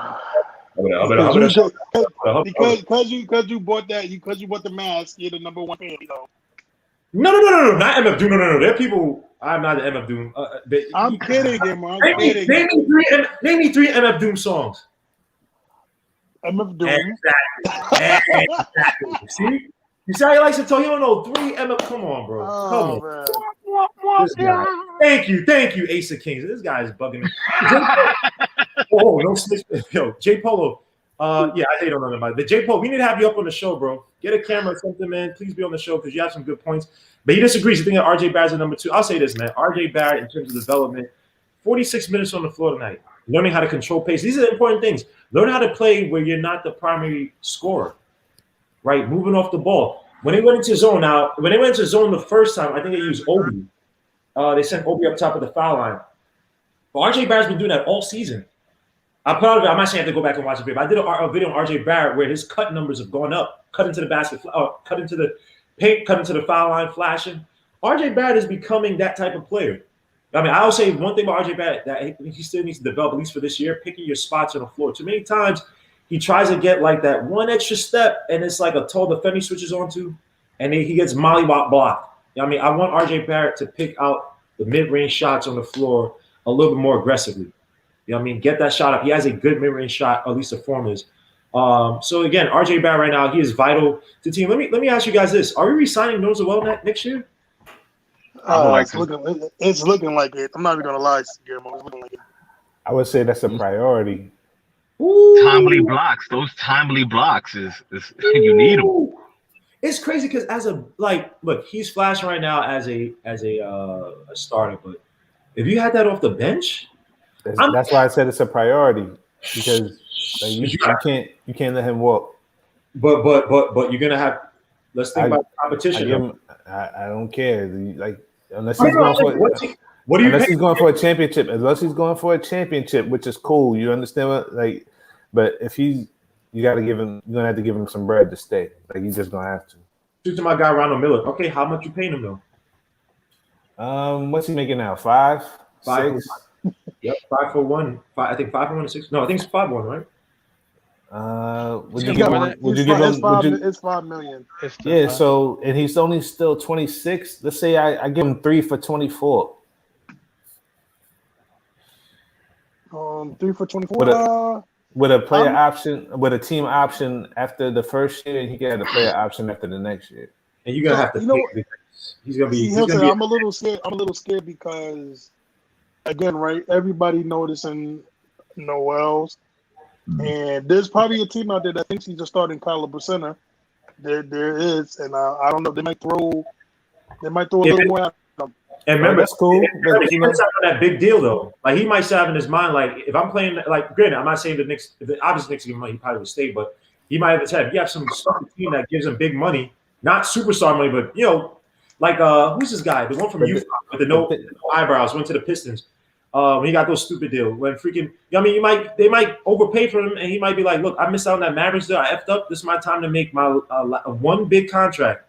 So that's cool, but I still gave him three. I still gave him 3 years at $8 million a year. He's not even making that. So, I think his price is gonna be. Me personally, I think Noel's price is probably gonna be. You're looking at about maybe a 4-year, 45 million, 40 million. He's gonna be looking at around that price range. Miller said. Think about this though. He didn't get that deal. He didn't get that deal in this year. You know what I'm saying? He only got $5 million from the Knicks. Lord. So I don't know. I don't know how. And if you don't draft somebody else, because look, I think Taj is right on the cusp of retirement. I don't know how long it goes, but Taj has been excellent in his role. I give him the flowers, but there's also how far he could go, right? If Taj retires, then we really need that, because again, Mitch coming back from that injury, yes, there is actual positive precedent that you come back from that Jones fracture and be fine. But you still talking about a guy, so his athleticism has been injury prone. You know what I mean? And then you still have to pay Mitch the next year. So he might have to pay because he might be your safety valve if you can't come to a reasonable deal for Mitch. And you also got to think about this. You still got to give him a tradable contract at the same time. So, for me, but also wow. And you know what else is crazy again with that? He might use that to his agent is going to use it to his advantage. Of course, he's going to definitely use that. Mitch is not here. I stepped up. What you gonna do if Mitch goes out again? So again, right? It's gonna be tricky waters with Noel's, but I think Knicks will pull it off. I think with Leon Rose and them, so we're gonna see. But you got to realize this, man. NBA is about money. As much as I said these guys love playing for culture and stuff, no one's well missed out. And salute to Trust, by the way, said MVP Randle, salute, bro. For real CEO, man, salute as well too. Ultimately, salute. He did not get that contract, bro. Security is everything. I don't know his spending habits. I'm trying to count his pockets like that. But when you miss out on a deal like that, you get a chance to basically right your wrongs. He might be gone, bro. And the sellers market with not a lot of good free agents. Let's think. Oh, go ahead. Tim.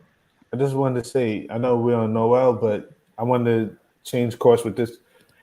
Julius Randle got to make all NBA at least 13. Got to.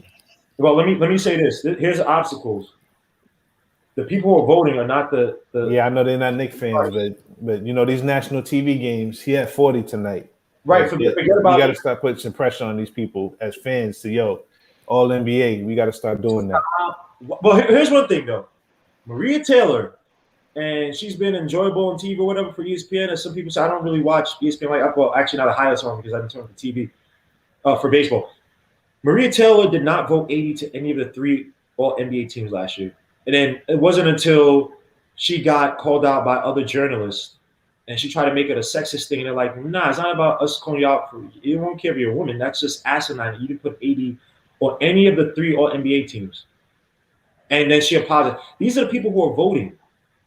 You have people who don't know the game of basketball voting. So you say you're gonna sit and tell me that Randle, if LeBron James coming, you really had Brian Windhorst arguing with a Potex. Yeah.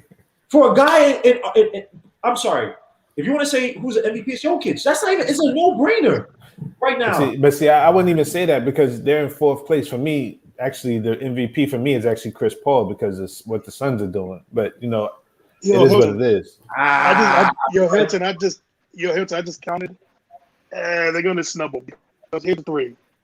You have Zion Williams. They're going to put him on. Yeah. I'm tricky on Anthony Davis. I don't know, but Anthony Davis, I don't know. And then you have Giannis. But see, Giannis is definitely gonna be on the first team. Yeah. And it's weird because the other teams they're kind of making it positionless, like the All-Star game, like the All-Star voting. No, but that's the only team. But they go back to positions on first team. Yeah, I know. Yeah, but I said third team. I didn't say first team. I said third team. He should be good. Like we got to put pressure on these people that he should be third team though, because I think with the thing with Jokic, right? Here's what I say, because if they finish and say the top 4, top even 3 Nuggets, that is just because Jamal Murray's gone down, and he's gonna win. But for me, just as a basketball player and what Phoenix has done for me, I would give it to Chris Paul, and especially even after last year what he did with OKC. That dude changed the cultures of basketball teams. So for me, true. And it ended a 2 seed in the West, which nobody would have thought. They probably would think they would be about 6 or 7. Chris Paul's the MVP to me. So I could dig that, but again, Randle, I just feel like It's not about like us, you breaking out the game. It's again these voters. That's why it's scary when you listen to ESPN. Those people, you hear some of the reason as to why they like certain voters and stuff. It's like holy crap, like that. It's frightening. I won't say how dumb I want to insult people, but that's why you guys start watching some of these shows. It's like it's depressing to hear like R.J. Barrett. I forgot who it was who voted. He didn't get in because of Terrence Davis. He said that Terrence Davis had a higher impact on a winning team, but it wasn't as if they were winning because of Terrence Davis. He was just contributing. And efficiently, I'll give it to him more than RJ Barrett. RJ Barrett did not have a team whatsoever and was still so-called breaking records or whatever, these quasi records. And where's Terrence Davis now? On the Kings, right? Yeah, he got traded. Or he got cut, something like that. That's what I'm saying. I forgot the guy who voted him. It was one of those like draft Nick Connor? hipsters No, or whatever. it wasn't Connor. I can't remember who voted. But put it like this, bro. Every time we hear about us not getting on lists and that stuff, RJ Barrett stepped up. Yeah, but see, these writers, they gotta start watching these games. Like, yo, the Knicks are in Hilton, sixth no place. disrespect. I don't care about those lists. I know it's for them. It's for them. I know it's for them. It makes them feel. Yeah. But I just want them to have a fire throughout I don't want them to feel any complaint. I just want us to be one of those teams like the 80s Pistons, where it's like no one likes us. All right, screw it. We'll win our way. That's how I feel. But you know what? Also, Hilton is, again, right? You're talking about these people that average 1.0 points in a high school team, JV high school team. I know they never even played basketball. I know they all couldn't make it. Water Pistol Pete Bayless. It's like the police that a referee. Oh right? my God! But you know what? Hilton, you know what it is though, Hilton, is that you got a lot of these guys. You got a lot of these guys and girls that are frustrated because they couldn't make it. They didn't have the discipline. They didn't have the talent. They can't take a punch. They can't take it on the football field. They can't pass a ball. They can't shoot, dribble. So you know what? They say, okay, well, let me be a writer. Let me critique you. And listen, I'm actually one of the people that actually like Skip Bayless, but Lord have mercy. When Jalen Rose ethered him, when he said how many points you average in high school, he said like 1.06, and Jalen said, okay. So again, you got a lot of these guys. You got a lot of people that think that you're 30 years of you covering and makes you NBA when you never stepped on the court. It's just ridiculous. And again, right? I'm with Guillermo. Keep snubbing RJ. It makes him better. Just keep snubbing him. He's gonna get better. I love it. The Knicks have to be again because the franchise Tom Dolan is not liked around the league for whatever reason. Be a renegade franchise. That's it. We don't care. Even all these reporters now, Rachel, I was always a Knicks. No, oh my God. I'm sorry. No, I don't care. I already killed it before. Screw these people. Let's get to other stuff. Here's another person that needs a little bit more recognition. Tom Thibodeau, coach of the year. This guy has a team his own GM didn't help him out with. The previous regime didn't help him out with. He had two players in Randle and RJ Barrett who have some talent, but it's questionable. He has a team where literally two guys, I know he played today in Frank, but Knox is a zero. Theo Pinson is a dancer. He's looking at a team right now. He's and Burks, who was a role-playing journeyman. And he has his team, granted, it's the East, but he has his 30 and 27. Now, Tom Thibodeau he might deserve Coach of the Year. And I know he may not. Look, you have other coaches out there. You could say Monty Williams with the Suns, but again, that's probably more so a CP3. But Monty Williams is a good coach, and the whole 0.5 seconds or less offense he's installed with them. I wanted him as the Knicks coach, so for me, that would have been my coach. But I take nothing away. But again, remember this: they were starting to send. Even though CP3, I agree with you, he's an MVP candidate, top 3, top 2, whatever. But they were sending in the bubble, so maybe something clicked team wise. Again, they may not as good if they have CP3, but something was clicking anyway. The Nuggets so Jokic, they just have so much stupid talent, and Jokic is a MVP player. You could say the Jazz with Snyder, but again, Snyder, if Tom Thibodeau was a guy who was left for dead by the NBA, he's considered an old school coach that no one wanted. He still runs his defense is offense right now. He doesn't have talent. 29, 28 in points scored to get. Will Tom Thibodeau get Coach of the Year? He won't because it's sad to say that we're always gonna say it is that it's the Knicks. They won't give the Knicks their respect to get Tom Thibodeau because again, right? I'm really thinking about it. I'm really thinking about it. Doc Rivers, no, he has Kawhi Leonard and Paul George. Oh no, I'm sorry. Oh God, Lord have mercy. He has Embiid and Ben Simmons. You have Snyder. Yeah, they're good. I mean, to me, the real only threat is really Monty. Probably Monty Williams going to win it most likely. He's going to win it. But that's more CP3 than Monty. And I love Monty. All respect for that guy. He's probably the strongest dude coach right now because what he went through, Jesus Christ. But to me, Tom Thibodeau has to be in that for what he's done, for him being the old school 90s, 2000s. His play won't work. His style won't work. Literally the same roster David has had that sucked. Literally the same roster. And he has these guys 6 and actually 0.5 away from the 4th seed. And you gave him nothing during the trade deadline. Again, I mean, I don't know what Coach of the Year is supposed to be, but it's Tom Thibodeau. Coach Colorblocks, any thoughts on that? I can't think of another coach who would get it. The only one I could think of is probably Doc. But they'd have to clinch the 1 seed. They'd have to clinch. I think if they clinched the 1 seed, they would give it to him. Too much talent. I agree, but I'm saying the way they vote, if he clinches the 1 seed, they'll give it to him. But the Clippers are seen as almost like a disappointment that they have to almost overachieve just to restore their image. They're not an uber dominant. Have they ever given a coach of the year to a coach who hasn't done very well with their record? The only one I could think of is what's his face, Sam Mitchell for Toronto. Remember that a few years ago? That was like a year before. What? That was he got fired the next year, right? He got fired the next year.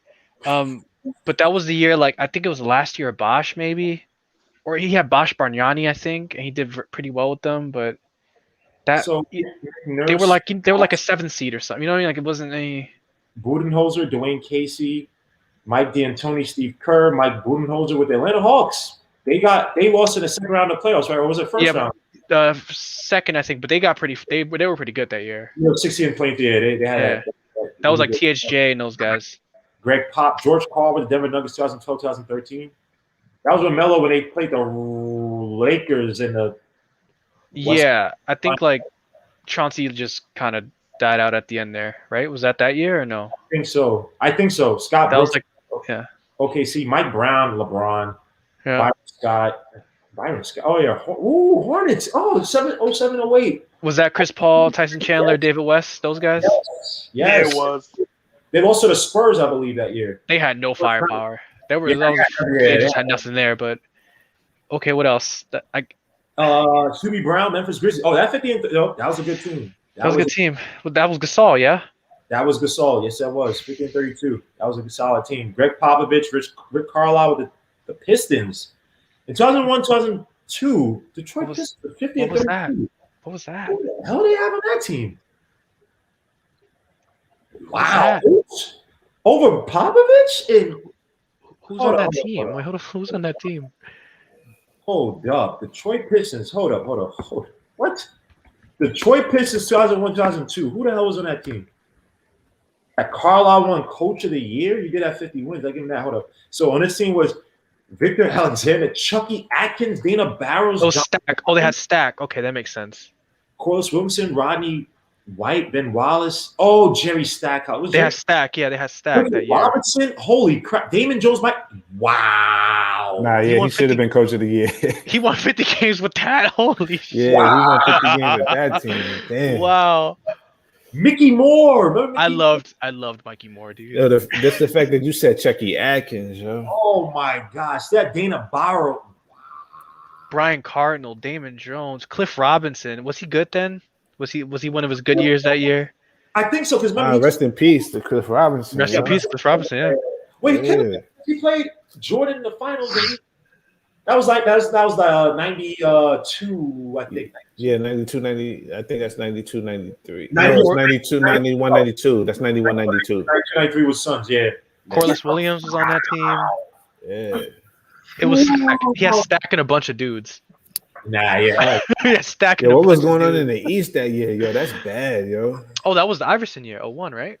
Yeah, but damn. 102? Was that Iverson? Because Yeah, if but it was the Iverson, Bucks- that East was awful. Yeah, but they still had the Bucks in Toronto, but they had the Bucks in Toronto still. Like the Bucks were still loaded. Larry Brown was a year before that. So what the hell was in the NBA in 2000? Oh, okay. I'm gonna look up the year 2000. The Pacers should have been good that year. It was the Nets. It was the Nets. 50 games. What? It was pretty weak, actually. It was really weak. Yeah. Lakers versus Nets. Yep. It was really weak. Yeah. Oh man, that's the year they beat the Celtics or something crazy. You know, in the second round or something crazy. I guess you could have given it to Byron Scott, but he had a pretty decent roster. And they lost they beat Toronto first round, and because you had Vince Carter, and then Boston, Detroit, they lost 4-1. But holy crap! I have a fun game. Can you name any of those 2001 Knicks? 2001. That's probably Sprewell. That's probably Sprewell and Allen Houston. Sprewell, Houston, Thomas, Chris Childs, Charlie Boyd. Do we have Maurice Taylor in it? No, Maurice Taylor probably. We had washed up Mark Jackson. Washed up Mark Jackson came back in. Howard Isley. Actually, no, wait. 01. That's Shandon Anderson. Is that Shandon Anderson? No, Let me see. No, he was gone by then. 01, 02, I think we're still. You're gonna make me look that up. We lost to the. Kurt Thomas there? We lost to the Raptors, I think. We lost to the Raptors, I think 2001. Kurt Thomas was there. Okay. Kurt Thomas still there. Suit to Derek says, "Where's Chuck? I want to know his excuse now. I can play his game tonight. No Mitch, no Burks. His boy IQ didn't play. No, he hates IQ, by the way. Luka, KP, and Dallas, ESPN. How do we win? Oh man, yeah, I told you Shandon Anderson was on that team. He was okay. Yeah, and you got he was. I'm looking now. Clarence Witherspoon. Oh God! Wow. You got Othello Harrington. You got Howard Isley, Marcus Camby. This is a murderer's row, man. Oh my God. Charlie Ward. Yes. Oh. Larry Robinson. Oh my gosh. That was Lenny Wilkins, right? I don't even see the coach. No, it was Van Gundy. Really? Yeah, It was Van Gundy and then Chaney. Remember, Van Gundy got fired. Chaney takes over. Oh, I hated it because Chaney had those ugly suits. Chaney was depressing. Like he never. Chaney was the most archaic style of basketball you could ever play. Like he played the 1950s way. It was awful, bro. Haircut. Oh, he was just. I don't know. He just bugged me out. I never. Yo, you know who they were paying on that roster still? They were paying Vernon Maxwell on that roster. Vernon Maxwell's on that Knicks roster? And Luke Longley on the payments. Like I don't know, it doesn't look like they played, but they were on the roster to get money. I got Vernon Maxwell on our team. I mean, we still got Joakim Noah on the payment, so we still do. We're still paying Joakim Noah, FYI. Yeah, we were still killing the Mets for freaking Bobby Bonilla. You said we were still paying Larry Johnson. Bobby Yo, is it does it end this year or next year? What? Joakim, I think it's this year. This year. No, it's next year. It's next year. God, okay. Let me ask you guys this. I know this might sound repetitive. Are we okay with giving Randle that max contract next year? No, I'm not paying him. I'm not paying him a year early. I said next year. I said next year. Like when it's all done, and when we have to pay him, it's gonna be a big old contract. And the only reason why is because I want to see who's in free agency, and I could go over the cap with giving him his money. Like I'm gonna pay Randle, but I'm building my basketball team for RJ to where I can have it, and I'll just go over the top with Randle. Coach Colablack, can I ask you something, Coach Colablack? Yeah, what's up? 5 years, 125 million. Nah, he's getting 160. He's gonna get more than that. I was just gonna say he's gonna get more than that. If he's getting BAM money, he's getting the 5-year 155 at least. De'Aaron Fox just got 161 when he was asking for 150 at least. He's getting the BAM money. He's getting 155. And Julius Randle has a Knicks winning on a less talented team than the Kings. If we don't pay that, a team will happily pay that for Julius Randle. Happily. Yeah, how much you said? 155. They'll happily pay that for Julius Randle. Promise. He deserves it. They'll happily pay that. They'll happily pay that. I won't be mad at 31 million. God. You're gonna have to pay the man. Like you're gonna have to pay the man. It's 31 million. It's 31 million. Isaiah, It's gonna be market price. The conspiracy That's market price. The conspiracy is that Rose is trying to overplay Randle so that he gets hurt. It's funny because there's no reason why they did not get any talent around this guy to help him out. Because again, it's not necessarily just sitting there and just making trades or trades. If you have to decide, okay, Randle's made the turn for the better, and your offense, like it behooves you to have Randle as that impact player in your team. You get some players to alleviate the pressure. Because again, Randle's a big dude. If he gets one of these knick-knack injuries or any joint injury, any knee, that should, and you're gonna pay. Now you don't have him. Now you have to rebuild all the way with RJ Barrett, and then now RJ Barrett's timeline will be effed up because then you have to get up there to pay it, but you may not have the team around RJ Barrett. You know what I mean? So I think the Knicks. I don't know why Leon Rose is moving, man, but if he doesn't, if Randle gets hurt, or if is Randle a free agent 2023? 22, because he has the team option. And 22. All right, so let me just look at the list of free agents, assuming they don't sign, their offers early or whatever. Right. That's Harden, Westbrook, Durant, Steph, CP3, Bradley Beal, Kemba, Jimmy Butler, Kawhi. Right. But those guys have to opt out, don't they? So those are probably player options. And I think Kawhi's player option is this year, and he's going to get the super max or whatever it is because he's a 10-year player. So he's probably going to get like the 5-year deal that's like 200 or something. And he's not leaving LA. He's not leaving LA. Terry West. Other than those top players, it's barren. Yeah. The guys who are going to get their offers, it's barren. The next two are barren, bro. Like we are screwed. You got it. They probably have to re-sign a Norman Powell next year. You have to. You're going to have to sign Randle, I think, because there's no one like it's not like the old days 10 years ago where people were lining up because all these guys are going to take their offers. I'm looking at the players. Like I can't think of any players who are not going to take their offers. Now, let me ask you this: another crazy trade. Nick G. This is Nick G. Nick G. pointed this out. I texted him today, and I'm going to talk about it tomorrow. Do the Knicks go after De'Aaron Fox? I would. Because if they come into this draft, say they get they've lost. They have 2 9-game losing streaks this season. They are screwed. If they somehow end up with that number 1 pick, I don't see them not taking Cade.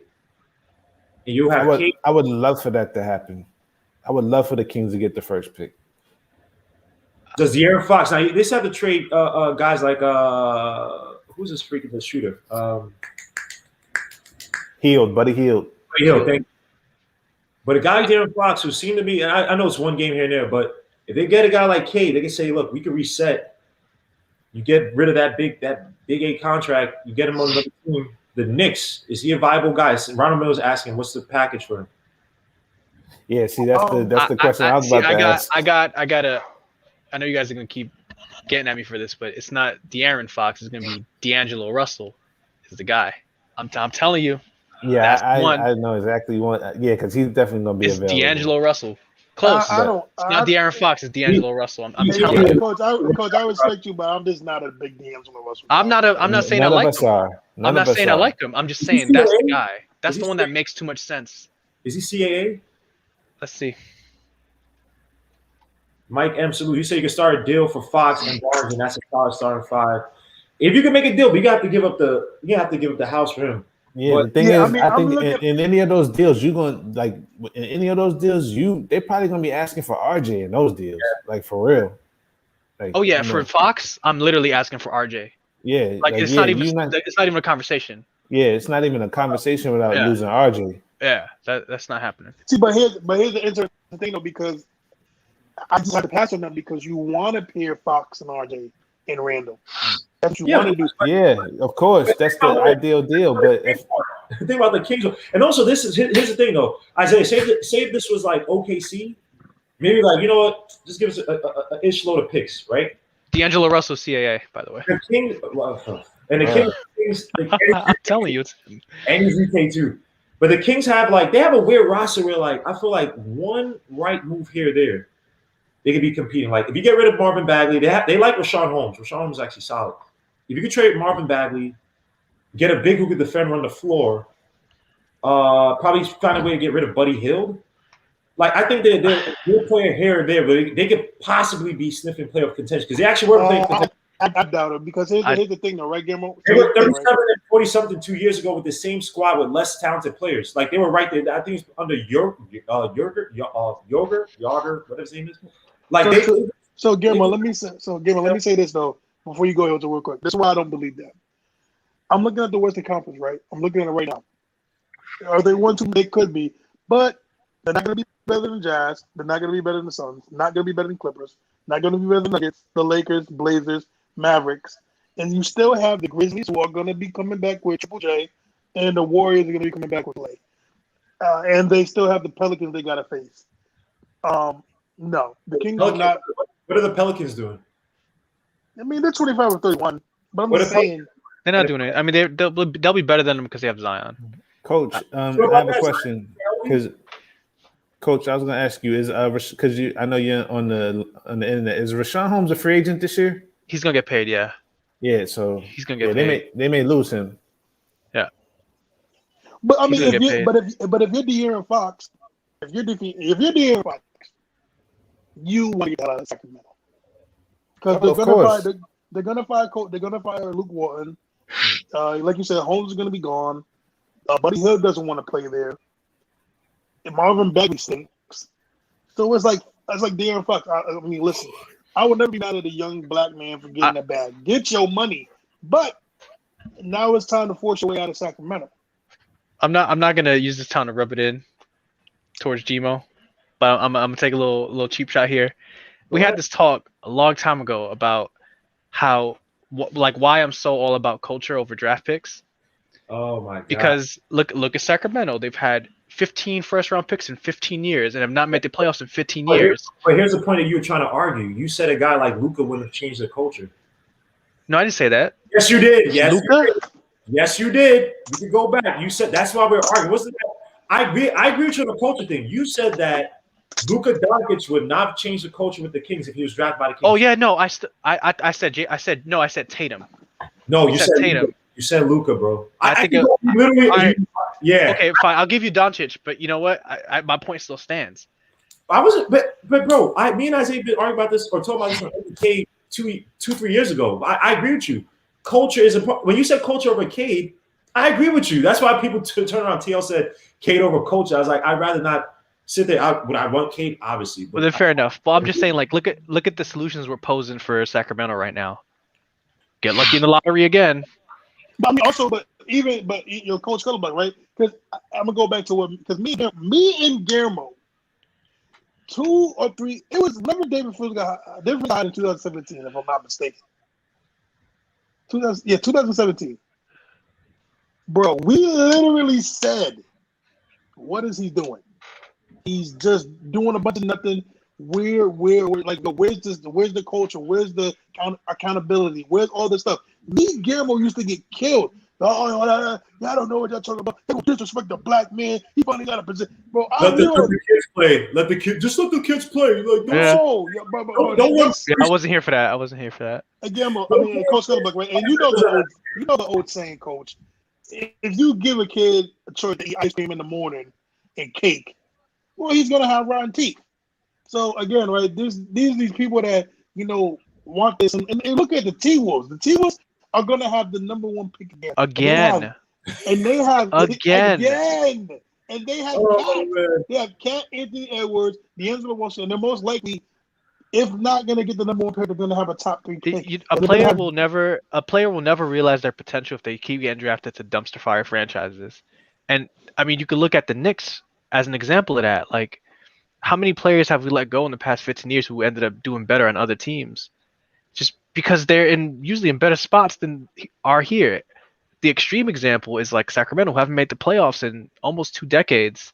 They've had so many top first round picks, and they haven't been able to do anything with any of them because after like 3 or 4 years after the rookie deal, they're like, "Get me out of here." And it's like it's an endless cycle of it. And think about this. Can I get in real quick? And think about this: the only 2 picks, like in the last, like just think about the Knicks drafting for like the last 15 years. Really, the only 2 picks that they missed on were Knox and Frank. Like, think about it. They didn't miss on Gallo. They didn't miss on Gallo. They just traded him. They didn't miss on any Chandler. of those players. They didn't miss on Chandler. They did not miss on these guys. Jordan They just traded. They missed on Hill. Jordan Hill. They missed on Jordan Hill. Well, yeah, they kind of did, but he still was a serviceable player, and he played for 10 years, so they really didn't miss. DeMar DeRozan was a guy. He didn't play 10 years for the Knicks. DeMar DeRozan He played for the Lakers, yeah. No, I'm talking about the drafted. I'm talking about the players that they actually drafted. Right. But you're saying but with Jordan Hill. He was bad. But regardless, I do want to bring up the counterpoint because I agree with Hinton. Because the other half of it is like you'll hear people say, "Well, so and so team built through the draft. So and so team built the draft." Like the counterpoint I always get, and I'm gonna get it tonight, is, "Well, what about the Warriors? Or what about the Celtics? Or whatever?" You have to understand these are franchises that either got lucky, and here, let me explain what luck means, because it's not just like a roll of the die luck. You have to get the right players at the right time in the right situation. They got Clay, Steph, and Draymond, and they also got Steve Kerr. And they also got all of those guys at a time when the league was shifting. It's like the league was shifting towards that style of play, and Kerr understood that and got his guys to perform at that level. Because you can look at like Philadelphia. You also say, I'm sorry to cut you off. You have to mention Mark Jackson. Like you had a coach. Right. He did like a bad. But what I mean by luck is that the word is so bad that they allowed Mark Jackson basically to have carte blanche to do whatever not saying whatever he wanted, but to essentially coach the team to his liking. And he did all that dirty work. Like, and again, like you said, Steph Curry, if the Wolves had any sense in their mind, Steph Curry probably be in Minnesota, or he would have been drafted by Minnesota. So there's a lot of luck. But here's what I say to that counter, right?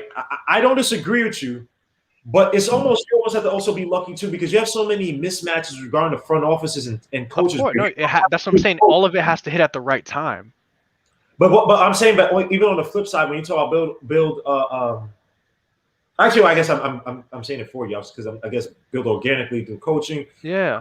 But either way, it's like the NBA, just because how things are shaped, where you have these crazy owners, they give these short timelines to any new GM, any new coach. Don't let these guys cook, because you may have a coach who be fired in year 2, year 3, and he really needed year 5, year 6. Sure. David Blatt is an example. Yeah, no, I think we're agreeing on the same point, where it's like you can't just say, well, we'll wait till the next draft, because everything is so it's just so everything moves. Like another example, like a counter to the counter, is Philly getting Jahlil Okafor. That pick made a lot of sense for everybody, but then the league shifted overnight away from the big man. Like that's not anybody's fault, you know? And then, I mean, he had some weight stuff and some work ethic stuff, but everyone was like, that's a home run pick, because it was. But then it was like, well, we don't use the big man anymore. So it's like the best laid plans, right, of mice and men. Like you can't just say, unless a guy is Patrick Ewing or Magic Johnson or Larry Bird, where you can say, we're going to pause our franchise for him. You can't just say, well, we'll get the next year guy. We'll get the next year guy. It just doesn't work that way anymore. And so, and Celtics as well, right? Like they got Green and Tatum, and Green developed pretty well, and Tatum developed pretty well. I will say that. But they landed on the Celtics. They landed on the Celtics. That's a competent franchise. They have their down years, they have their whatever years. They are, for the history of the damn league, they've been competent. That's a good place to land.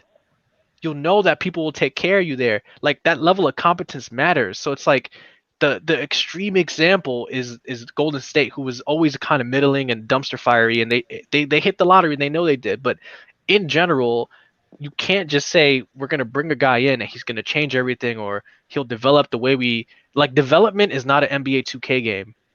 It is not exponential growth. It doesn't happen consistently every year. You don't know if Markelle Fultz's shoulder is just going to do what it did, because he was a can't miss pick too. He was pretty good. And then whatever happened. I was impressed with that. A little overrated, but definitely not as bad as he has ended up being. He was going to be a pretty serviceable NBA player, but you never know. Or like another extreme example is like, I mean, rest in peace, but like what happened with Len Bias. You never know what's going to happen with these guys. You just absolutely don't. And I don't like. I'm not trying to be all like. Hold on, I'm not trying to be like all like pessimistic here.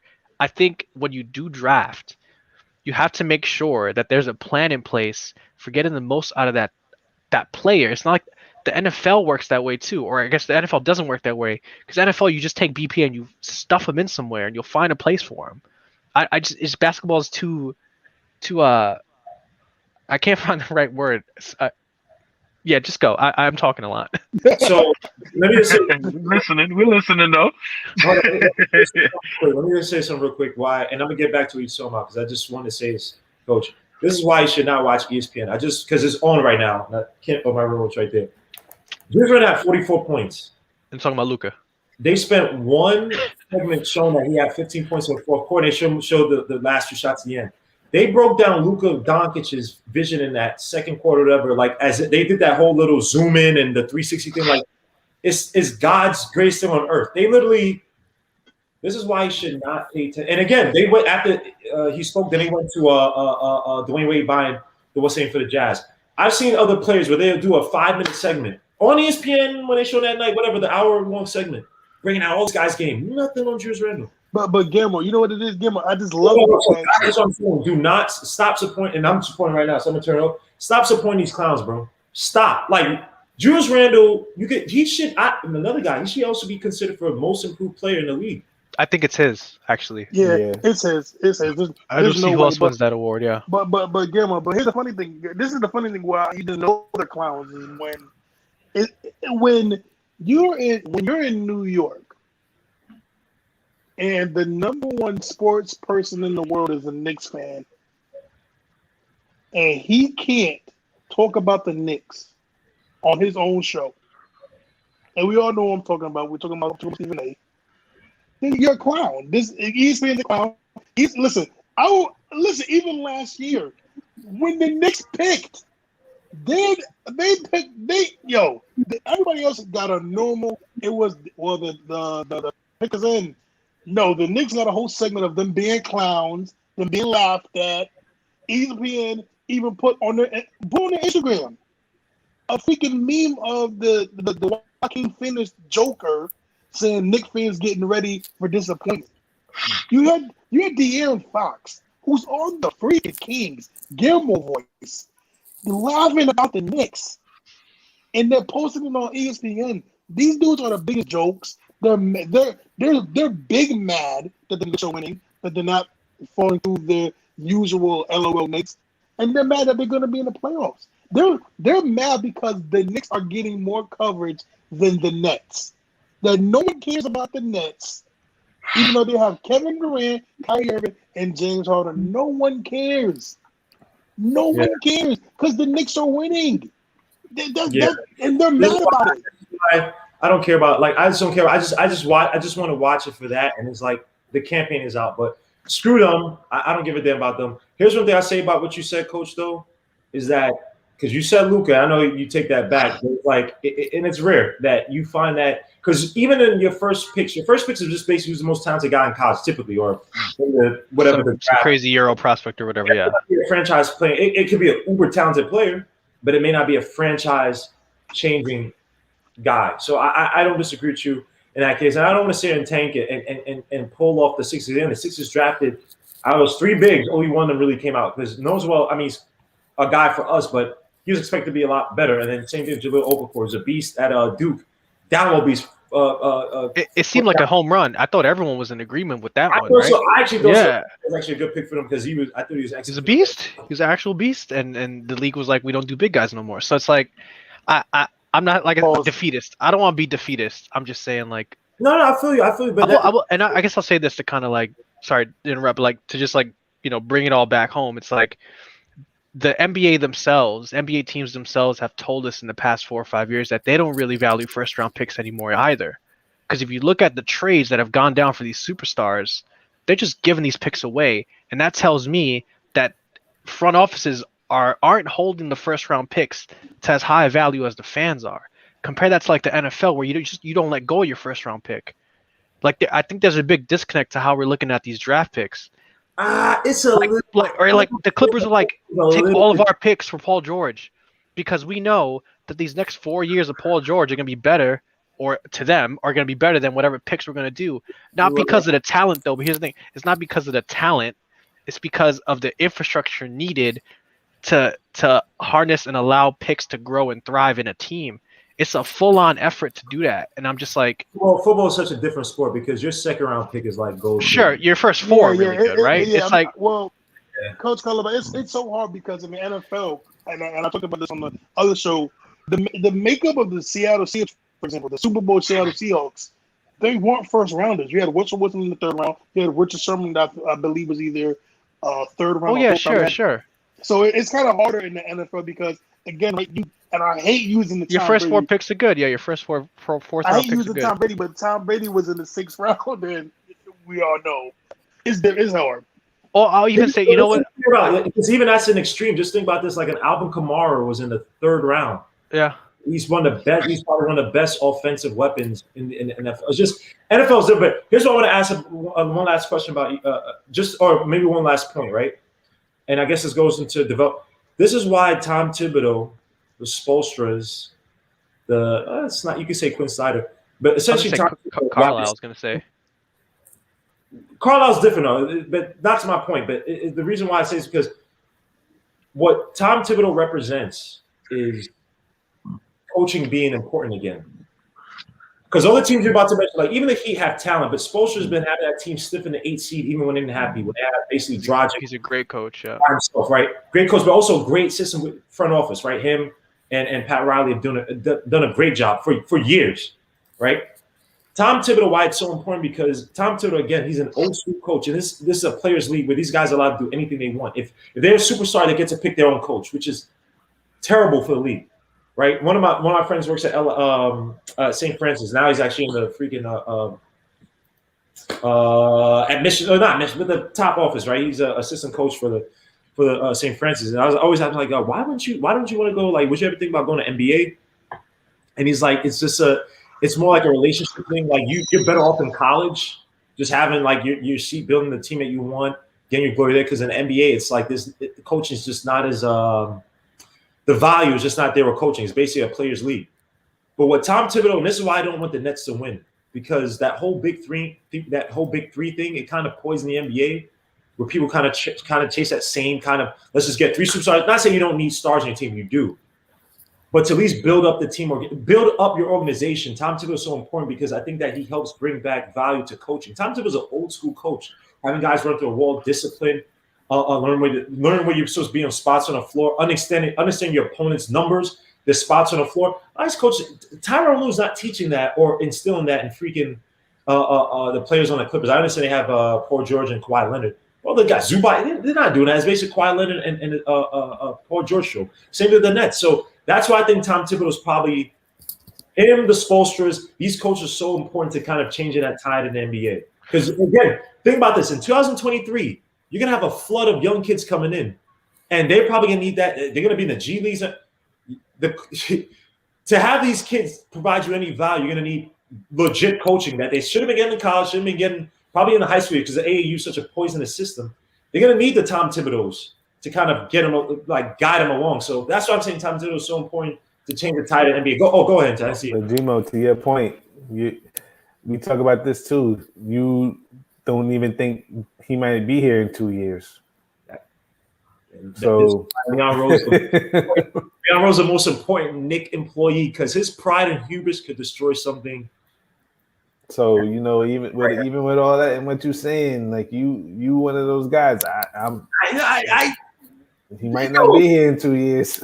If Leon Rose screws this up, this will have to be one of the greatest Knick tragedies of all time. Yeah, because I'm telling you, I was gonna say scammer. Not only that, but you said it was what? Yeah, he's scam. He's a scammer, bro. He's an agent. Oh, man. Agents are scammers. Someone who's not. I'll wait. Everybody was talking about Woodson, and I was like, "Oh, they stay." And Hinton, you said it first. You said a point. I think people heard it, but it has to be reiterated. When you said that when a college job is up for grabs, especially at a big program, it's up for grabs months in advance. You know that way. That's been felt out for a long time. So you knew that was up, and you came to the Knicks. Everybody, oh man, Woodson coming back, taking all these pictures. And no offense, it's like Woodson. Woodson's like he came back to the scorned girlfriend, and she thought like, she cheated on him, and she thought everything's gonna be good. After he came back, he's like, nah, I just want to hit it one more time, and I'm out. You know what I mean? They need the Paynes, and Kenny Payne was also about to leave for the. Yeah, Burns. I was about to say Kenny Payne was about to leave too. But I think, but to be honest, right? I mean, I think I knew Kenny Payne wasn't going to stay here long. Once we made the highest paid assistant coach, I think that was a sign right there that we like. I think his job here is to be a stopgap until he gets the NBA head coaching job, which he really wants. So the perfect job, not the perfect job, but the job that he wants opens up for him to be the next head coach. And I think the same thing for Johnny Bryan as well. I think Johnny Bryan is going to be here too to set up himself either to be. I think that Leon Rose, because he wants to instill his blood into an organization like the Knicks. I think Johnny Bryan was the next guy to go, and I think they're basically just grooming him right now because you couldn't sell Johnny Bryan to the Knicks. You couldn't sell that to the. Remember, he was available too. I don't mean to cut you off, but remember, he was going to get the Utah job. They called about him before he took the Knicks job, right? No, this year Utah job came open this year. He was almost going this year. I'm sorry, University. Okay, my bad. Yeah. So we could. There was a possibility we could have lost 3 coaches. Can I say something real quick about because you mentioned the Nets, and I think this is actually kind of salient to your point about like coaches don't matter, and it kind of ties in with my idea of like first round picks not mattering. They did the 2013 trade for Garnett and Pierce. Remember that? And they gave up the picks that were Jaylen Brown and Jason Tatum and Kyle Kuzma, right? Who is in the better position now out of both of those teams? The Nets, and because they did it again.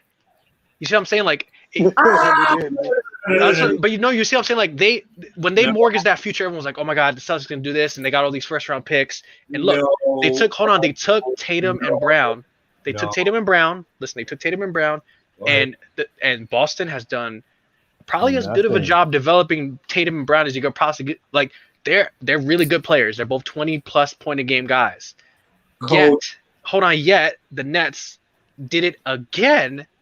And about to win it, and about to be in the finals. So but see, you're cheating, coach, because the picks they gave up did not lead directly to them being where they are today. Now, indirectly, yes, when you look at the whole scheme of things, but they got very fortunate. They got a guy in Kenny Atkinson with a team that players no one wanted. He built that up, made that attractive. Remember, and then Katie tears his Achilles.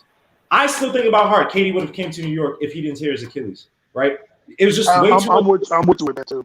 I know Dolan didn't offer him the max. That's what it was because he got hurt. There was just way too much. Who cares? No. It doesn't matter. We paying that money? If you get a guy like Fizzle, Fizzle's not a developmental coach. He's a guy that's gonna rise. He's basically, hey, KD, encourage you. You and Katie and Kyrie just basically run the Knicks. I think that they were gearing up because again, these idiots and Steve Mills were like, "Oh, like little kids, we're gonna go out and get a big free agent. We don't know who's gonna be." Wink, wink. They were basically gearing up to get down Katie, get Katie and Kyrie. I agree. See, you think it's slick, coach. They got very fortunate that those two nincompoops and freaking Katie and Kyrie went over and picked, and it wasn't because of the picks, whatever. They went there because it. Okay, but no, all right. Don't do that. I'm not cheating because I spoke over the second step, which is the Nets sucked for like 4 or 5 years.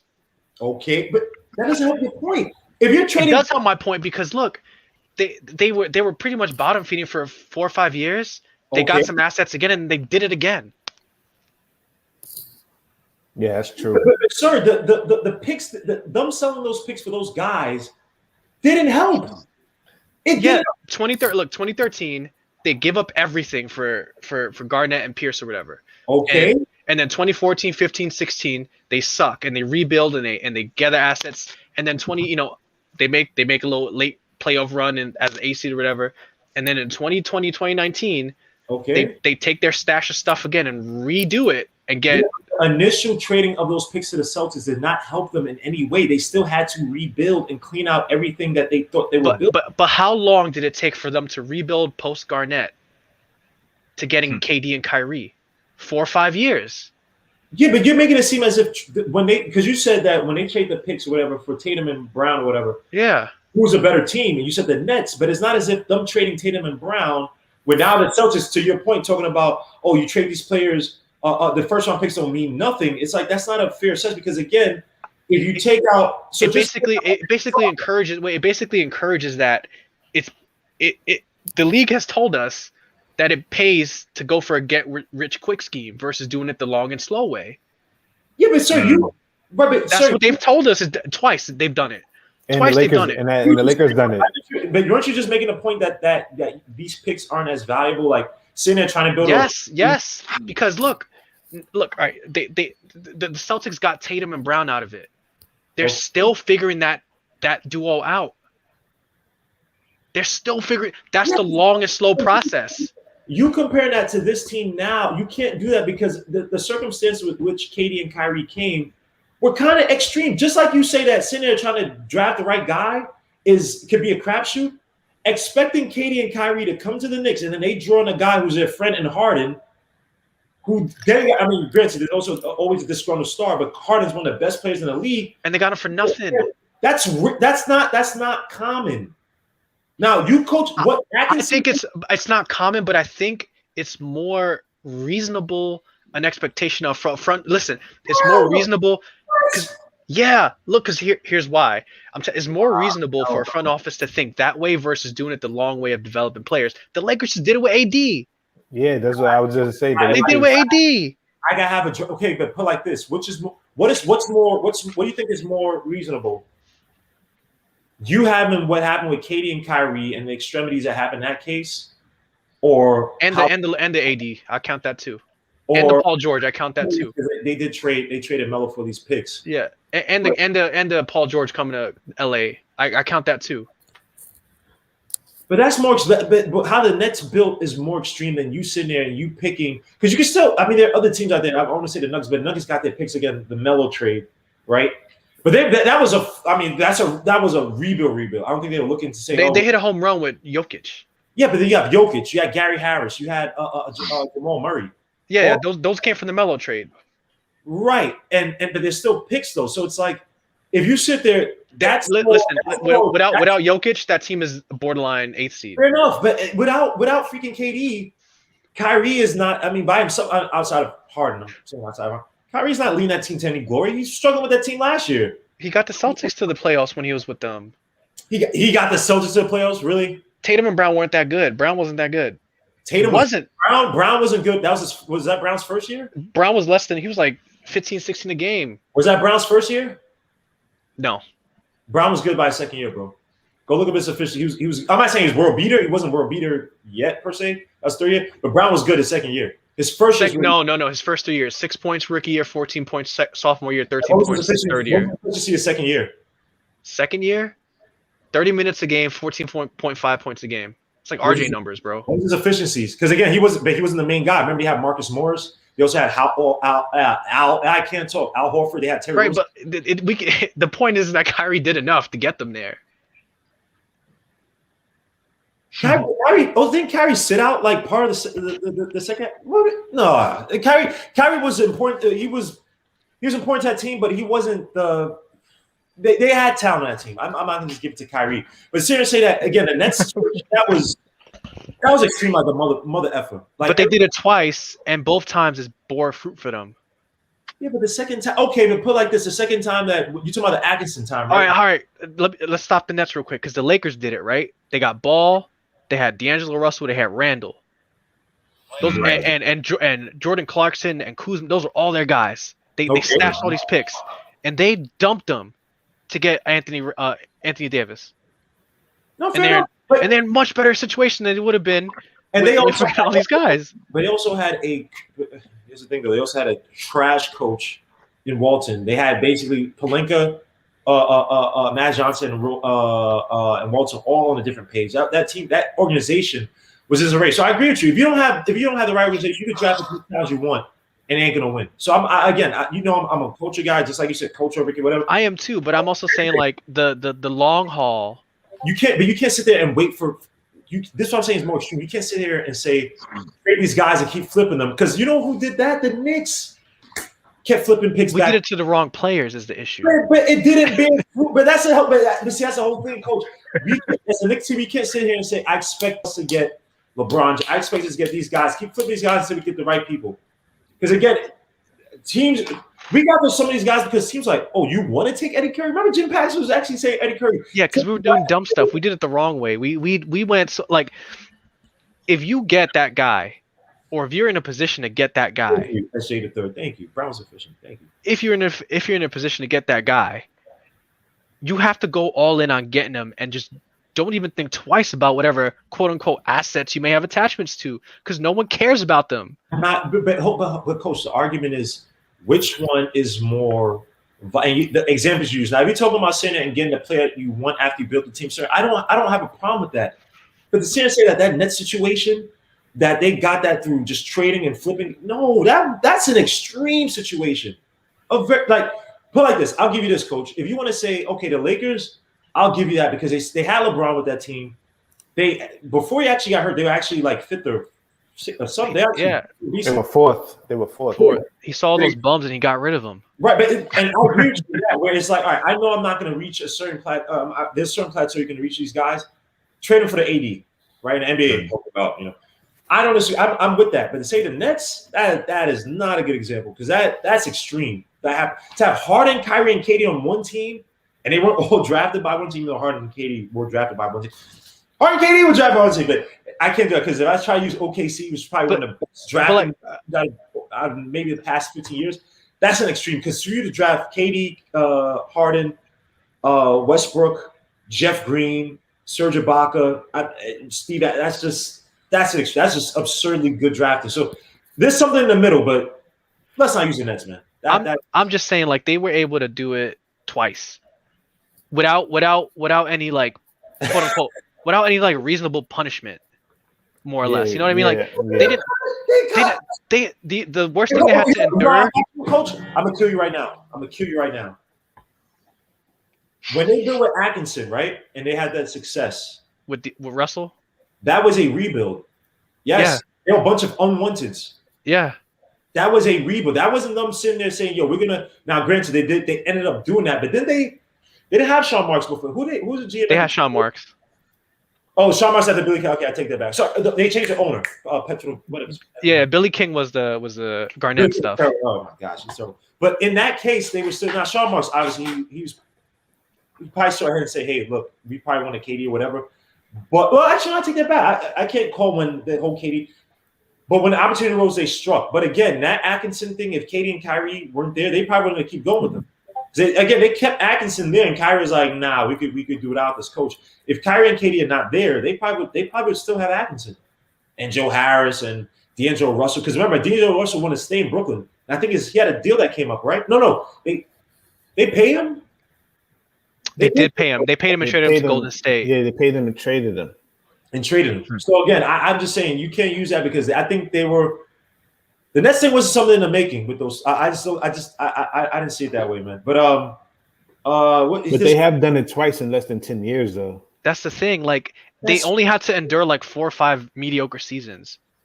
They were fortunate, man. I just that's such an extreme. If you don't say Lakers, I agree with you because it's like you have all this talent, flip it, get that player. But what about the Clippers? Did the same thing with Paul George. Oh yeah, I don't disagree either. Yeah, they said just take all our picks. We don't care. I am not. If you're at the cusp of getting that player, I'm not against that, coach. But that Nets thing and say, okay, the Celtics are. I was more. My original point was more tying it to the league rewards that versus doing the long development cycle. It's basically what the league. The league rewards fortune favoring the bold. That's what Coach Carter, fortune favors the bold. Because now we got, like I said, they developed Tatum and Brown, who are both very good players, and they have the same record as us, basically. Like that's a tough one because you had Tatum who was hurt. Exactly. Like that's the point. Like it's just like they did it the quote unquote right way, right? They got the assets, they took the good prospects. They landed in a good spot with the good coaching and the good culture and this, that, and the third, and they're producing at all-star levels. And it's just like, at the end of the day, nice guys finished last here. That's true, but then you also have the Nuggets. You have the Jazz. Like you can't. There are plenty of examples of guys building organically and having good coaching and good. Look at the Jazz team. And this is the thing, though, right? Are the Jazz good enough? And you could put Portland in this, right? Are the Jazz good enough to win the championship, even with all of the in Portland, and that's Nope. and that's the discussion. Really, do you want to win a championship or do you want to be consistent They're like and they're win like 50 a games every year? Good enough to win the championship before Jamal Murray got hurt. the Nuggets. They weren't winning a They championship. were Nuggets no. were not winning the Yeah. championship. The Nuggets they were weren't. not winning the championship. No, I don't They were care. not I don't- winning the that team championship. is loaded, and they still weren't better than the Lakers. Even when they Yeah. when they played the Lakers, they were when the Lakers were healthy, they still beat that team with that team. LeBron James exists. That's it. Yeah. That's what I'm looking at. It's like because Utah's fun. They're cute. It's like a nice little footnote. They ain't going nowhere, bro. The team. I mean, I don't disagree with you, the Lakers, but I think the Nuggets would have had it, especially both. No way. I don't disagree with LeBron James not being healthy. If the Nuggets had matched up before Murray went down, if they match up with Portland could beat them in 7. But whoa, take one more time, Coach. You said Portland could beat Denver in 7. You're bugging. I'm not They bugging. actually can though because they went to 7 games last year with that team. They won a 7. Who's gonna hold? Everyone's talking about MVP. No one's talking about Dame Lillard, who's playing out of his mind right now. Yeah, he does this every season. This is his best season. This is best season, bro. In the playoffs, That's what I'm saying. Like people said the same. And I like Dame Lillard's one of my favorite players to watch. Playoff Dame Lillard is nowhere near as consistent and dominant as regular season Dame Lillard. Stop, please don't use regular season Dame Lillard to say that what he's doing in regular season. Okay, how about this? If I can't use regular season Dame Lillard,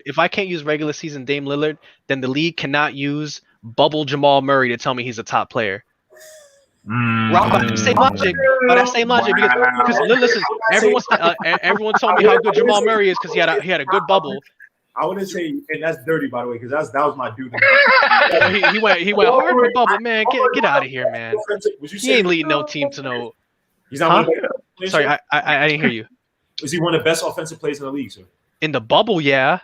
Oh, not in the bubble. Now he's haven't seen the bubble. I've never been high on Jamal Murray, bro. Because you're a hater. I'm not. He's above average. He ain't no All NBA player. I'd do the Melo trade again right now if I could. Oh, whoa.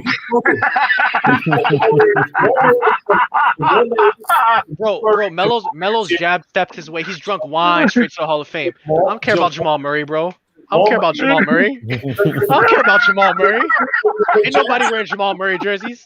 I don't care about Jamal Murray, bro.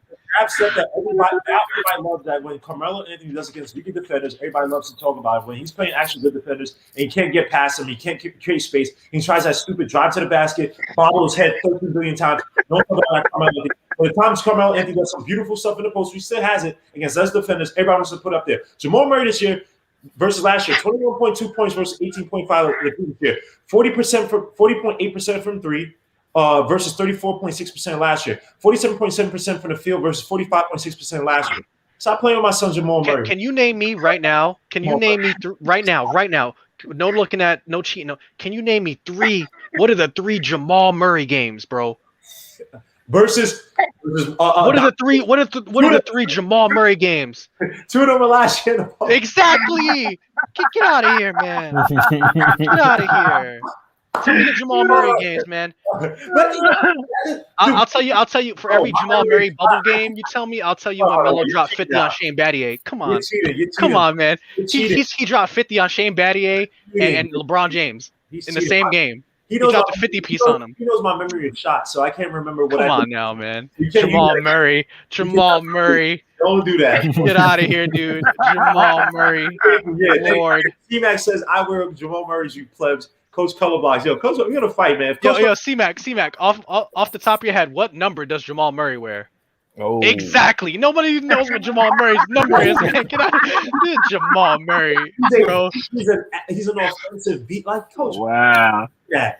Why? Jamal Murray is so overrated, bro. He's so overrated. No, he's not. He had a good bubble. He had a great bubble. He was on fire that bubble. I don't know. LeBron is 23. RJ is 9, King is 6. Why you using like Jamal Murray, man? Jamal Murray. Exactly. You just told me in a straight. 27? You just told us with a straight face Jamal Murray and that Nuggets team was good enough to win an NBA title. Are you kidding me? I said with LeBron James being out. If LeBron James is out. Okay, big asterisk right there. If LeBron James doesn't play, okay, man. I'm telling you, and that's the whole thing about Utah and Portland and Denver. Hold up. I'll fight you guys on this. LeBron James not win the championship this year without Dwight and Rondo. No, get the F out of here. Oh, yes, he is.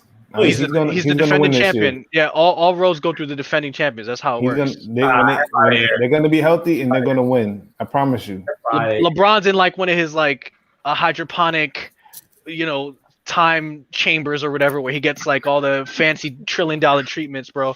Like Gmo, who won tonight? Gmo, who won tonight? Right? Knicks won tonight. Yeah, Knicks won tonight. I don't like this question. I'm telling you, book it. The Lakers are winning the championship. Book it. I don't see who's beating them, man. If LeBron and AD come back and they're fine, the only thing I can see is Brooklyn versus the Lakers. Because I'm like, if you know what's gonna be a good thing for the Lakers, they're gonna be like the 6th seed. So they're gonna get a favorable matchup versus a team that doesn't want to face them, and it's gonna be rough. I'm just saying the rest of that West, like the Clippers might be a threat. Depends if it might. I said might. I'm not saying their guard play is trash. They're not. Well, here's my. I don't want to go on a whole rant about the Clippers, but like, can someone tell me what the best version of Paul George is? Because I don't even know what that is. You tell me. It's not in pressure situations. We have 10 points last in that game 7. He's like a 3-level scorer who like forgets how to shoot. It's really weird. Book this. They're gonna win. They're gonna win this year, and they're gonna win next year. They're gonna win 3 straight championships. But see, don't do that because you told about it. You have another explanation for that. So don't do. Let's try to keep it back. See, hit the sling. I'm telling you, I'm telling you, if you got $100 to give away or put a bet on and make a futures bet, put that joint on the Lakers to win this year and next year, and you will get some money. Hinton say that, but okay, in theory, if the world was right, if this wasn't Babylon, who would be winning the championship? Because Hinton think he's slick. Who would be winning the championship if we weren't in this crazy world that we live in, bro? Oh, the Lakers are still winning the championship. It's like I predicted the Knicks was gonna win tonight. I'm trying to tell you, man. What you gotta do? I got some studies that I've been doing, man. I'm trying to tell you, man. Isn't it like a stat? I forget the stat, but basically, like more or less, there has not been a single NBA team that's won a title without playing defense. Like you can go through every single NBA team that's won a title, even the Warriors teams. Like you have to play defense to win a title. Like there's no way. There's no way around it. There's no way around it.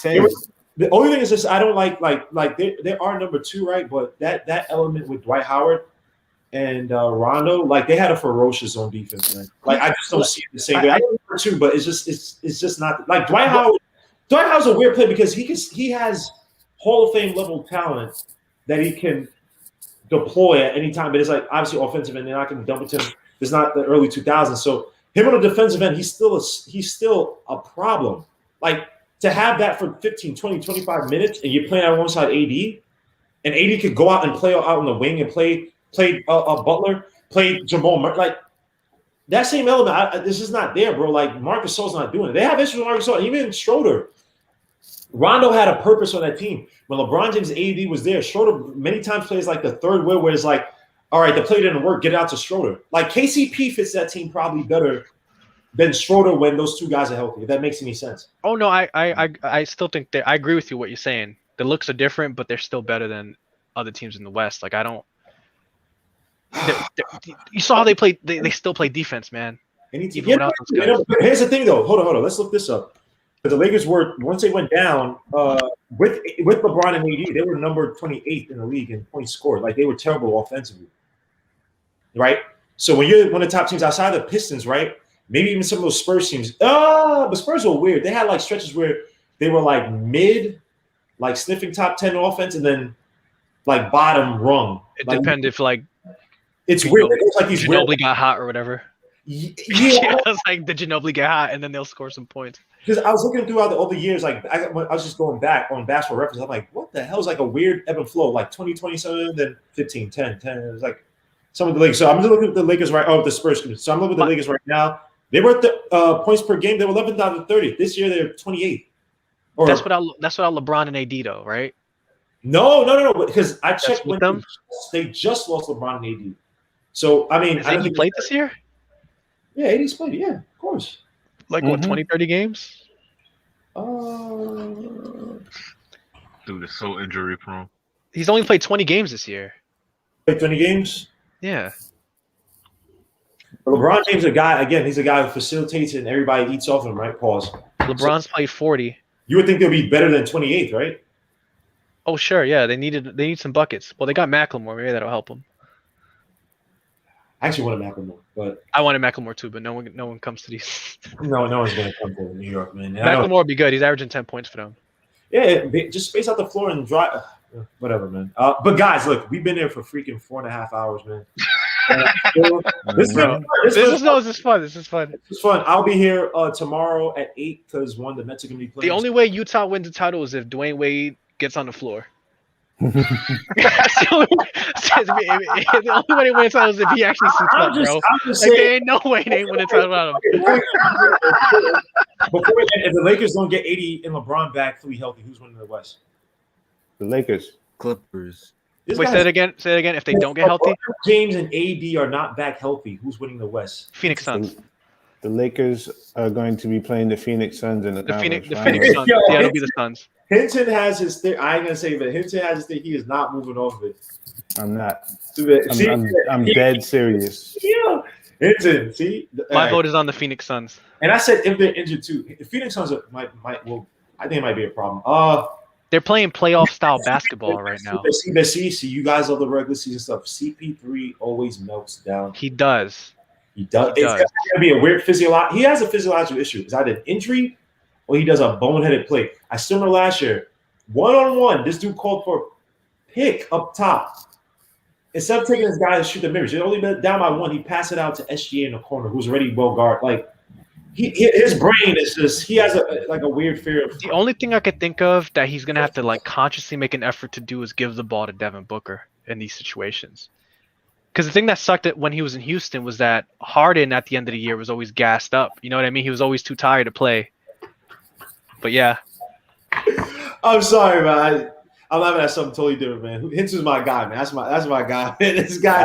I just gave you the game right there. I don't that exactly I know, but I know what you were getting at when you first told me. But we will see if that happens, and if he's not healthy and AD's not healthy. But if he's not healthy, then that does But I'm trying. If he's healthy, book it. And 24, by the way, I allowed you in the chat. See, 24, you're in the background this time, and I didn't know who you were, so it's like I get scared of a lot of people because Sim show when Sim this why he does Zoom. Zoom, yeah. He had one person. He used to do the Whereby, which is a website where anybody could join whatever, and someone exposed themselves. So that was crazy. I'm very scared about that. I've had people come in and try. So it's not as if I don't want people in here, but it's people that I trust. You know what I mean? I don't switch my guy Gerald Sports. I like having pause. I like having the kids in this, in this vicinity talk. I've had kids also here making noise and trying to troll. So it's like 24. And I allowed you in 24. So I allowed you in 24. It's 4 o'clock or not 4 o'clock. Sorry, I've been 4 hours. It's about 4:46. I had you in there to test you. I was like, all right, you see me talking. I allowed you back in. So I don't know why you left 24, but yeah. Swag Guffington. I was on that stream. That bugged me out, bro. Like, so that's why I got to be careful as to like who I let in and all that stuff.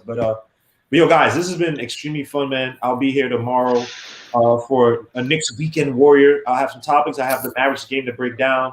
So that's why I have to watch it right now at freaking 2 a.m. in the morning to cut up and slice the film.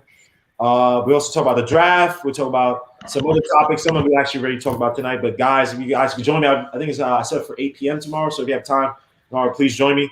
We know Hinton's going to be out drinking mimosas, all that stuff. So drinking his vegan mimosas and stuff. I don't want his wife to scream at me, so please don't keep me, man. But peace to you guys, man. God bless. Great win tonight for the Knicks. See you guys later. Peace, man. Peace to